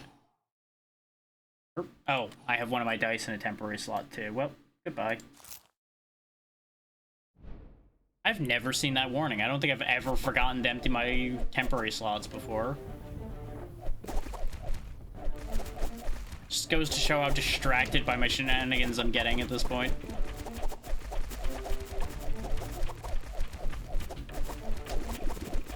I will say these runs are long enough. I might actually split these up into separate videos if I feel motivated enough to do so. And that's the other reason why I was considering actually following through on that, starting every stream with something like this for like an hour or so. Is at least that would then split off into a worthwhile video size. Not like a 10-minute thing that just ends up not feeling like there's any value to it. I don't know. My value of such things is also different than the mechanical value exists as. So, I don't know. Things to think about.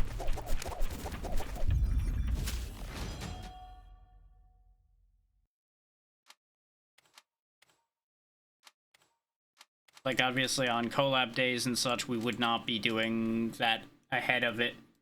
I have too much prep I do on those. Make sure everybody's on the right track and everything. Otherwise, I would have way too much work to do, basically. This is a different pattern. These both ended up with the same one. Oh, it's because it's chipped. Okay. So chipped determines the unsocket pattern, then. Yeah. Okay. Because polished has the Z shape, chipped has the small one, and then masterwork has the crazy spiral. Understood. I know how this works now. I keep learning new things.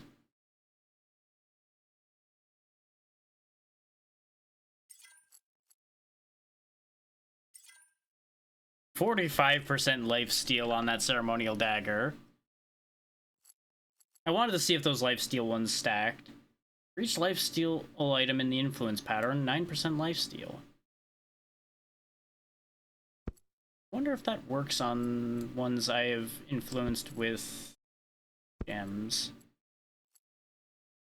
No, it does not. But once we start getting some lifesteal items, I can boost them that way. And that will help. That will definitely help. I guess we'll finally upgrade the abandoned axe over in the corner here.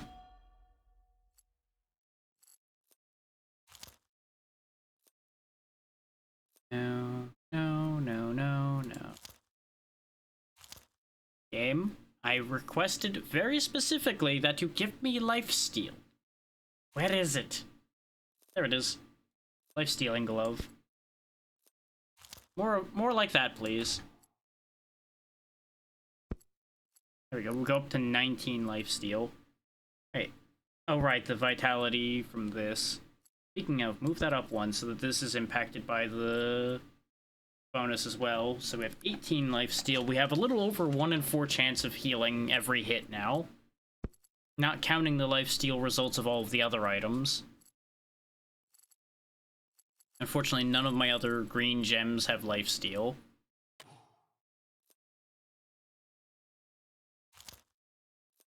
Mirrors also lifesteal. We lose a little bit of damage, but that's fine. Notice how we're just suddenly up to like 41 in lifesteal, but our health is plummeting. This is why you gotta be kind of careful with that idea. Alright, good night, ABC. I do probably need to get some vitality in here, or I'm going to explode.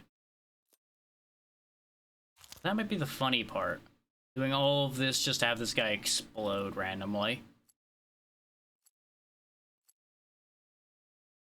That would be amusing.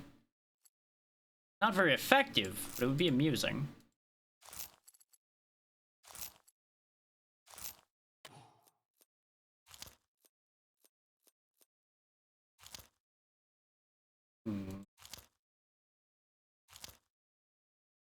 I'm still gonna look for the lifesteal stuff anyway, while I'm looking for vitality. Resource gain? Nah, don't need it. Oh yeah, the Brave Spirit Saddle here is another one of the weird items. You deal damage equal to your move speed when you dodge. Kinda neat. I know it's popped up before, but I don't think I ever addressed it till now. Damage up, experience gain down. Our experience gain's not that incredible to begin with. I don't think I want to do that. Another lifesteal glove. Boom, 49 max health. You know, that might be a bad idea, but we have a 50-50 chance of stealing 1 point of life. This is such a bad idea. On the bright side, I did gain 3 vitality, so it's not 49, it's 52. Hooray! Oh, this is such a bad idea. One good hit and this is just over immediately. On the bright side, we do hit like a house. Thanks to all the bonuses to damage we got from the life stealing and everything, and just how strong all of our weapons have become. I just have to be like super on my game to not just walk into death. Case in point, just walked right into that shot. Thankfully it didn't do too much and we recovered it quickly. But if there was something that hit harder than that, we would be in such trouble.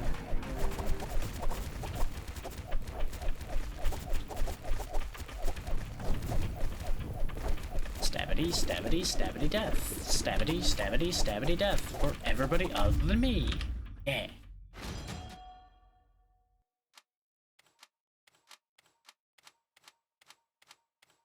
Much bigger inventory.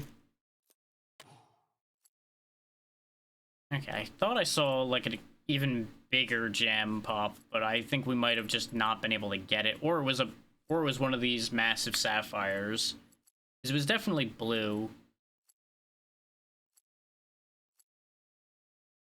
Magic power, melee power. So that might be something we want to start gemming for next. Ooh, red gem. There we go, 55 crit chance and massively buffed crit damage. We finally got the thing. The lamp. The lamp is exactly what I need. Gain some more life back and still boost our lifesteal a little bit more. Another lamp. We'll just have our own little army of genies flying around, I guess. That seems like a fantastic idea if you don't think about it too much. Except for the fact that I have nowhere to put it.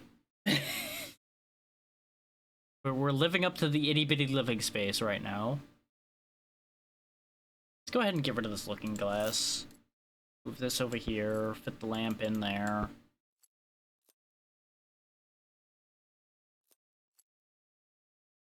What a crammed mess of an inventory we've got going on here. We're up to 150% damage, by the way, in case people missed that.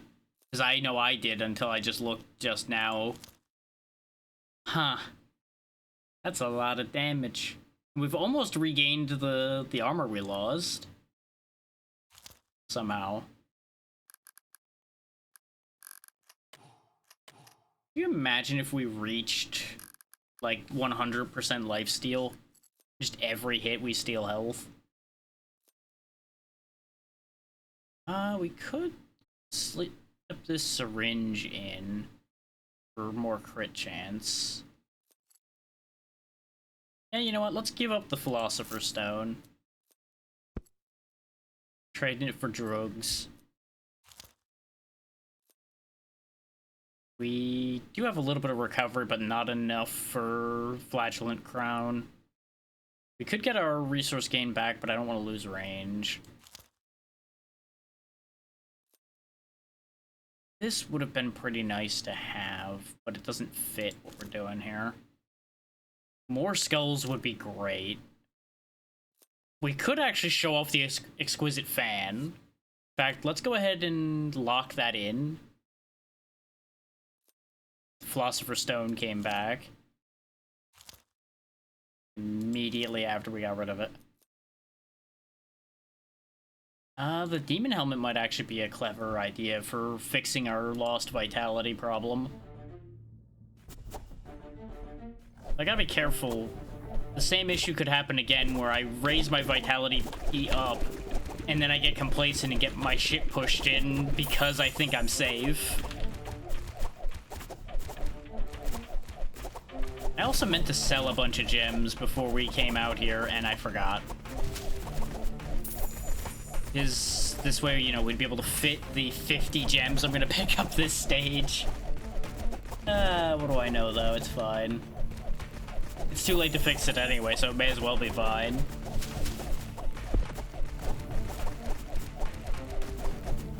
And I am continuing on with the idea of pushing commissions more, by the way, in case people are wondering why the emote timer is back. It is genuinely a thing I'm trying to work more for.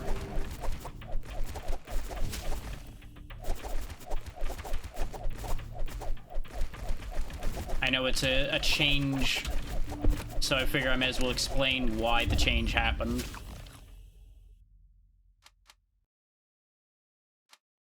You know, you can't really develop your abilities if you don't use them. So.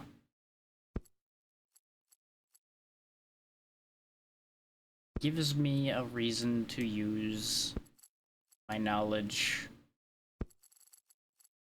in a way to actually make it more worthwhile in general.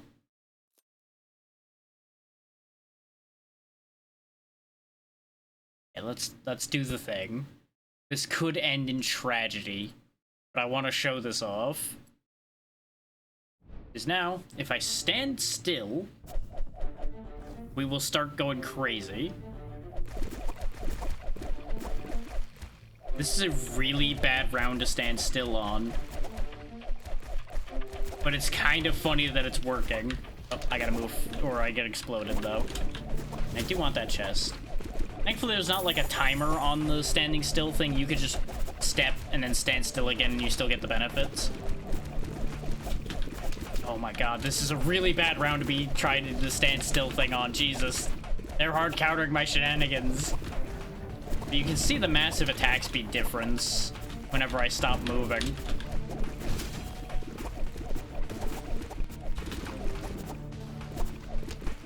The acid puddle guys really are gonna make this difficult to do. Them and the bombers. It's like they knew that I activated this and are just really out to make sure that doesn't work.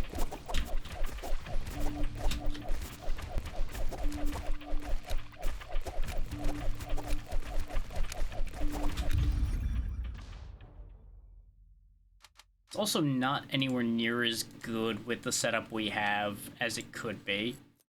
And just jam a demon helmet in here. There we go. Now we got an actual amount of health.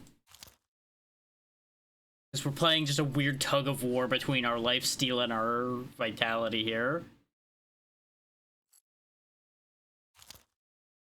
We did lose some lifesteal somewhere, it seems. Because we lost... Because we had like 65% before, and we only have 61 now. Must have done something. I just don't know what I did. Ethereal Charm could be good for us as well. My luck. Sad. There we go. Now we have a 34% dodge chance as well. We're just stacking all of the numbers.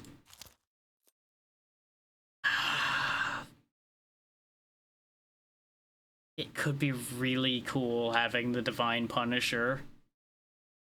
but it doesn't suit what we're doing. But it does have a lifesteal mechanic. But only if we have the other sword. How about a Vorpal Blade game? Can you get me a Vorpal Blade? Can that be a thing that I get?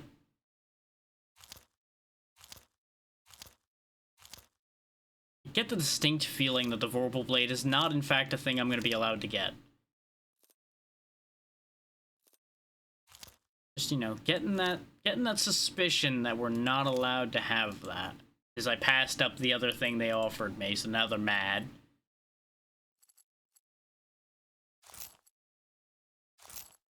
A way to mass sell these gems would be nice. I'm basically just selling anything that isn't a massive gem at this point. And everything that is an amethyst immediately gets sold as well.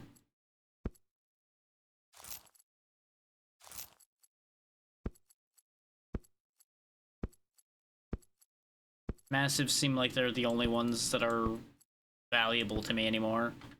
Even then, I probably shouldn't hang on to all these because we're just going to get more gems anyway.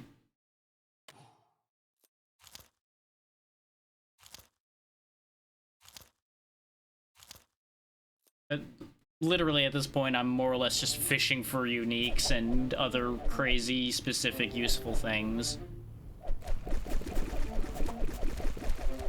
There we go. This is a safer place to stand still and demonstrate how that works. You know, till they set the world on fire.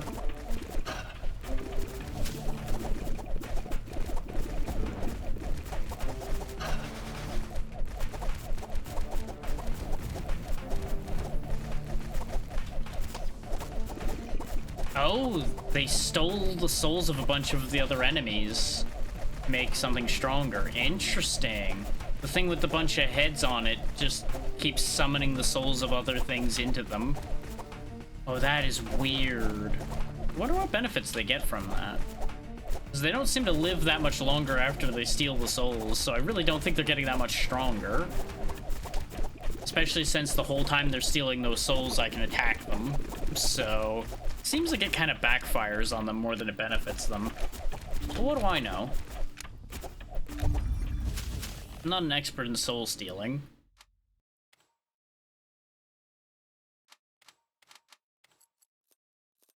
And we're kind of only doing a life stealing thing here, not really soul stealing.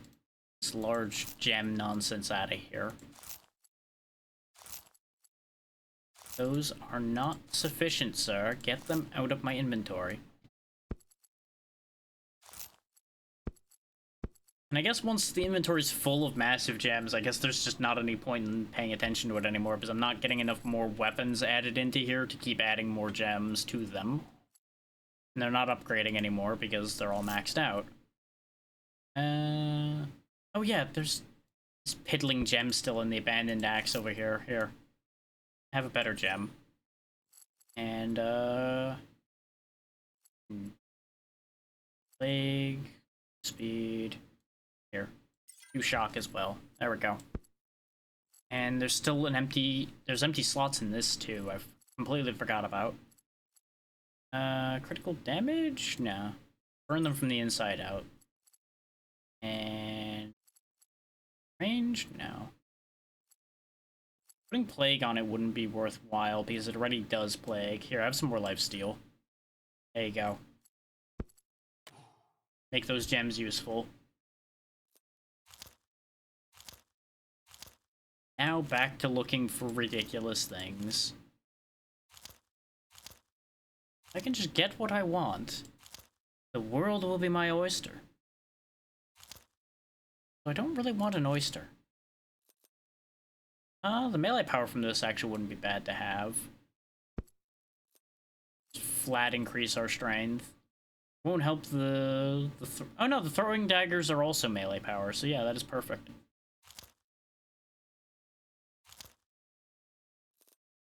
You know what, I can use that. Give me more space. More elites don't really matter to us at this point, because we mostly have that under control. Keyword to that being mostly. The end results will tell whether I'm being truthful about that to myself and everyone or not. Open the box. Money.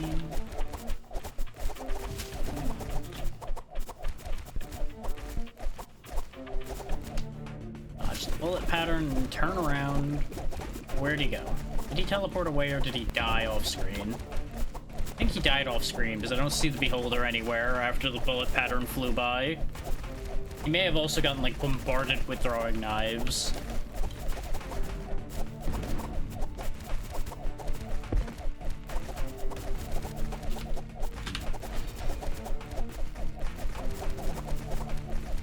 As we speed up the throwing knives when we're standing still and just...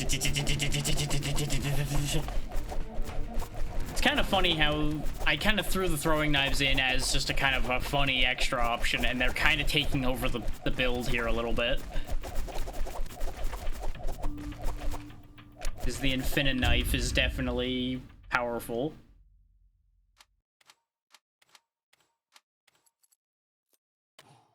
Build up on gems again, some of which are garbage. I just want a full inventory of massive gems just because I can. Like, it doesn't even matter. I just want that so I can say I've had an inventory completely full of massive gems. There's what I wanted, the vampire heart. Another thing that gives extra damage per lifesteal. It gives a bunch of lifesteal. This gains vitality for each lifesteal, but you lose 1% health a second. But it can't reduce you below 15% of your max health, nor does it trigger invulnerability. So, it's a little dangerous. But considering we go up from 28 vitality to 89 vitality, I think it's worth it. And we're over 200% damage now because of it. We got what I wanted. I just have one thing left to get, and that is just the damn Vorpal Blade. It's the only thing missing. And so far, the only unique that showed up was the wrong one. But at least a unique has shown up. Maybe I should increase my luck further. He says not knowing where he's going to fit more luck in, but he's going to do it anyway. We do have a bit more room left to max out lifesteal the rest of the way, too. Oh, it's poison time again, huh? Wow, she just died instantly. Then again, everything is spawning and dying because our attack speed is ridiculous. Oh, hey, a chest has been delivered to my feet. Is it a mimic? It is, and it's dead.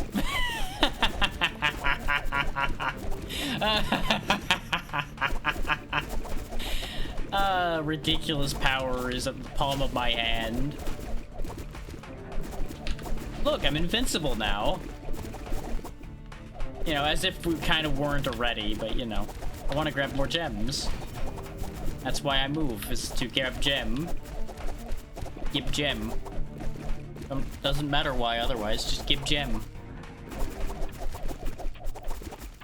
There's food over there, but I don't need that anymore. All these dead monsters, that's all the food I need. Sounds horrible. But you know what? You do what you gotta do when you're down here in the infinite hellscape.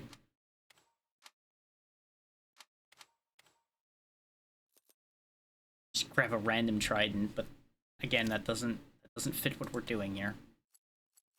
That's an inventory full of massive gems. Every gem in there is massive. Job done. Now, just to find the unique I'm looking for. I really don't know why I'm that committed to finding it. Oh, there's the Night Opener, which is another unique, but not the one I'm looking for. This, I think, is the first time I've ever seen the Night Opener show up, though. It's a shame that it's a projectile weapon. But it is a, like, explosive crossbow, which is real fun. I would have no way of fitting it. And that's the other reason why I'm particularly looking for the Vorpal Blade, because it's the smallest unique. I can fit it into my inventory. We could get even more vitality. But again, we would nuke our healing. And I presume that the healing reduction applies to lifesteal. So, I suppose, no, because if it was 50% less effective, it would then, I guess, be 1 hit point cut in half, which would only make it half a hit point, which wouldn't really work. I don't know. I don't know how that would work and interact.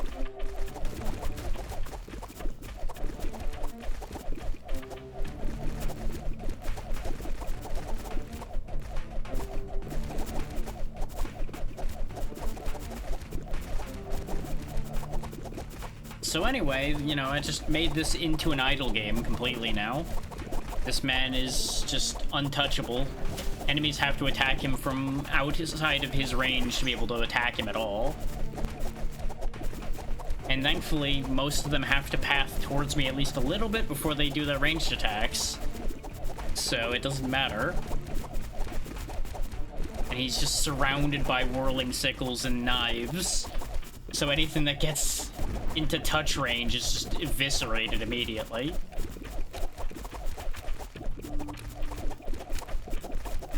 Oh, the gems are auto-picked up too. I don't even have to walk to get them. Not that I have room for them anymore anyway. I mean, I guess I could start scattering more gems around my board here too, for fun. So many good things, but not the things I'm looking for. Yep, I guess I'm increasing our luck further. I could grab another demon helmet and get more vitality, but no. Or attack speed? I mean, right now we can still register the animations are happening, so if I increase my attack speed further, maybe we'll hit a point where you can't tell he's attacking anymore. That could be fun. I could get even more attack speed and range by just deleting our move speed. And if I'm planning on not moving, you know, maybe we should just delete our move speed, huh? There we go. Who needs movement? Not this guy. I will stand stoically as all hell breaks loose around me.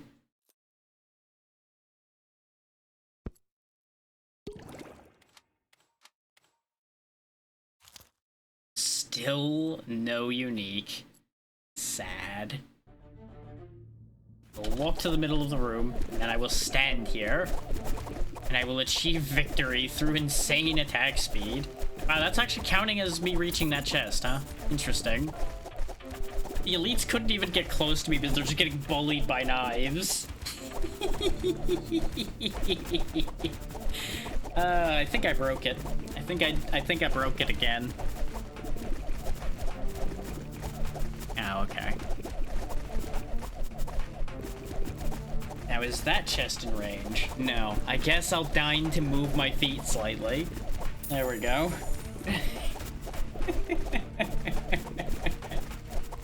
Oh, there's a chest all the way over there, too. Okay, I guess I'll actually move for a change. Yeah, even when they queue up their attacks, they die before they can actually make the attack happen. This is so stupid. This is kind of like the peak of this type of game sometimes, is when you just don't even need to play the game anymore.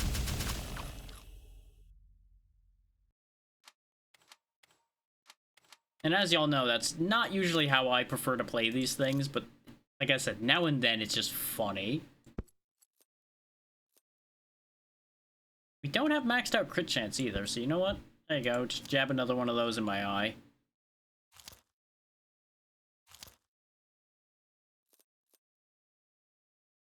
Would lower our crit chance back down a little bit. Nah.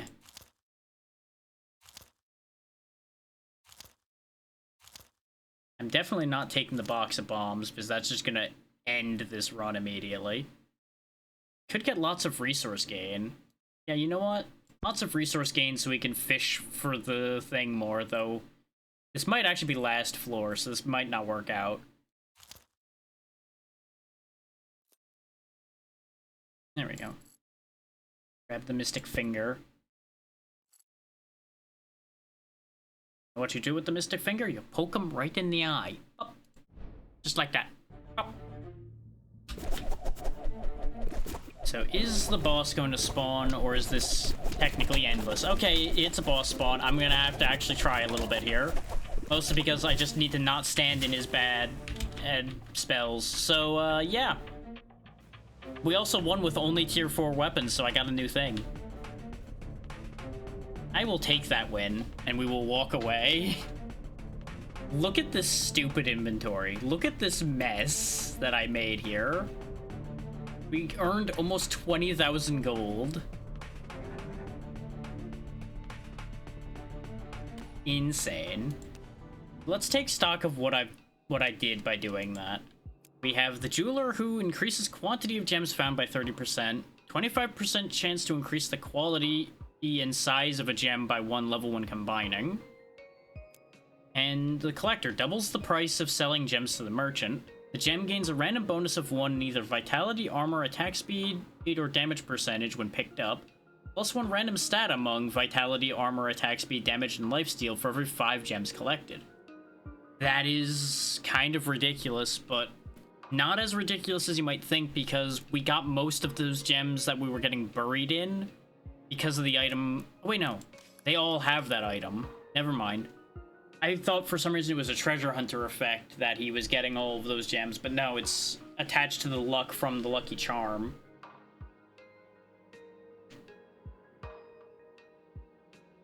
And part of that was, of course, the fact that I had a massive bonus to luck from the cards. I also thought I had a masterwork. Oh wait, no, they weren't masterwork, they were just massive.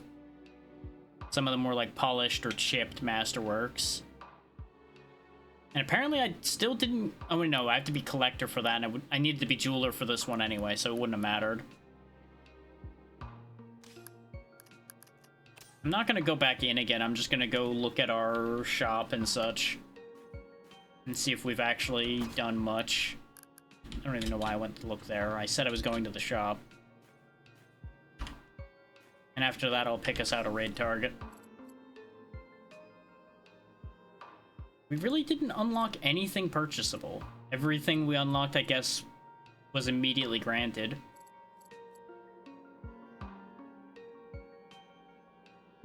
Did we really not trigger 5 summoning circles in either of those runs? I am interested to see that teleport, though. I want to know how that works. I guess, you know, we didn't do it.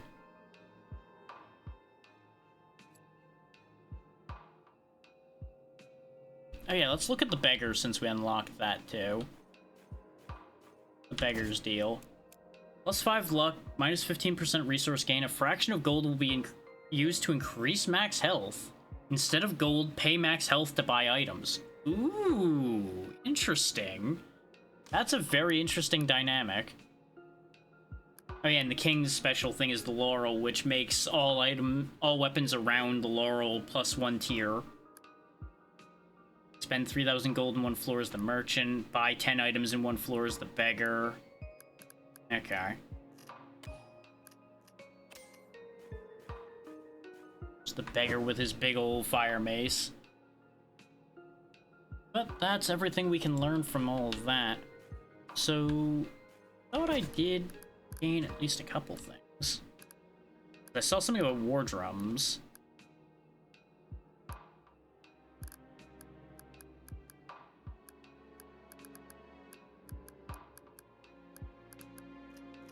Which is probably an artifact.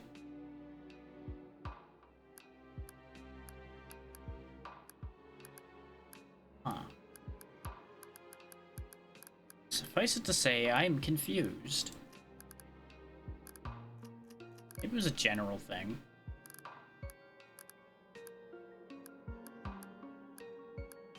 Oh, there we go, war drum. So we did get that.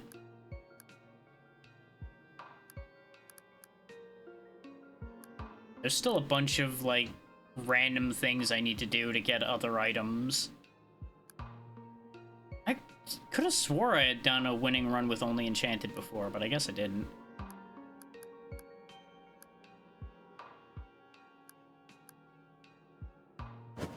And yeah, you want to do one of every aspect at some point to unlock more stuff. There's just so much. so much constantly available in there. And remember, you can pay like $7 to get the game and the DLC. So, you know, can't really go that wrong with that. As long as that's something you can actually find yourself sinking into and playing for a decent amount of time. Because I know it's not everybody's cup of tea.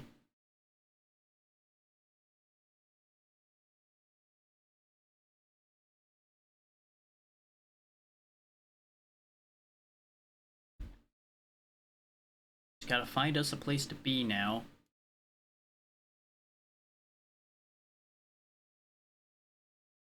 Since our little adventure here has come to an end. Oh wow. I'm surprised other people are picking Lethal back up.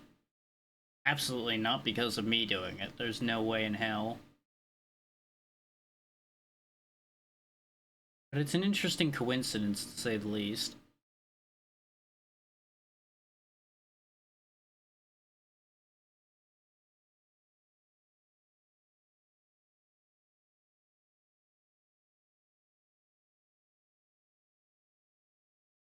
Peek my head into a couple of these to see what's what before we commit to these.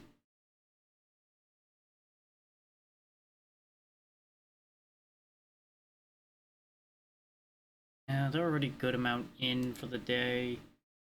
Probably aren't going for too much longer.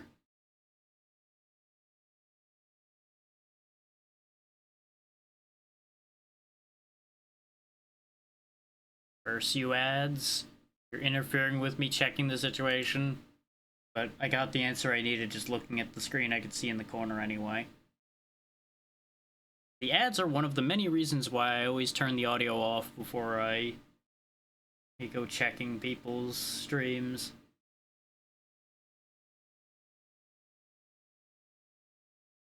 I really wish this would be an easier choice.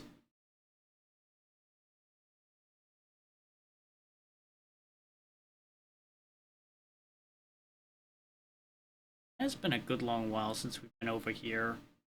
And they are early on, but no, that's gonna be too much going on there.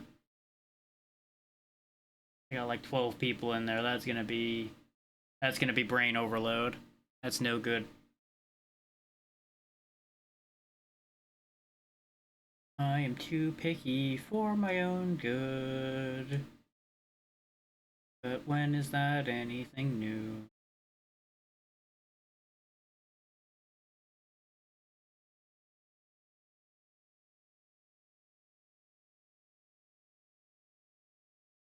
A weird assortment of things happening today.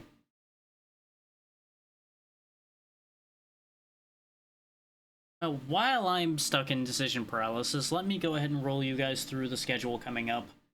Buy myself some time here, shall we? Monday is, of course, Legend of Dragoon. Figure there's probably a session or two left of that at this point. I know I said that before and I was wrong, but either way, kind of just assuming by now we're getting to that point, but we'll see. Tuesday it'll either be I start Revenge of the Savage Planet, or I may go and do some backlog. Because boy do we have some backlog to get through still. Let's see. And then Thursday is of course the repo lobby that I still need to finish gathering people for. But I've already had a couple people say they're interested, so it at the very least is a guaranteed thing to happen. Who is going to appear is going to be the only question mark on that one. And then Friday we'll probably do another bit of backlog filler as far as clearing out more of the Lurkit stuff or things I had intended to do and never ended up getting around to. One of the two. And then Saturday, Maver will be that second repo lobby that I was talking about in order to fit people in. I had really hoped to do a better job of making a choice by the time I finished rattling off the schedule. But the schedule's also not that long, which kind of makes it hard to do that way. I don't go more than a week in advance with my schedule. Which that's a whole other thing I'm noticing more and more of is people who are like scheduled out till like next month, and I'm like, I don't know how y'all do that. I don't understand.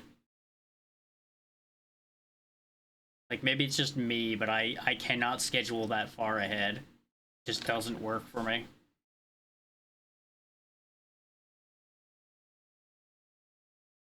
I would I would probably go crazy. Or it would end up changing like 90% of the time.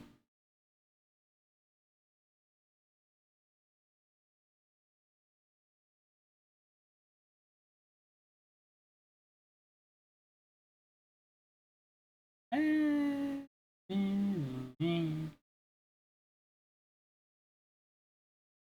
Let me check something here. Oh, fuck's sake, Twitch. Don't eat my inputs.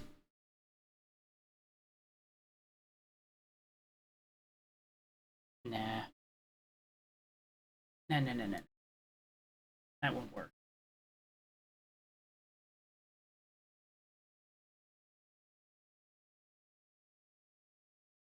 Yeah, you know what? We'll just go with a reliable choice since I cannot make a decision. Well, relatively reliable choice.